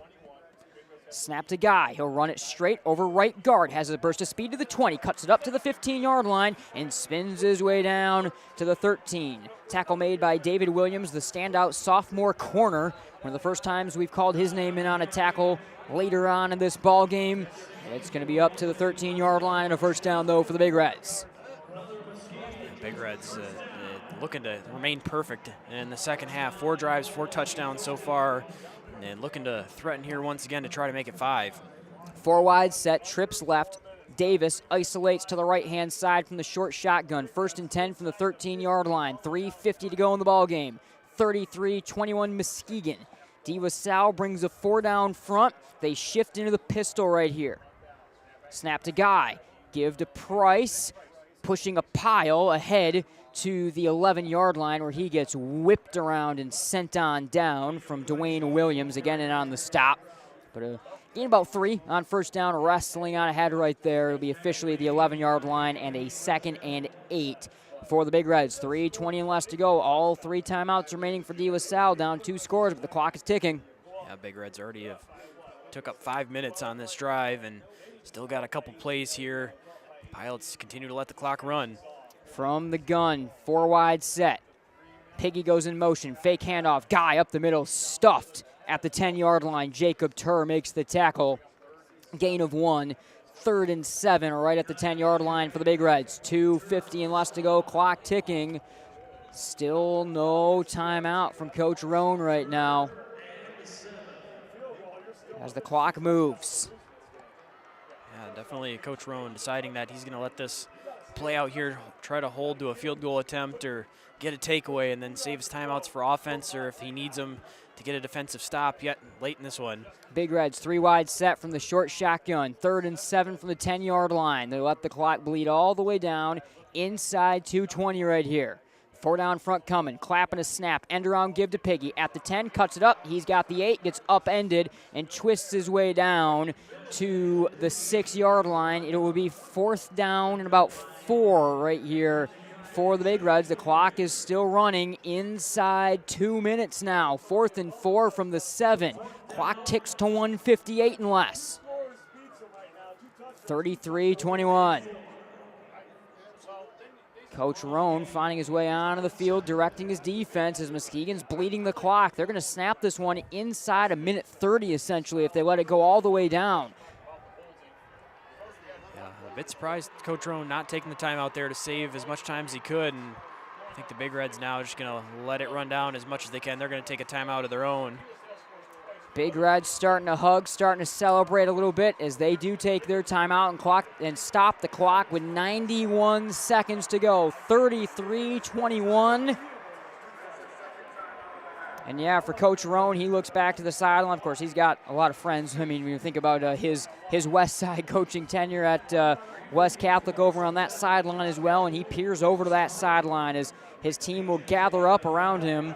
An interesting decision to not burn those timeouts, kind of trusting his defense to get it done. They have not so far a perfect drive for Muskegon. They took the ball with about 8 minutes to go. That's exactly what it was. They have taken right now about 6.5 minutes off the clock on this drive, 10 plays, 67 yards. When you talk about the Muskegon pistol ski gun option, what they want to do to win football games, this was exactly it. This was a clinical second half performance from Muskegon, and it looks like Coach Fairfield, he's made it to this game a lot. He's had some struggles in the state championship game when they've played some of these incredible East Side teams as well, and games are always won on the margin. It looks like it's going to be another championship for Coach Fairfield, his first since 2017. Yeah, it sure does. I think the way that they were able to really change the way things were going, really through the first half especially, but then now sustaining a drive here late in the fourth quarter. It took them all game. It wasn't pretty at times, but 10 plays, 67 yards, 6.5 minutes. Now just trying to end it here. Here's Guy up the middle. First down wins it. Breaks it outside of the 10, running backwards. Down he goes. It'll be De La Salle football. 1:26 on the clock. So De La Salle's got all 3 timeouts. They're down 2 scores with 1:26 on the clock, and Sante, Gasperoni, and company are going to need a miracle, and they're going to need it quick right here. Yeah, I'll see what they've got. Minute 26, and they've got some receivers that they've been able to try to get down the field and hit some shots, but now the Big Reds up a couple scores can really play off. They can play soft coverage, force the Pilots to try to get a couple plays, really take up a bunch of time to get down the field. A 26-0 unanswered second half run here from the Big Reds. Fake give, Gasperoni rolling left to pass, throws, caught at the 23-yard line by Robbie, and he'll get knocked out of bounds back to the 22. Not quite enough to move the chains, but it does stop the clock. It'll be second down and about a yard right here. It'll be a second and a yard up to the 22-yard line. Yeah, the Big Reds going basically 3 deep safeties. Now just not trying to get beat over the top and keep everything in front of them. Muskegon on the precipice of the 900th win in school history. Throw left side to Robbie, caught at the 26, and he'll curl his way out of bounds, knocked out by Keon Drummer. That moves the chains, and Muskegon is perfectly content to give up those little underneath plays, like you said, just playing this shell zone right now with only 3 down linemen. Yeah, they'll continue those 5 to 10 yard routes, even though they've been able to get out of bounds and get the clock stopped. The Big Reds know that in order to do that all the way down the field, you're going to take up quite a bit of time. Eventually, they're going to have to try to get one down the field. 1:17 to go. Snap low to Gasperoni. Drop to pass, clutches, fires, 41-yard line, caught. Hauled in nicely up the middle of the field by Joey Montilla, and that will bring out a timeout. So Coach Rohn will use a timeout right here. 1:11 to go in the ball game. Just kind of an interesting end, I think, a little bit to this one with De La Salle saving their timeouts for this drive, obviously able to stop the clock in moments like this when they have possession of the football, and always valuable to be able to save as much time, and they're looking likely for an onside kick anyway. But, you know, interesting being that they get the stop, that we didn't see more of the timeouts mixed in on that last defensive possession. Yeah, I think, you know, each coach has kind of got their own way of playing the game and the clock management down towards the end. I think Coach Rohn potentially, you know, look back there and maybe wish he had taken some on defense to try to give his team a little bit of more time if he could have forced a stop of Muskegon earlier on. But still got a couple timeouts now. Going to try to use them here to get a drive. And either way, we're going to need a couple scores with time running out. So, you know, no perfect way to do it for the Pilots, but definitely something they might look back at. And regardless, you need to get a stop for it to work, and they gave up plays all the way inside the 10-yard line. So that's part of it as well, of course. 4 wide set for Sante Gasperoni. 1:11 to go from his own 42-yard line. Down a couple of scores here for the Pilots, who led 21-7 at the break. It's 26 unanswered second half points and 4 touchdowns unanswered for the Big Reds in the second half. Snap to Gasperoni at the chest. Drop to pass. Crouch throws it to Robbie. Hangs on to it through a big hit at the 45-yard line by Mackay Guy. That'll move the chains again. Check that Montilla actually on that grab and the chain mover up to the 45-yard line in enemy territory. Clock ticks inside, 1:03 to go, 4-wide set. Look to the sideline for the new call here from Gasperoni. Clock ticks inside, 57, down 2 scores for the Pilots. 2 timeouts on the board. Snap to the junior. Clutching, fires right side, 40-yard line. It is caught by Damion King. He'll twist down to the 39. The Pilots will call their second timeout and stop the clock with 46 seconds. So it'll be a 2nd and 5 right here inside the 40 to the 39 yard line. So actually it'll be a 2nd and 4 from the 39-yard line for the Pilots here.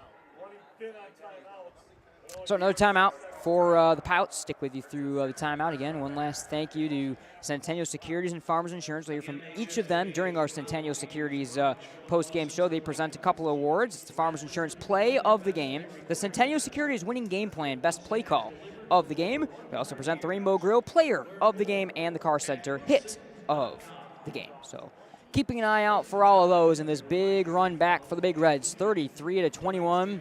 It's going to be, I think we're going to look back at it as probably the most surprising game of the run at Ford Field. I mean, who knows what's coming up tomorrow, but it certainly feels like there's not going to be more surprising at least half of football than what Muskegon did today. Yeah, definitely. I think, going into today we were talking about the different swings that you see in games like this, and both the ones that we've been able to cover, we've seen that. Some big comebacks, some big changes of momentum.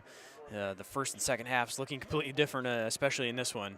Gasperoni motions Batoni to his right hip. 4 wide receivers with trips to the left side. 46 seconds to go. Drop to pass. Gasperoni flush to the pocket, able to barely get one away as he's hit by Stanley Cunningham. Salle lineman, the left tackle, Jacob Hoffman, is on the floor and slow to get up right here.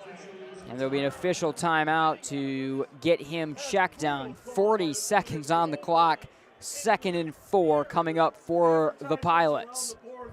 Yeah, just running some vertical routes down the field. Gasperoni was going to try to bail out and buy some time to get that football out, but Cunningham wrapping him up and Gasperoni kind of giving him a stiff arm and just throwing the football. Really no one there, and the ball not making it out of bounds, but the injury, you hate to see it. And now late penalty flag. I do think intentional grounding going to be called there, but injury late in this one is tough. Well, that'll make the Big Red Radio Network in front of us happy, because I have never seen someone rip on an official for a missed intentional grounding more than we had from just in front of us here. And crowded booth here at Ford Field for this game. There are a lot of people that, of course, certainly want to be a part of calling this football game, and for good reason. And certainly it has not disappointed one iota in this one. Hoffman getting back up to his feet right here. 40 seconds on the clock. We'll wait officially for this penalty announcement in just a second. So the junior Hoffman, 6'2", 275, will work his way off under his own power right here. Get some hugs from his teammates on his way off the football field. Coach Rohn having a discussion with one of the officials at the end of the play.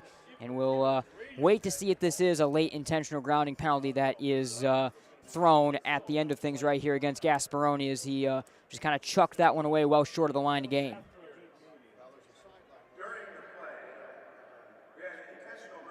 It is an intentional grounding penalty.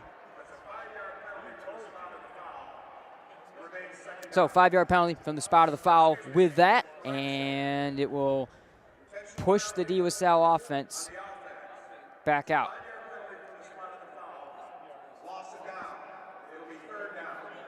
Third down with the loss of down, 40 seconds on the clock, and DeWassale will be 3rd and 19 here from their own 46-yard line, as, of course, Gasperoni was flush deep when he threw it away, and it's 5 yards on top of that. So 3rd and 19, 40 seconds to go. DeWassale from their own 46. Gasperoni from the gun motions the tight end Campbell across the line, rolling back right across his body to throw. Gasperoni looking downfield, nothing open. Now sidearm slings one that goes in and out of the hands of Damion King at the 41-yard line. It's 4th and 19. One last play to keep this alive, but only 32 seconds in a 2-score deficit for the Pilots. Yeah, difficult throw across the body for Gasperoni, trying to get it back towards the middle of the field around the numbers. But Lennox Brooks, the corner there in coverage, able to get his hand, knock that one free just enough. One timeout remaining for either team. 46-yard line on their own side of the field. 2 wide receivers go either side for Sante Gasperoni out of the shotgun. 4th and 19 right here. 32 seconds on the clock in a 33-21 game. 26 unanswered in the second half for the Big Reds. Low snap to Gasperoni. Drop to pass on 4th and very long. Stepping up into the pocket. Gasperoni clutches, firing deep down the left sideline. Jump ball. Robbie caught it at the 15-yard line. It bounced around between he and Mackay Guy, and Robbie tracked it down to the 16-yard line. Unbelievable grab. Yeah, there's 3 Big Reds in coverage all right there. Gasperoni just knowing 4th and long, he just had to heave it up there. Underthrown a little bit, but Robbie somehow off the tip from the Muskegon defender is able to come down with the football. It was Taylor that tipped it first. Mackay Guy had a chance at it from behind. Keon Drummer was in the region as well. That's unbelievable. What a grab by Robbie. The kicker able to make quite the grab down the field. Way more than a kicker he plays. He's kind of the 4th receiver for the offense in general as well. 17 seconds on the clock, and it's going to be another championship for the winningest program in the history of Michigan high school football. The Muskegon Big Reds, they've been playing since, I think, 1895.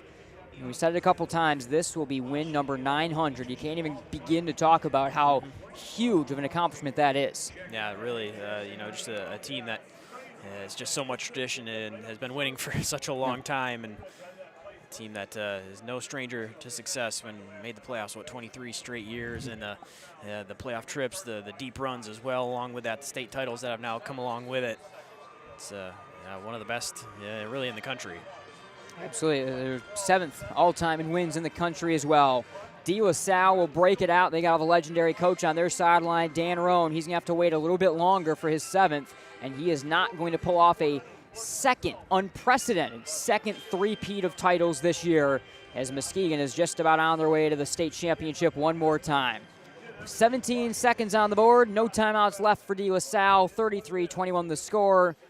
Ball is marked to the 15-yard line off the grab from Robbie, and both teams returning to their sideline right here as we're going to get something settled out with an official's timeout that they have to discuss right here. So getting things set one more time after the players were about ready to roll out onto the football field. I do not quite know what this discussion is. There's a blue shirt from the MHSAA talking to the officials around that 15-yard line right now at the end of the play. I'm not quite sure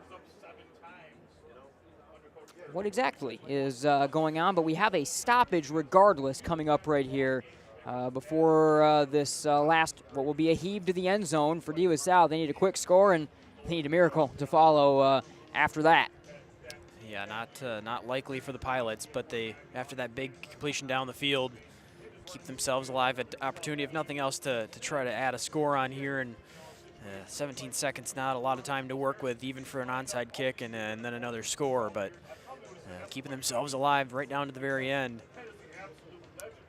I mean, it's been a year turnaround for Muskegon. You think starting 0-2, losing to this Pilots team by double digits, and the way that they just went undefeated ever since in this game, down 2 scores at the half, completely struggling to do anything offensively.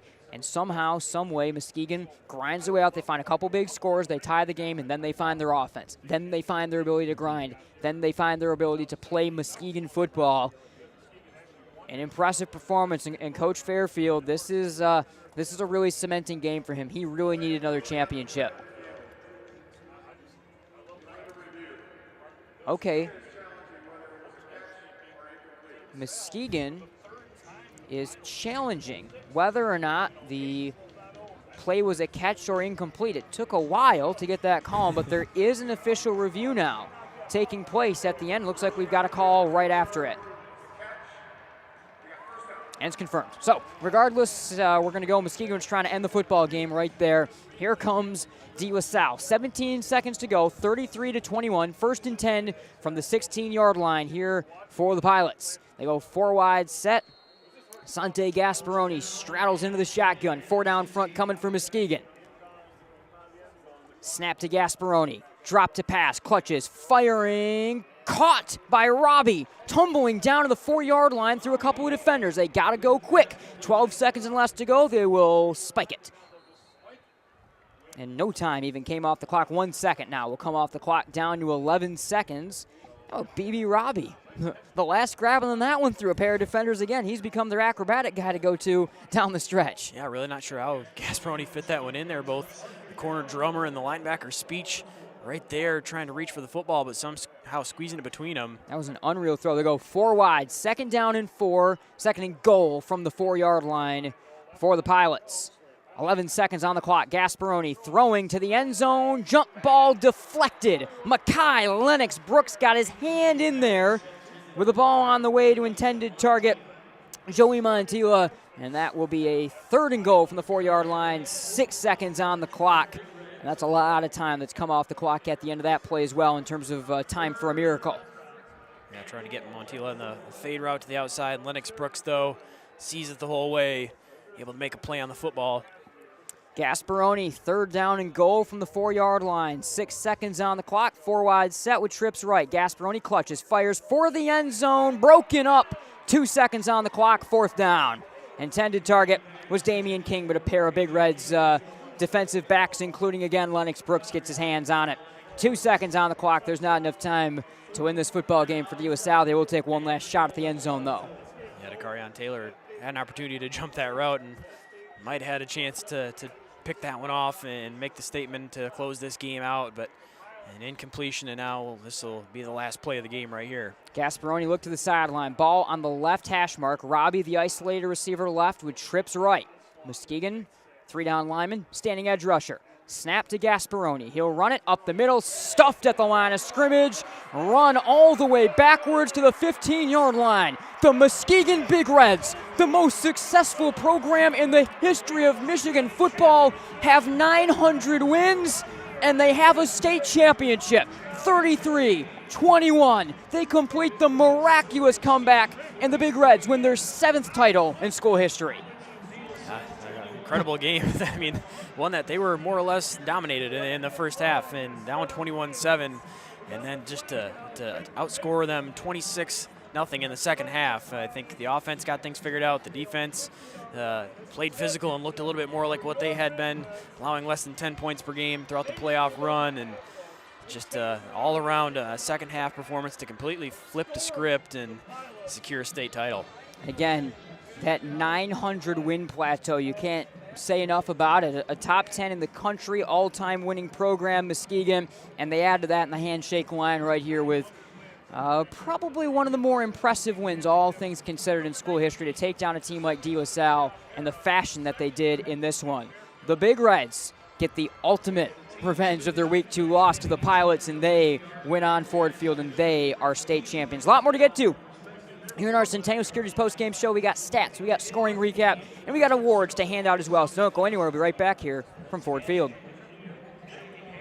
The 76 Diner and Truck Stop would like to invite you and your families to come and check out their diner. With locations in both Byron Center and Coopersville, they're a great place to stop before or after the game. They have a wide variety of menu choices to feed all the kids. They serve breakfast hot all day, and they're able to accommodate all of your large group needs. Their full menu is available for takeout orders, and they have online ordering at 76truckstopdiner.com. Revolution Rehab offers a personalized approach to physical therapy and health. Dr. Tyler started a private pay practice, allowing him to provide a level of care that you deserve. His goal is to recognize the root cause of the problem and restore the body's natural function. He uses physical therapy as a tool to inspire others to live a healthy and meaningful life. With 2 locations in Rockford and Grand Rapids, he can help you get back into the game. Check him out at therevolutionrehab.com. Let's take a look. As I mentioned over the phone, wear and tear. Oh man, they're never gonna buy this thing. Wear and tear? Well, there's the coffee stain on the seat. It needs new brakes. All 4 wheels squeak. The passenger door doesn't even have a handle. Not to mention that one time I went to my uncle's farm and backed up into a truck full of shit. Should about cover it. You're all set. Oh. Don't overthink it. Seller to Weller. 167 horsepower. Candy red. 8 cylinders of freedom. And to think, he only let me drive it once. I've never considered myself to be a lucky man. That would be Dad. He didn't know a thing about cars, couldn't tell a hatchback from a quarterback, but somehow his just kept going and going and going and going. Turns out Dad wasn't lucky. He just knew where to look. All right, welcome back to Ford Field. Nate Dreyer, Chandler Timmer, 33-21. It's 26 unanswered in the second half for the Muskegon Big Reds. They are state champions, and as both teams are getting ready to take their respective trophies right here for the runner-up and the state champion, let's go through some stats. Mackay Guy led everything today for the Big Reds, 159 yards passing and 2 touchdowns. He also had 25 carries for 215 yards and 2 touchdowns. Jakob Price goes 18 carries for 86 yards and a touchdown. Destin Piggy only 2 yards rushing in this ball game, but that's kind of part of how this offense goes. They are able to always find a way when one guy is hyper-focused in on and shut down. That was the case. Destin Piggy did, however, have a 94-yard touchdown reception, so I think that makes up for it more than just a little bit. Sante Gasperoni went 17 of 30 passing for Salle for 249 yards and 1 touchdown. He also ran for the team lead 41 yards and 2 touchdowns. 27 yards for Batoni, 18 yards for Hunter. Damion King led all receivers in this game with 5 receptions for 103 yards and a touchdown. In the end, Muskegon goes for 462 yards, 303 of which are on the ground. Salle goes for 343 total, 249 of which was through the air. The penalties, Muskegon 10 penalties for 87 yards, 9 for 69 for Salle, and then the Pilots had the lone turnover, the fumble in this game. I mean, you go from there, just kind of wrapping things up a little bit when you look back at this ball game. Coach Fairfield getting the championship trophy right now. This was a game when it comes to keeping your guys cool, calm, and collected, knowing that eventually the dam's going to break. Eventually we're going to take over. We're going to make the plays to win.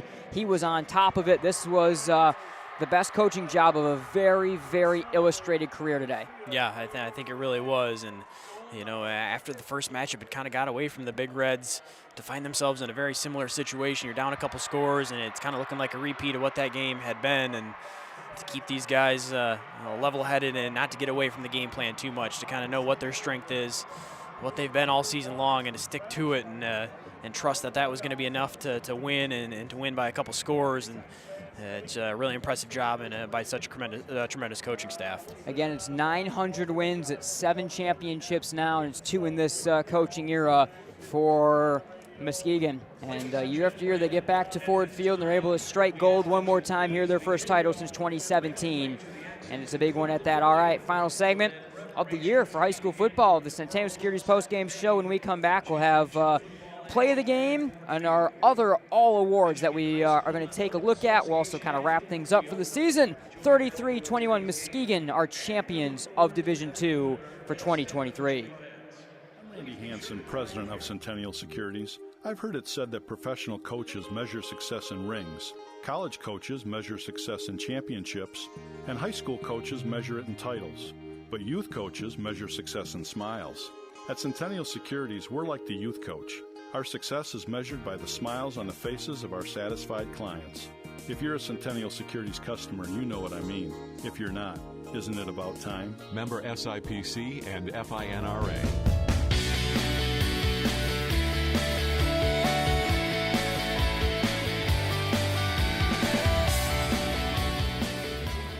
All right, welcome back to Ford Field, Centennial Securities post-game show. Let's hand out some awards, shall we? Nate Dreyer, Chandler Timmer, by the way, here on game night.